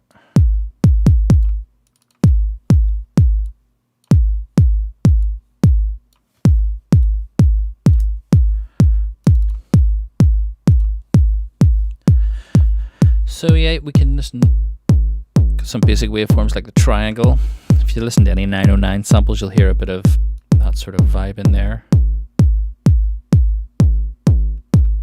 And then, as I say, we've got some sort of more modeled on actual real live drums. Some toms. Some snares and some kicks. And then you can go in, and these sliders are controlling the volume of the partials.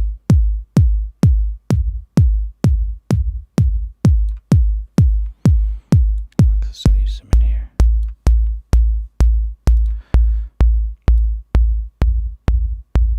So it just gives you some nice overtones and creates some interesting sounds on your kicks. And obviously you have that full control.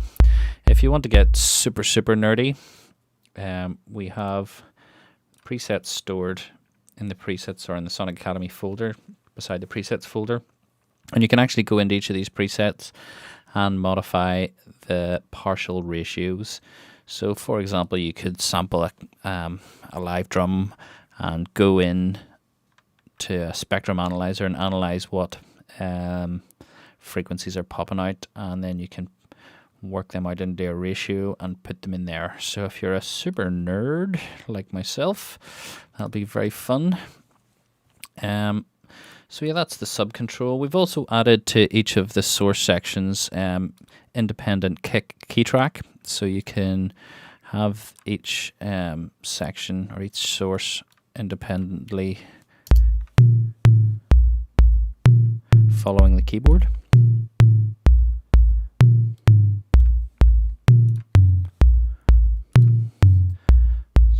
So if we play our click again, our kick is just playing straight to C1 while our kick drum is pitching, and we can turn that on and off. The other thing we've added is a phase control for each of the sources now. So if you want to really match up a click and a sub, then you can go in and match those up with a phase.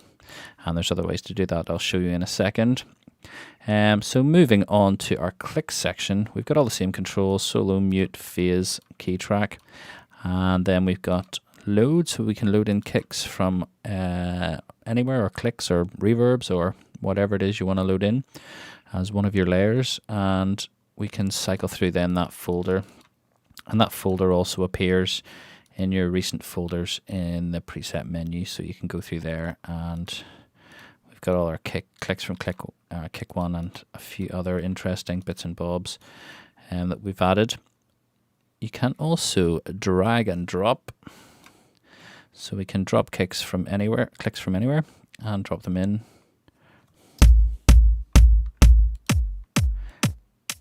We've got filter and length.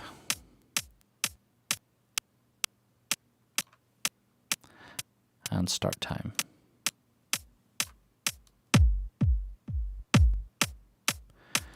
So if you fancy stealing some clicks, then it's very easy to do now.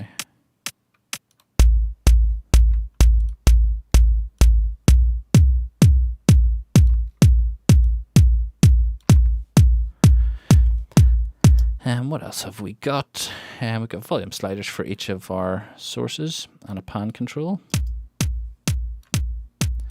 Double clicking always resets all of our controls. And command on the Mac click is fine tune, so you can go in and modify things very precisely. So I think that's it for the sources section. And the next section we'll move on to is this brand new waveform display and our nodes. We have waveforms for each of the sources, which can be turned on and off independently. And we also have zoom now, so we can click on a node and we can zoom horizontally and also vertically. So very, very cool if you really want to go in and see exactly what's going on with your clicks and your subs. And it actually is really useful. You can go in and really fine tune. Let me find a click with a bit of a tone.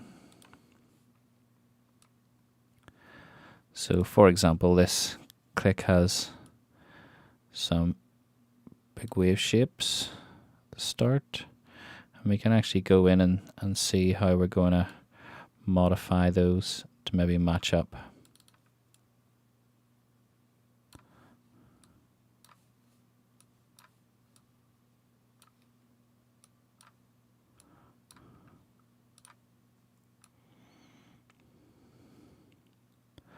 So you can see there that the waves are matched, and we can actually go and fine tune that with our pitch control. And we can see there, we can really get really close in to match phase. And again, we've got our phase switch if you had something that was totally out.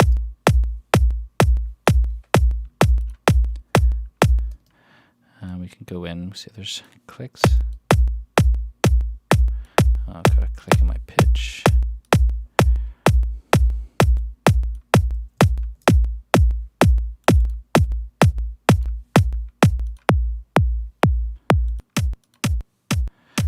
We've got a bit of a click there, so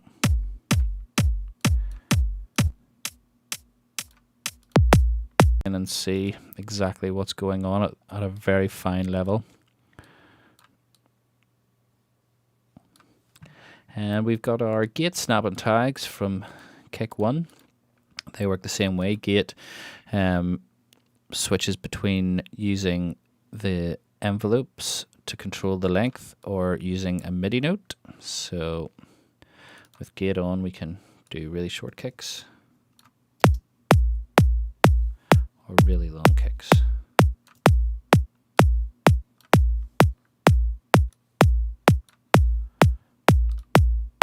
With it off, it'll just play right the way through to the end of the amp envelope. Snap snaps the, I'll put tags on, snaps the nodes to pitch, and tags just shows you the pitch indicators so you can see what you're doing. So that's the new section. Oh, there's one more bit. We've got undo and redo, so we can go back, Can't exactly remember how many steps, but I think it's quite a lot. So it's handy for if you make a mistake with something and you want to fix it. We've also got curve presets, so you can save presets of any of the sources and just load them up.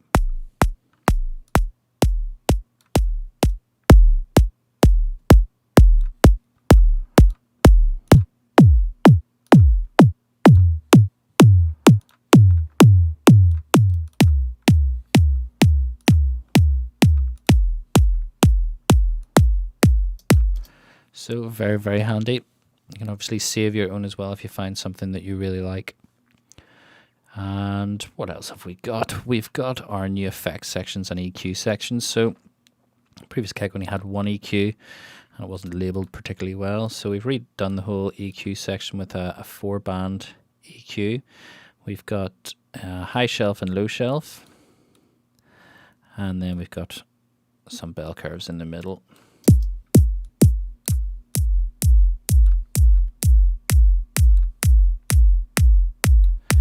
So you can go in and you've got a lot of control there. We've also got the quick controls down here. So once you've sort of set the frequency and the Q factor, you can just use these as quick controls to fine tune. And you don't have to be in that menu. We've also added a bit more to the distortion section. In kick 1 we had this drive control and we've kept that in there for our legacy presets. But it's also really handy for an extra gain stage. But we've added these 3 new distortion models. We've got a clip distortion,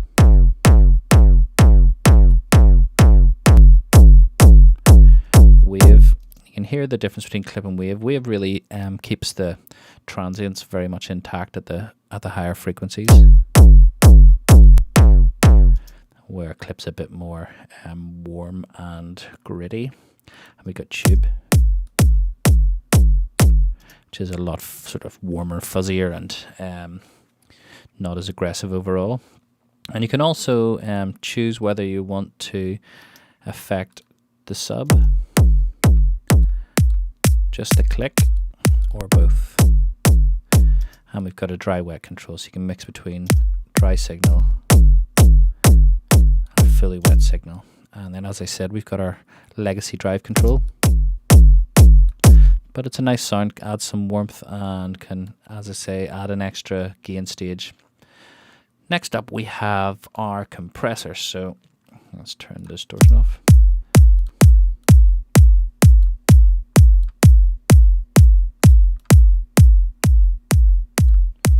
Nice sounding compressor tuned to work with kicks.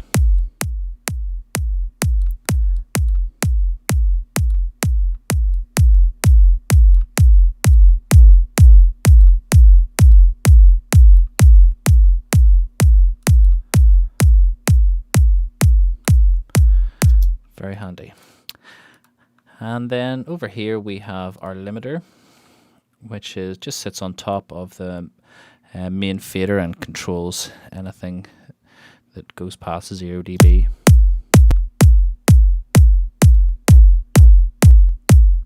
And you can control there how aggressive that is. So if you have a kick and it's maybe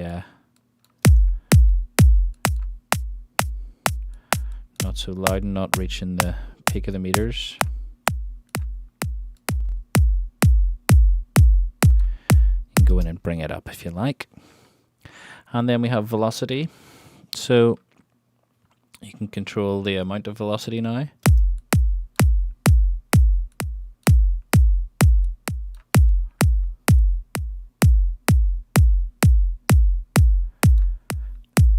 And then we've also got slides, so I'll go into a trap preset here.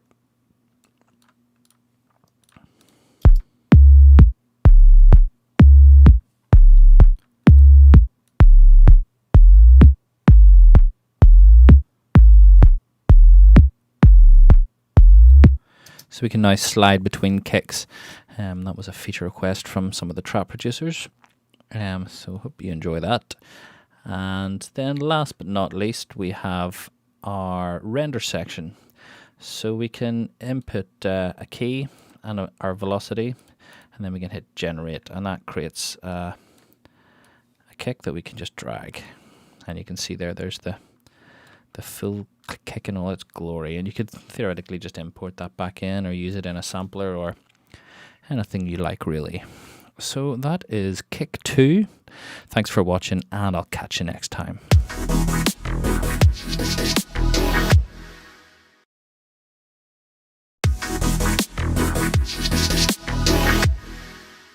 Hi everyone, and welcome along to Sonic Academy's Tech Tips with me, Chris. In this Kick 2 special, we're looking at workflow tips, how to get better kicks, how to some features that you may have missed, and we're just going over Kick 2 for all those lovely people who have bought it and maybe I've missed a few things. This is just a really good sort of course that you can go, I didn't know it did this. So I'm going to give you my 4, possibly 5 top tips on Kick 2, things that you may have missed, little features that are under the hood that I find very useful.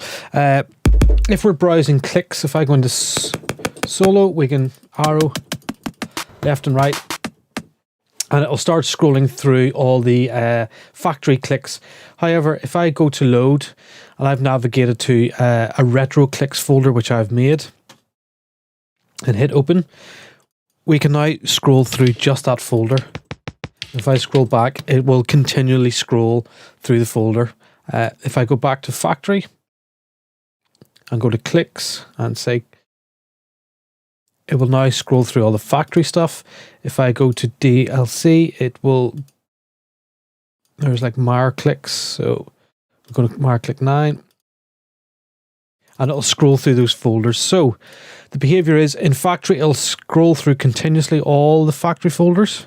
In user or downloaded content, whatever folder you select, it will continually scroll around that folder. Or if you go to load and navigate, say, this retro click folder, whatever folder you have clicks in, you can go right to the end or right to the start, just with the arrows. It'll just continually scroll around that folder of clicks. So that's one click. The next one is this kick here. Let's go to default. Oh, I really like this amp curve. And we can go to save, and we go to call it basic. So every time you create a kick and you've got a really good curve, you can go to, let's see, TR909, and we can apply, go to curves, user, basic curve, and there it applies that curve to that 909. Or if we go to, say, Oostermeer, just randomly pick one, and I can load the user curves, the basic curve, and it'll apply that curve. And similarly, if we go into EQ, we can do all sorts of switching on of things, a shelf and a really low shelf, and I can save that as, again, basic EQ. So it's an EQ we kind of like. We hit save, and if I can flick through some Oostermeer, I can apply that EQ. So go to user EQs, basic EQ, and it applies that EQ curve to that kick. So that's another one. Something that comes through quite a bit is this distortion section. What does the C and the S mean? So we've got distortion, and turning it up and nothing's happening because we need to assign it to either the C is the clicks, so we assign the distortion to just the clicks, and the S is just the sub. Switch on both of these and it assigns it to both kick and sub. So you'll hear, there you go. If we want to take it off the sub and just apply the distortion to the clicks, and so we have a nice, let's just go to factory analog default. So take it off the sub.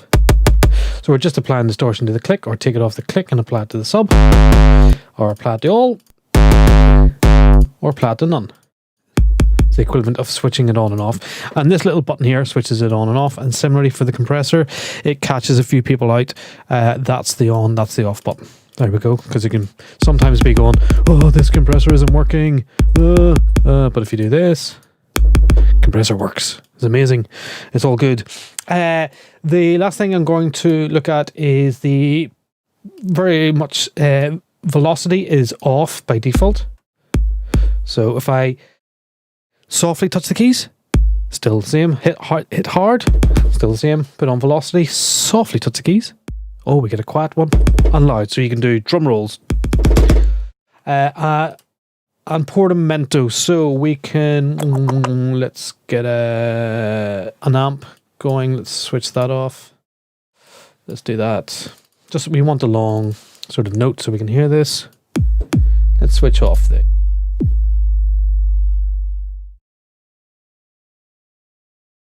G. Let's go to G1. And let's switch on our key tracking. So we've got portamento. If I hit a note and then hit the next note while releasing, it'll play like a keyboard. If I hit the two notes together, it'll slide up.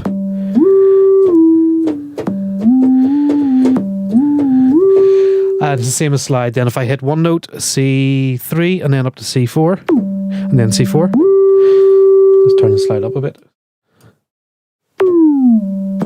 It's going to slide up to the mode. So you need to be in legato mode when slide is off to slide up the note, or you can just be and slide up. Great for trap basses. Now, the other thing is I've let go of the key and the note's still going on. If we switch on gate, then if I let go of the key, the note stops. So great for basses, especially if you're into trappy trap. And then we can apply some harmonics.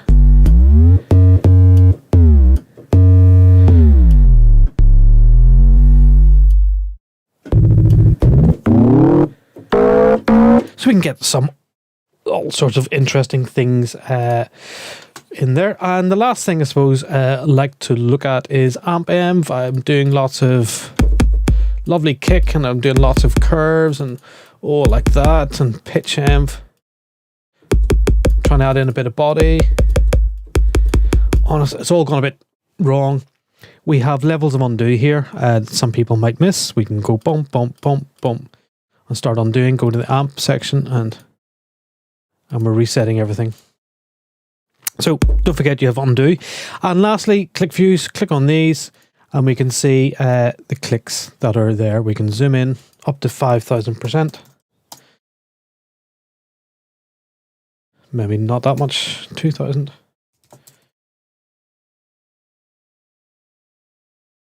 Let's see. And we can then check phase of our, so you can see we're nicely in phase here. If we phase reverse that, you know, we're going to start getting maybe problems and issues there. So you can keep a check on that. So there you go. There's my sort of very quick run through of all the things that you might have missed that are very useful and will help your workflow and speed up and make you awesome producers. All right. Speak to us all in the next video. Bye.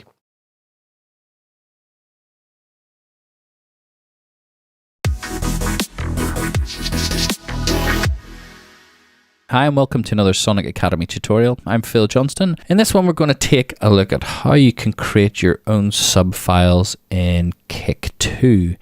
So for those that don't know, in Kick 2 we have included a whole range of these sub files, and what they essentially are is a list of frequency ratios that determine how the additive synthesis in Kick 2 sub are created. We have a fundamental, and then we have all these different harmonics, and in Kick 2 you've got a drop down with all your different options, and you can adjust the harmonics, and you can go in and change the gains, and this gives you variations in tone of your sub.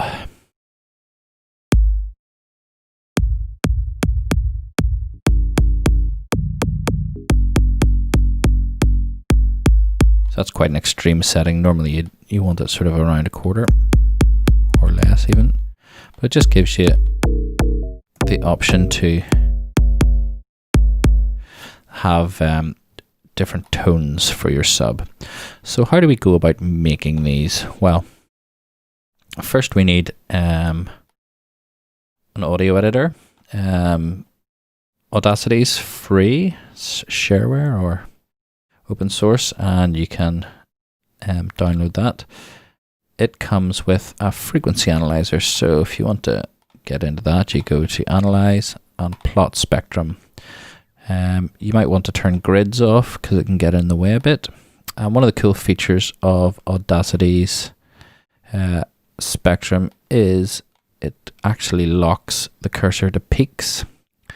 So in this right hand area here, you can see the frequencies of each of the tones in this kick. So, or I think this is a tom actually. This is a 909 tom, and it's plotting the peaks so you can see what you're doing. Now, generally speaking, with a kick drum sub, you don't really want anything above 300 hertz. We'd maybe take that peak because it's a big one. So the next thing we have to do is transfer all these peak frequencies into the ratio that's displayed here, and we also have to get the gain values. Now, the gain values are pretty tricky to get. Really, it's more of a guessing game. So you really just want to get this sort of rough gain ratios between each of the harmonics. So what we can do, I've created a spreadsheet which I used to make all these initially. And what essentially it does is transfer each of your frequencies into a ratio of the first frequency. So basically each cell is just the current cell divided by the first cell. I think I maybe need an extra cell in there, so that's good, we can do that. So I mean, I've got 1, 2, 3, 4, 5, 6, 7, and we need 8. So I'll create another cell. And we want to create some of our current cell.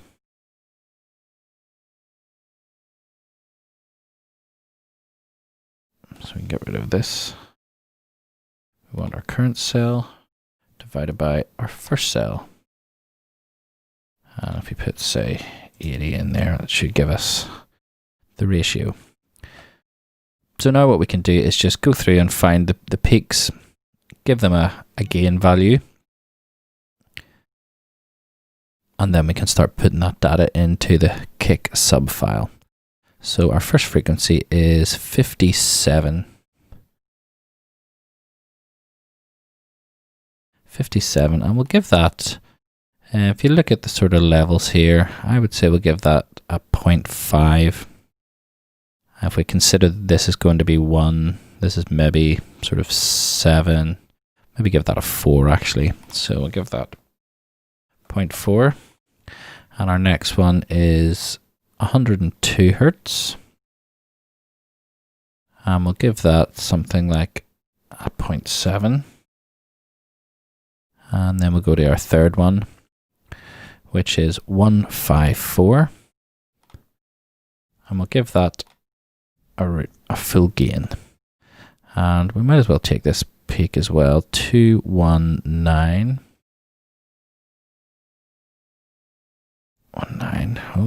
219. I'll give this, say, 0.5. And obviously you can adjust those when you actually get into kick as well. And the next one, 285.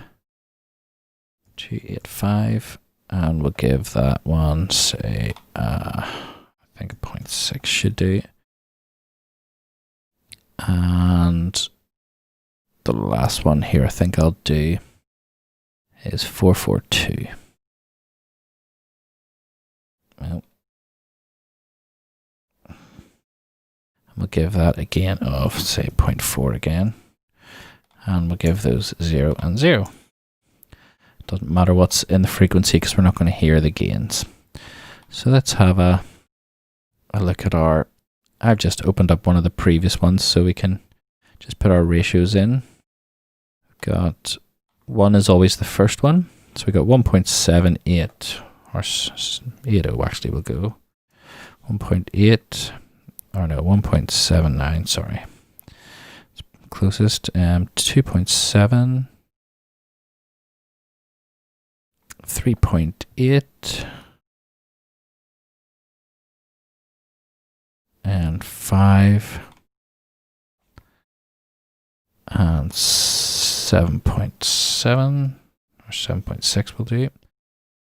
And then it doesn't matter for those ones because we're going to have 0 on the gains. Let's do the gains. So the first one we go 0.4, then 0.7 and 1 and 0.5. I'll put the 0 in actually. And then 0.6, 0.4 and 0 and 0. So now we can save this out. We'll save as, and you can do this in any text editor. I use TextMate, which is a really handy plugin. So if you want to figure out where these are, there's the paths for Mac and for PC, and that'll take you to the Sonic Academy Kick 2 directory, and then just go into subs, and we'll put this in a user sub, and it's a 909 Tom, so we'll call this 909 Tom and save that. Now if we go into Kick, and we'll have to reload Kick to get the file to show up, we can go into our Toms, and there's a Tom there.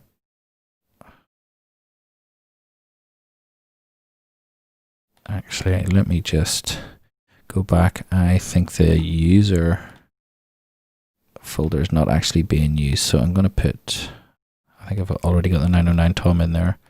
Well, let's see what our new one sounds like. So yeah, you have to put it in factory. I don't think the user folder in this is actually being picked up. So we'll try that again. Load up Kick. And there's our 909 Tom. So we can have a listen to what that sounds like. If you want to hear sort of your tone properly, we can just bring our nodes down just to give us an idea of what that sounds like. Turn our clicks off.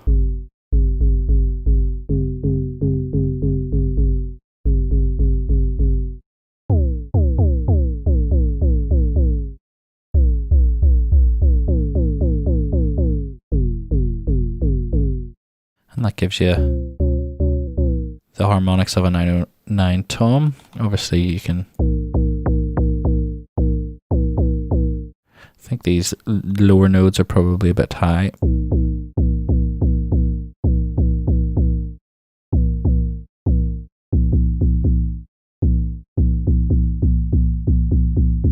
Yeah, so we can go back in then and edit our, I'll get them down to 1 and 2 maybe.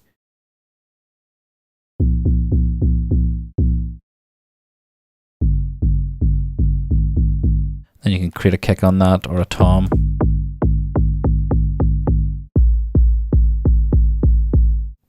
And you can obviously play about with the gains even more.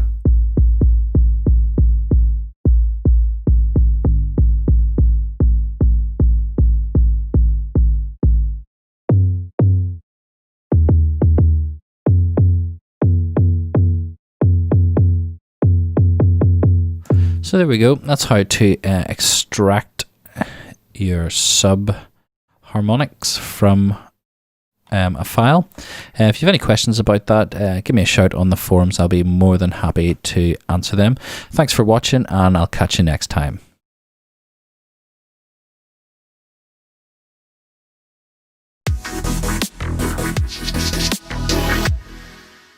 Welcome along to Sonic Academy's Tech Tips with me, Chris. In this Kick 2 special one, we're looking at some of the features that you may have missed in Kick 2, some workflow, things that may speed up your workflow. And just we get, questions asked all the time, and we thought, it'd be good to do a video on creating kicks and some of the features. So in this video, I'm going to take a look at the settings tab and the limiter, which can sometimes be misunderstood. There's not too much to really grasp here. Just go through some of the fundamentals of how it works and what we do. So we've got the basic kick in here, and you can see that we're sitting at 0. The limiter is engaged. It's engaged when you just click on it and it's blue. And I think a lot of people miss this, that the arrow is the threshold. So if I pull this down, you can see now we're starting to limit. You can see the gain reduction coming down the side. And you can hear a tonal difference now. We've got, we're introducing some sort of distortions and stuff into the kick. We're still sitting at 0, so it's not going past, so it's doing its job as a limiter. The more we pull this, the more the effect you will hear. This is our overall output volume, so this doesn't affect the limiter. This is just our overall output. So limiter on and off, this sets our threshold. And then in settings, we've got some limiter functions. We can have release time. So I'll just play the kick here and we can have a listen to the different release times. Do we want a fast release? So after the initial transient, do we want the limiter to release and let go and let the kick return to normal? Or do we want a slow one? So it's kind of limiting over the course of the kick. So we'll have a listen because this is quite a long kick.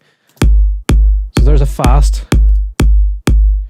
Now you can hear that distortion. Now the middle section where you can hear a little bit of distortion is being pulled. And then slow, and we'll pull.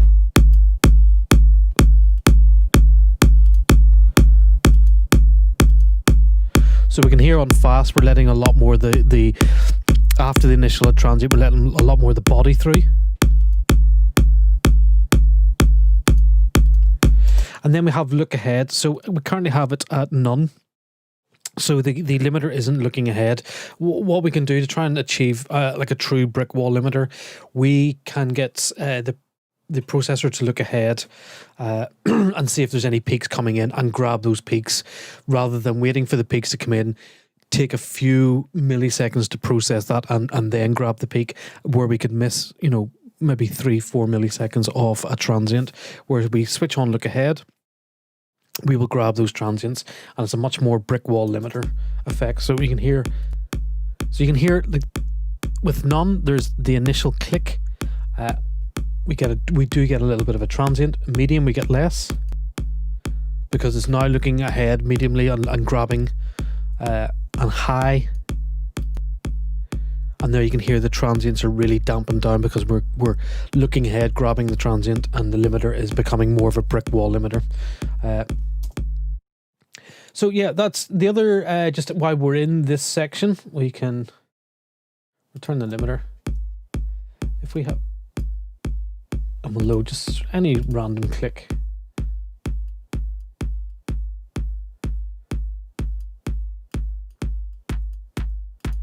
We sometimes get asked about monoing. If you click here, I've panned our clicks left and right, so we have a little bit of a stereo kick.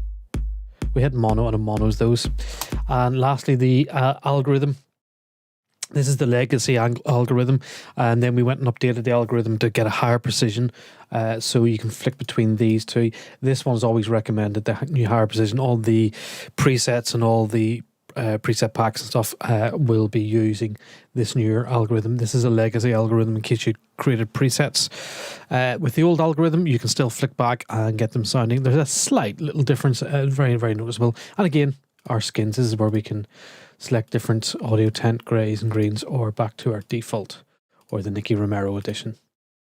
There you go. So there's a quick look at mainly the limiter, but also some of the other settings. We hope to see you all very, very soon.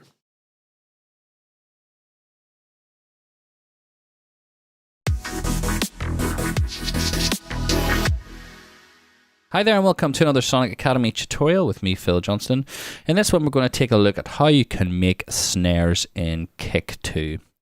So let's have a look. So the first thing you kind of want to do is make something that sounds like a tom. A snare drum is effectively a tom with a snare rattle on the bottom. So if we can get close to a tom initially, we're in a pretty good place. So we want to take our nodes up and we want to have a slight dip.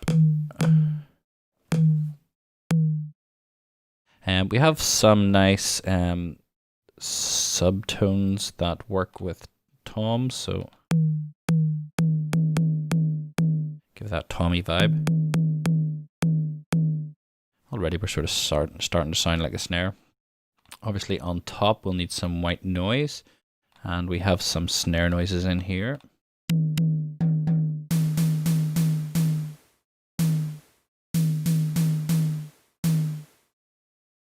And then if you want to get a sort of a more like modern sounding snare, you want to add a bit of pitch in at the start.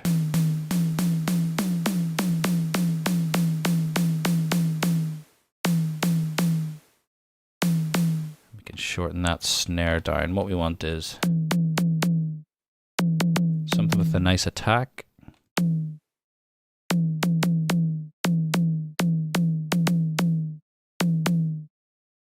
And then what we're going to do with all this is add some distortion. So put your distortion on wave. That seems to have the nicest transients. And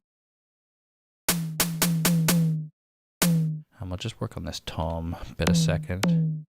We don't want too much ring. The tom should decay pretty quickly. And we want it right up at the start.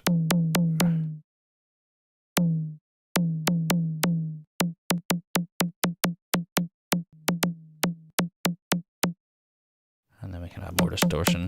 Want the tom to have just that nice sort of woody sound.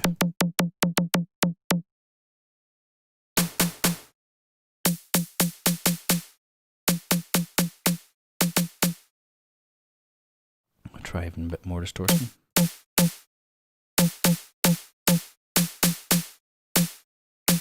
And we can play with our pitch.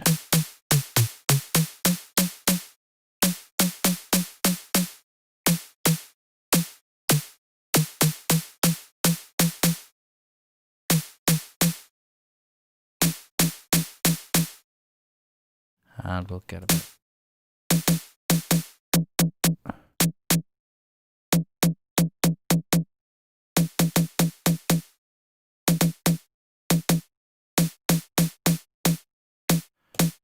I think that's pretty close for a 909 type snare. You can play with the distortion depending on how much aggression you want in it. We can try some different snare noises as well.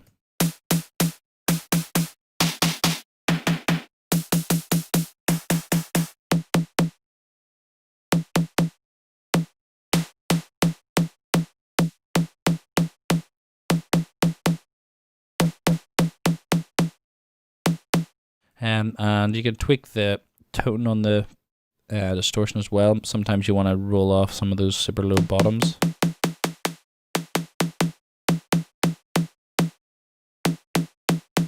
I mean, you can even try some of our other skin tones.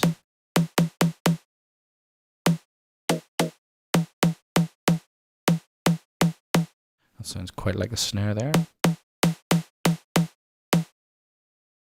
And that's pretty much it. What other tweaks can we do? We can add in, we have some sort of snare hits.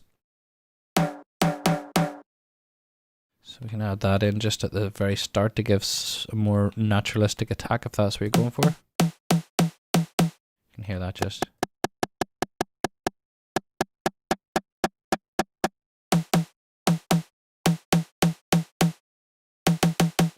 And then you can play with the length, and that'll give you either shorter snares or you can go for bigger ones.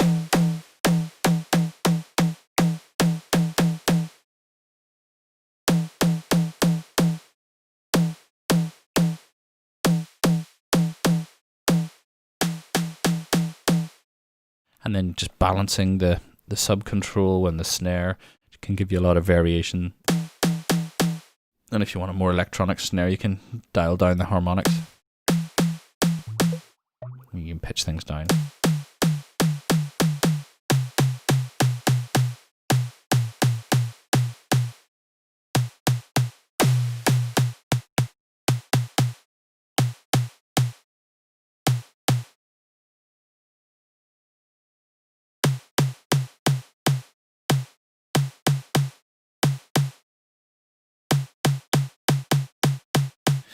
One other thing you can add in is some reverb. So we have some snare verbs here.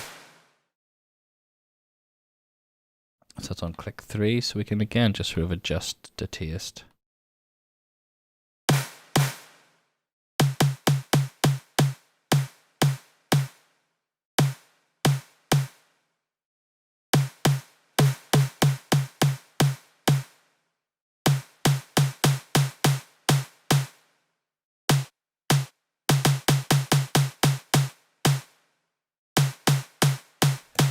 And there we go, there's a pretty decent snare sound just using kick and the original factory samples. So thank you for watching, and I'll catch you next time.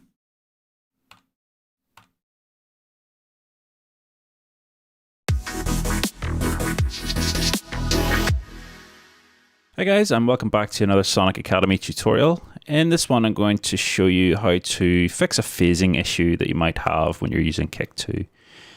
So I'm just going to get a preset here. I'll go for fresh one, and I'm going to load in a click here and find one that has a sort of problem with it. So when you get a phasing issue, it's usually between the sine. Well, it is between the sine and your click sound. You'll see I've got zoomed in here. Just in the bottom left, you can zoom in and out, and you can also enable and disable your clicks at the top. So I'm just going to highlight the second click here and find one that goes out of phase with our sine wave. So there's a good example there. So this one, as you can see, our sine wave is it's in phase kind of at the start, and then it goes right out of phase here and here and here. So it starts to sort of match up at the end. I'll mute the first click. Our first click, I don't think, is phasing. So the first one is actually, it's a bit of a strange one all around. It's not going to cause any phasing issues. So I'm going to mute that one. On our second one, you can hear there's a bit of a phasing problem. Now we do have this invert phase button, which will flip it round, and you can see there it's brought it back in here and here. That starts to creep out again, but that probably, yeah, it sounds a wee bit odd. Both sound a wee bit strange. And to get around this problem, you can pitch your click around as well. So if we just put it back to where it was, we can try and squeeze it in to make it more in line. So there it's brought back in. At the start, it's maybe slightly out. Then it comes back in, and it starts to creep out, but it's not, the peaks aren't as high here, so it might not have as big of an effect. So you can play around until you get them in the phase. So you can hear as you sort of move them around, it changes the sound of the kick.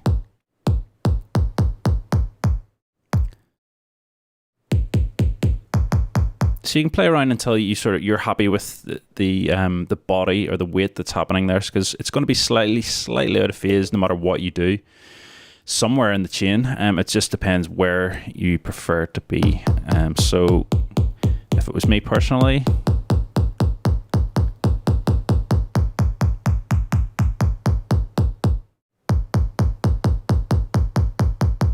anywhere around there sounds fine. You can also fine tune this if you hold down your command key or your, what is it on a PC? I think it is the control key, and click on the pitch. You can go into fine adjustments here. Oops, don't click on S when you do that. So you can do a fine adjustments.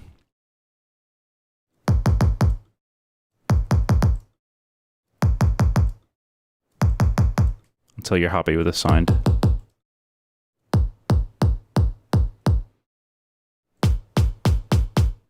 So there we go. That's how to fix a phasing issue in Kick 2.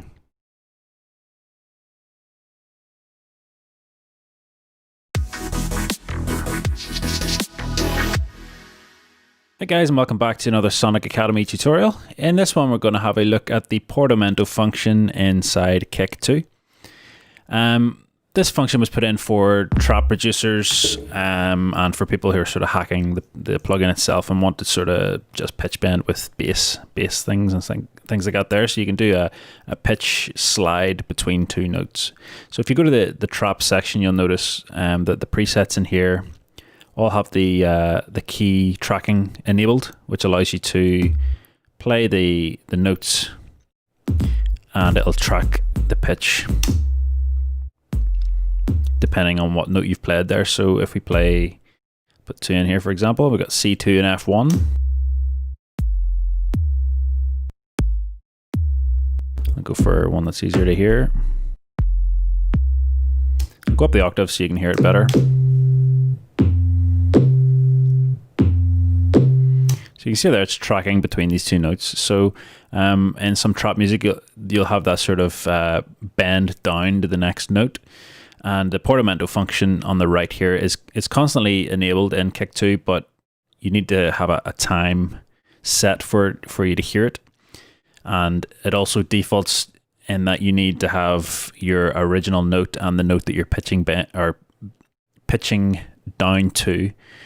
So even if I turn this time up, you're not going to hear anything unless we have an overlapping note. So if I play that round even with the time up,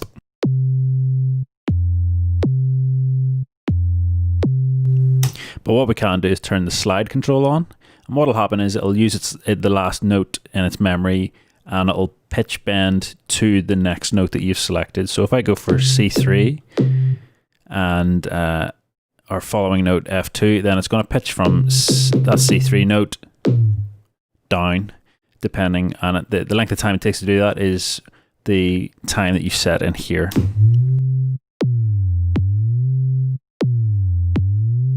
And I'll just bring that down a couple octaves.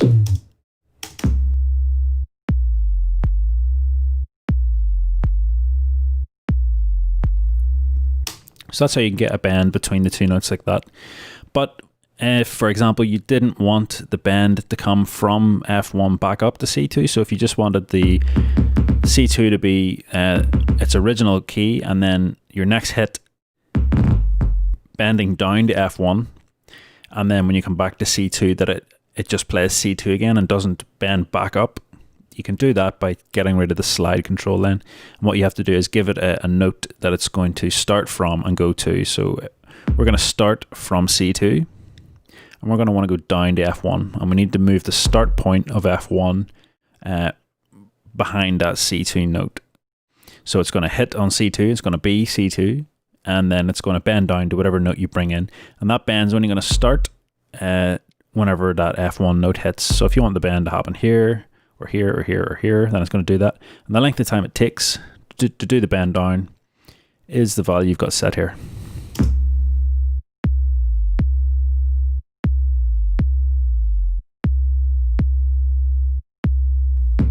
So you can hear there, we can delay the pitch bend, or we can have it right at the start as long as it's just after C2.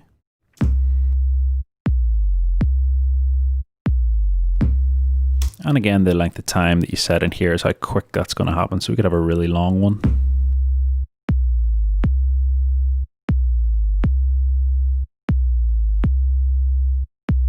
Or we could have a really short one.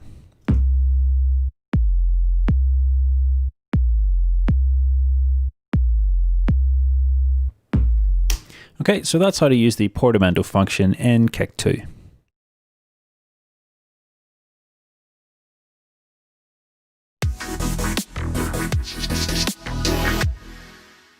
Hi everyone and welcome along to Sonic Academy's Tech Tips. This is a Kick 2 special Tech Tips on features that you may have missed, under the hood things that you may not realise are there, or ways to speed up your workflow and create better kicks.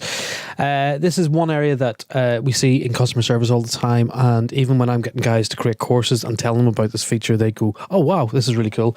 And it's the render area. So I'm just going to go to just load up the default. So there we go. We have a default kick.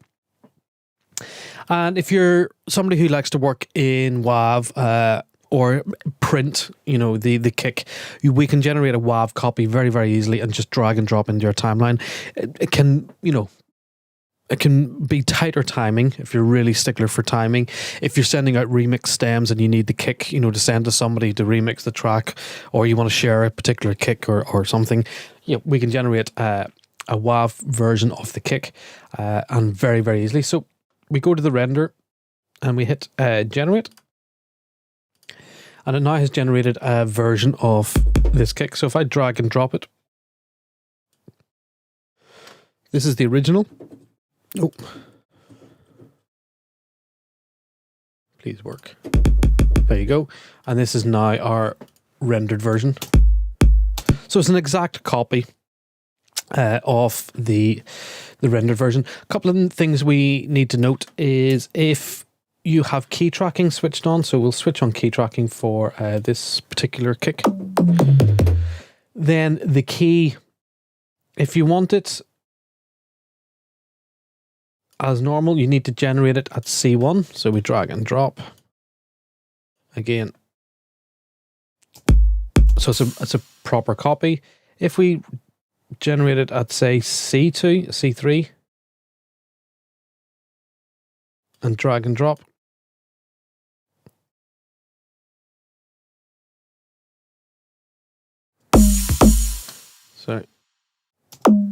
so you see we have a pitched version, and that's because we have key tracking, this little keyboard icon switched on for the sub and the click.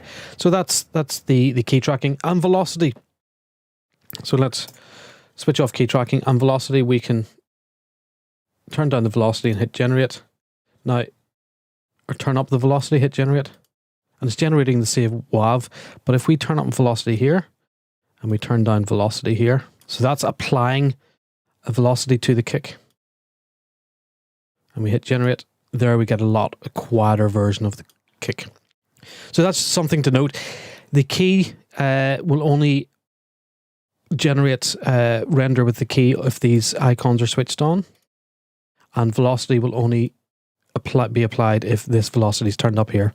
The other thing to do, we can export it to whatever folder we want. And previously, if I've just rendered this, if I've changed a few things, right, and done all this and hit generate, and then went, oh no, let's turn up velocity and go like this and change the pitch and then change the amp, do this and hit generate and do this and hit generate. And I kind of went, oh no, I really love that previous kick. Well, all these, every time we hit generate, we have a temporary folder where the kicks are placed. And if you go to, on a Mac, if you go to library, your user library caches kick 2. Here we have all those kicks that we generated.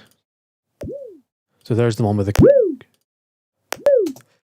So they're all stored there in the temporary cache. Now, again, over the course of using this for various months, this folder can get quite full. Now, the file sizes are very, very small. They're, 127 kilobytes. But if you go into settings, and you can hit this button, clear cache, and this will clear out all these temporary WAV versions of kicks that you've created. So we clear cache, and that's it gone, and it's cleared out. But if you're ever looking for a kick and you want to roll back a few kicks, in that folder in user library caches kick 2, you will find those generated kicks. Again, you can export or just drag and drop into your timeline. If we can just go to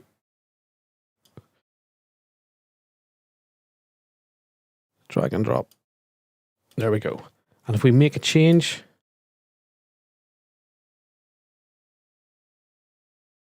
that change won't be updated until we regenerate the WAV. And there you go. There's the updated one there. Okay, guys, I hope that helps looking at the render section in Kick 2. Speak to us all very, very soon.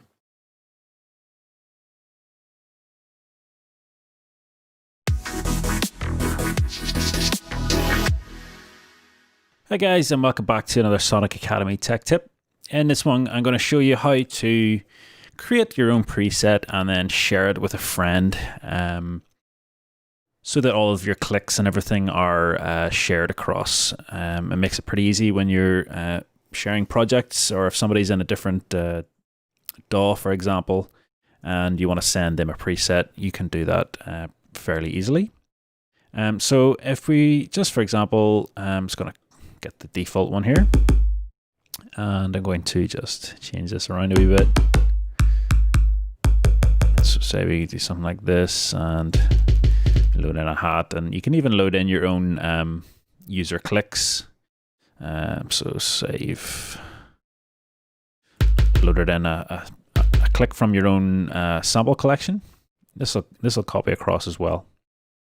So we got our kick finally created, and we want to go to Save As, and we're going to put this into probably just our user presets. It doesn't really matter as long as you remember the name of the folder that it goes into. So I'm going to call this my kick and hit save. And you can obviously access this from your user folder and wherever you put it and in my kick. Now, if you want to give this to somebody else, you need to go to that folder to actually find it. To do that in Mac, you want to go to your Finder and you want to go to your main hard drive. So it'll probably be Macintosh HD, wherever you got your library stored. So in Library, we're going to go to Application Support. We're going to go to Sonic Academy. We're going to go to Kick 2.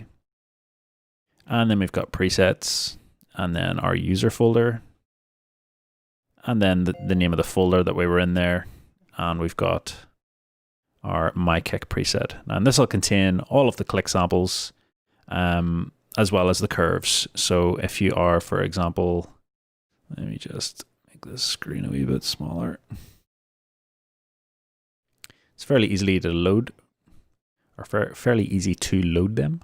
So if you've got your kick preset over here, so I'm just going to change this so you know I'm not doing any trickery. So got a different one loaded. So we've got our kick that you can send across in Skype or email, and all they need to do is click that and drop it in, and there we go. We've got our hats, feature click, and the whole click's loaded in there. And that's it. If you are on a PC, the folder location is slightly different. So let's bring this over. So if we are loading up our C drive, the folder you want to look for is program data. Now this folder is actually hidden, so you can circumvent that by going to your title bar here and just typing in program data. And that'll bring you straight in. And then we're going to go to Sonic Academy, Kick 2, presets, user folder, and then we've got the user presets folder, and if you've got it saved, that's where it'll be. And you can just send that across, same thing, drag and drop, and that'll load. Alternatively, you can just take, if it's a group of presets, you could just copy them all into that user folder, or you can feel free to tamper with the DLC folder, as long as you keep the same structure that's in there already, which is folder name, and then the subcategory, and then the preset. And that's it. I'll see you again in the next tech tip.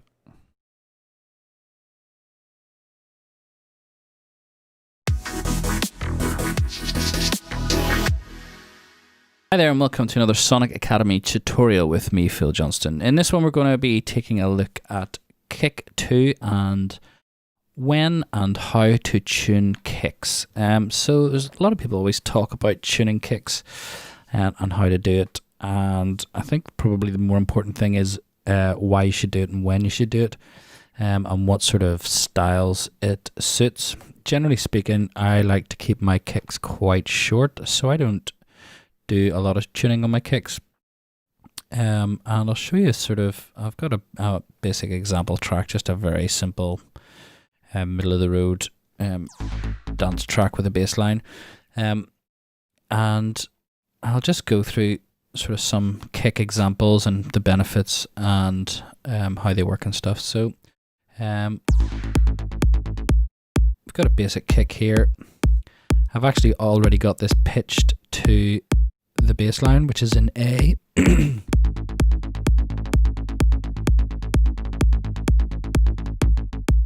So one of the first considerations you have to make is if your bass line is in A, does your kick sound good tuned to A? And you have to outweigh that with the fact of just getting a nice fat kick drum. So for example, I think this tuning to A makes your kick drum a wee bit boingy and it's a bit too high pitched. It doesn't really sound very nice. So if we take it out of the tuning vibe, we can just get a nice heavier sounding kick. If you compare that kick to back being there. And especially as you go up. So say we went to a C, say. We can obviously go up to a C or down to a C. If we go down to a C, your kick is probably going to be too low. Just sounds too flabby. And if we go up to the C,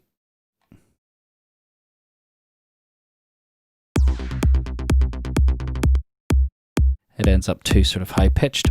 Now you could go for something like a fifth of the C, which would be a G. And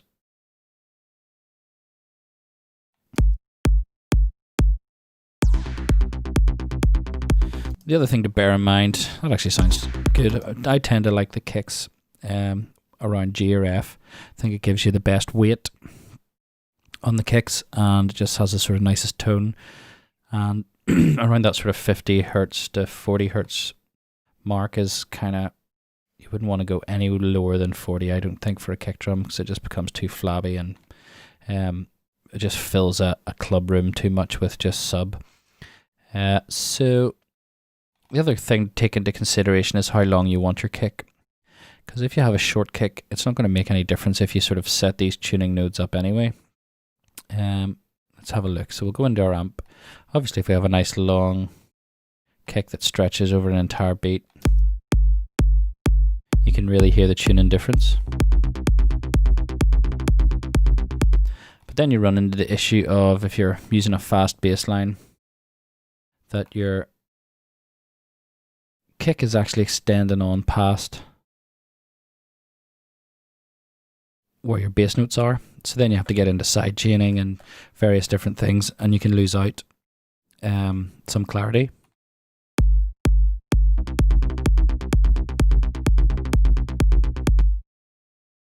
So if we shorten our kick back down, you'll hear it just sort of tightens things up a bit. And believe me, that kick, even though it's quite short in a club environment, it'll still have that sort of thump that you need. Sometimes when you just make your kicks too big, then it just doesn't work. So there's some considerations to take in. So if you do want to tune a kick, really what you're looking at is these last two nodes. And these last two nodes have to settle at the end of your kick on a tone. And again, this all depends very much on how long your kick actually is. If your kick is only short, then it's not actually getting time to reach down and settle on a tone, so you're not actually hearing anything. So you would need to extend your kick.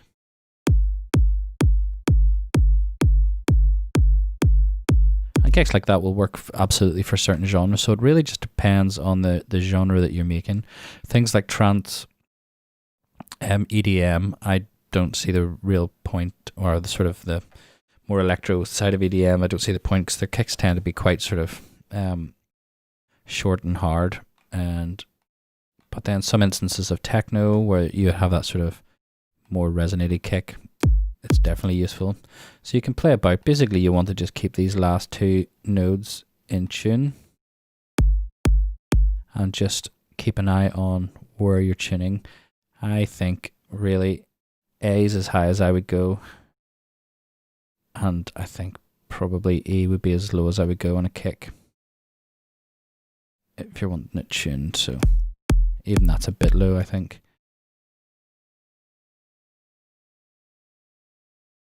Try F.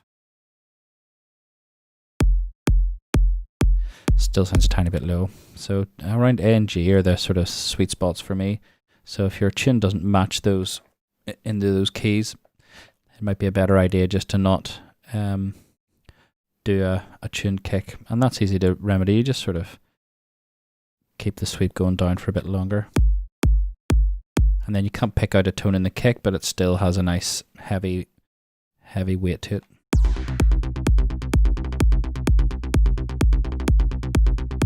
So there you go, there's some tips on tuning kicks, and as I said, it really is just about finding the best kick and the best sound. It's not always important to have it tuned, so just go with your gut instinct and feel it out, as it were. Tuning isn't 100% important, but if you are looking for that particular sound, or you have a really subby bass line that you want to accentuate, then by all means you can do it by just matching these two last notes. So there you go. Thanks for watching, and I'll catch you next time.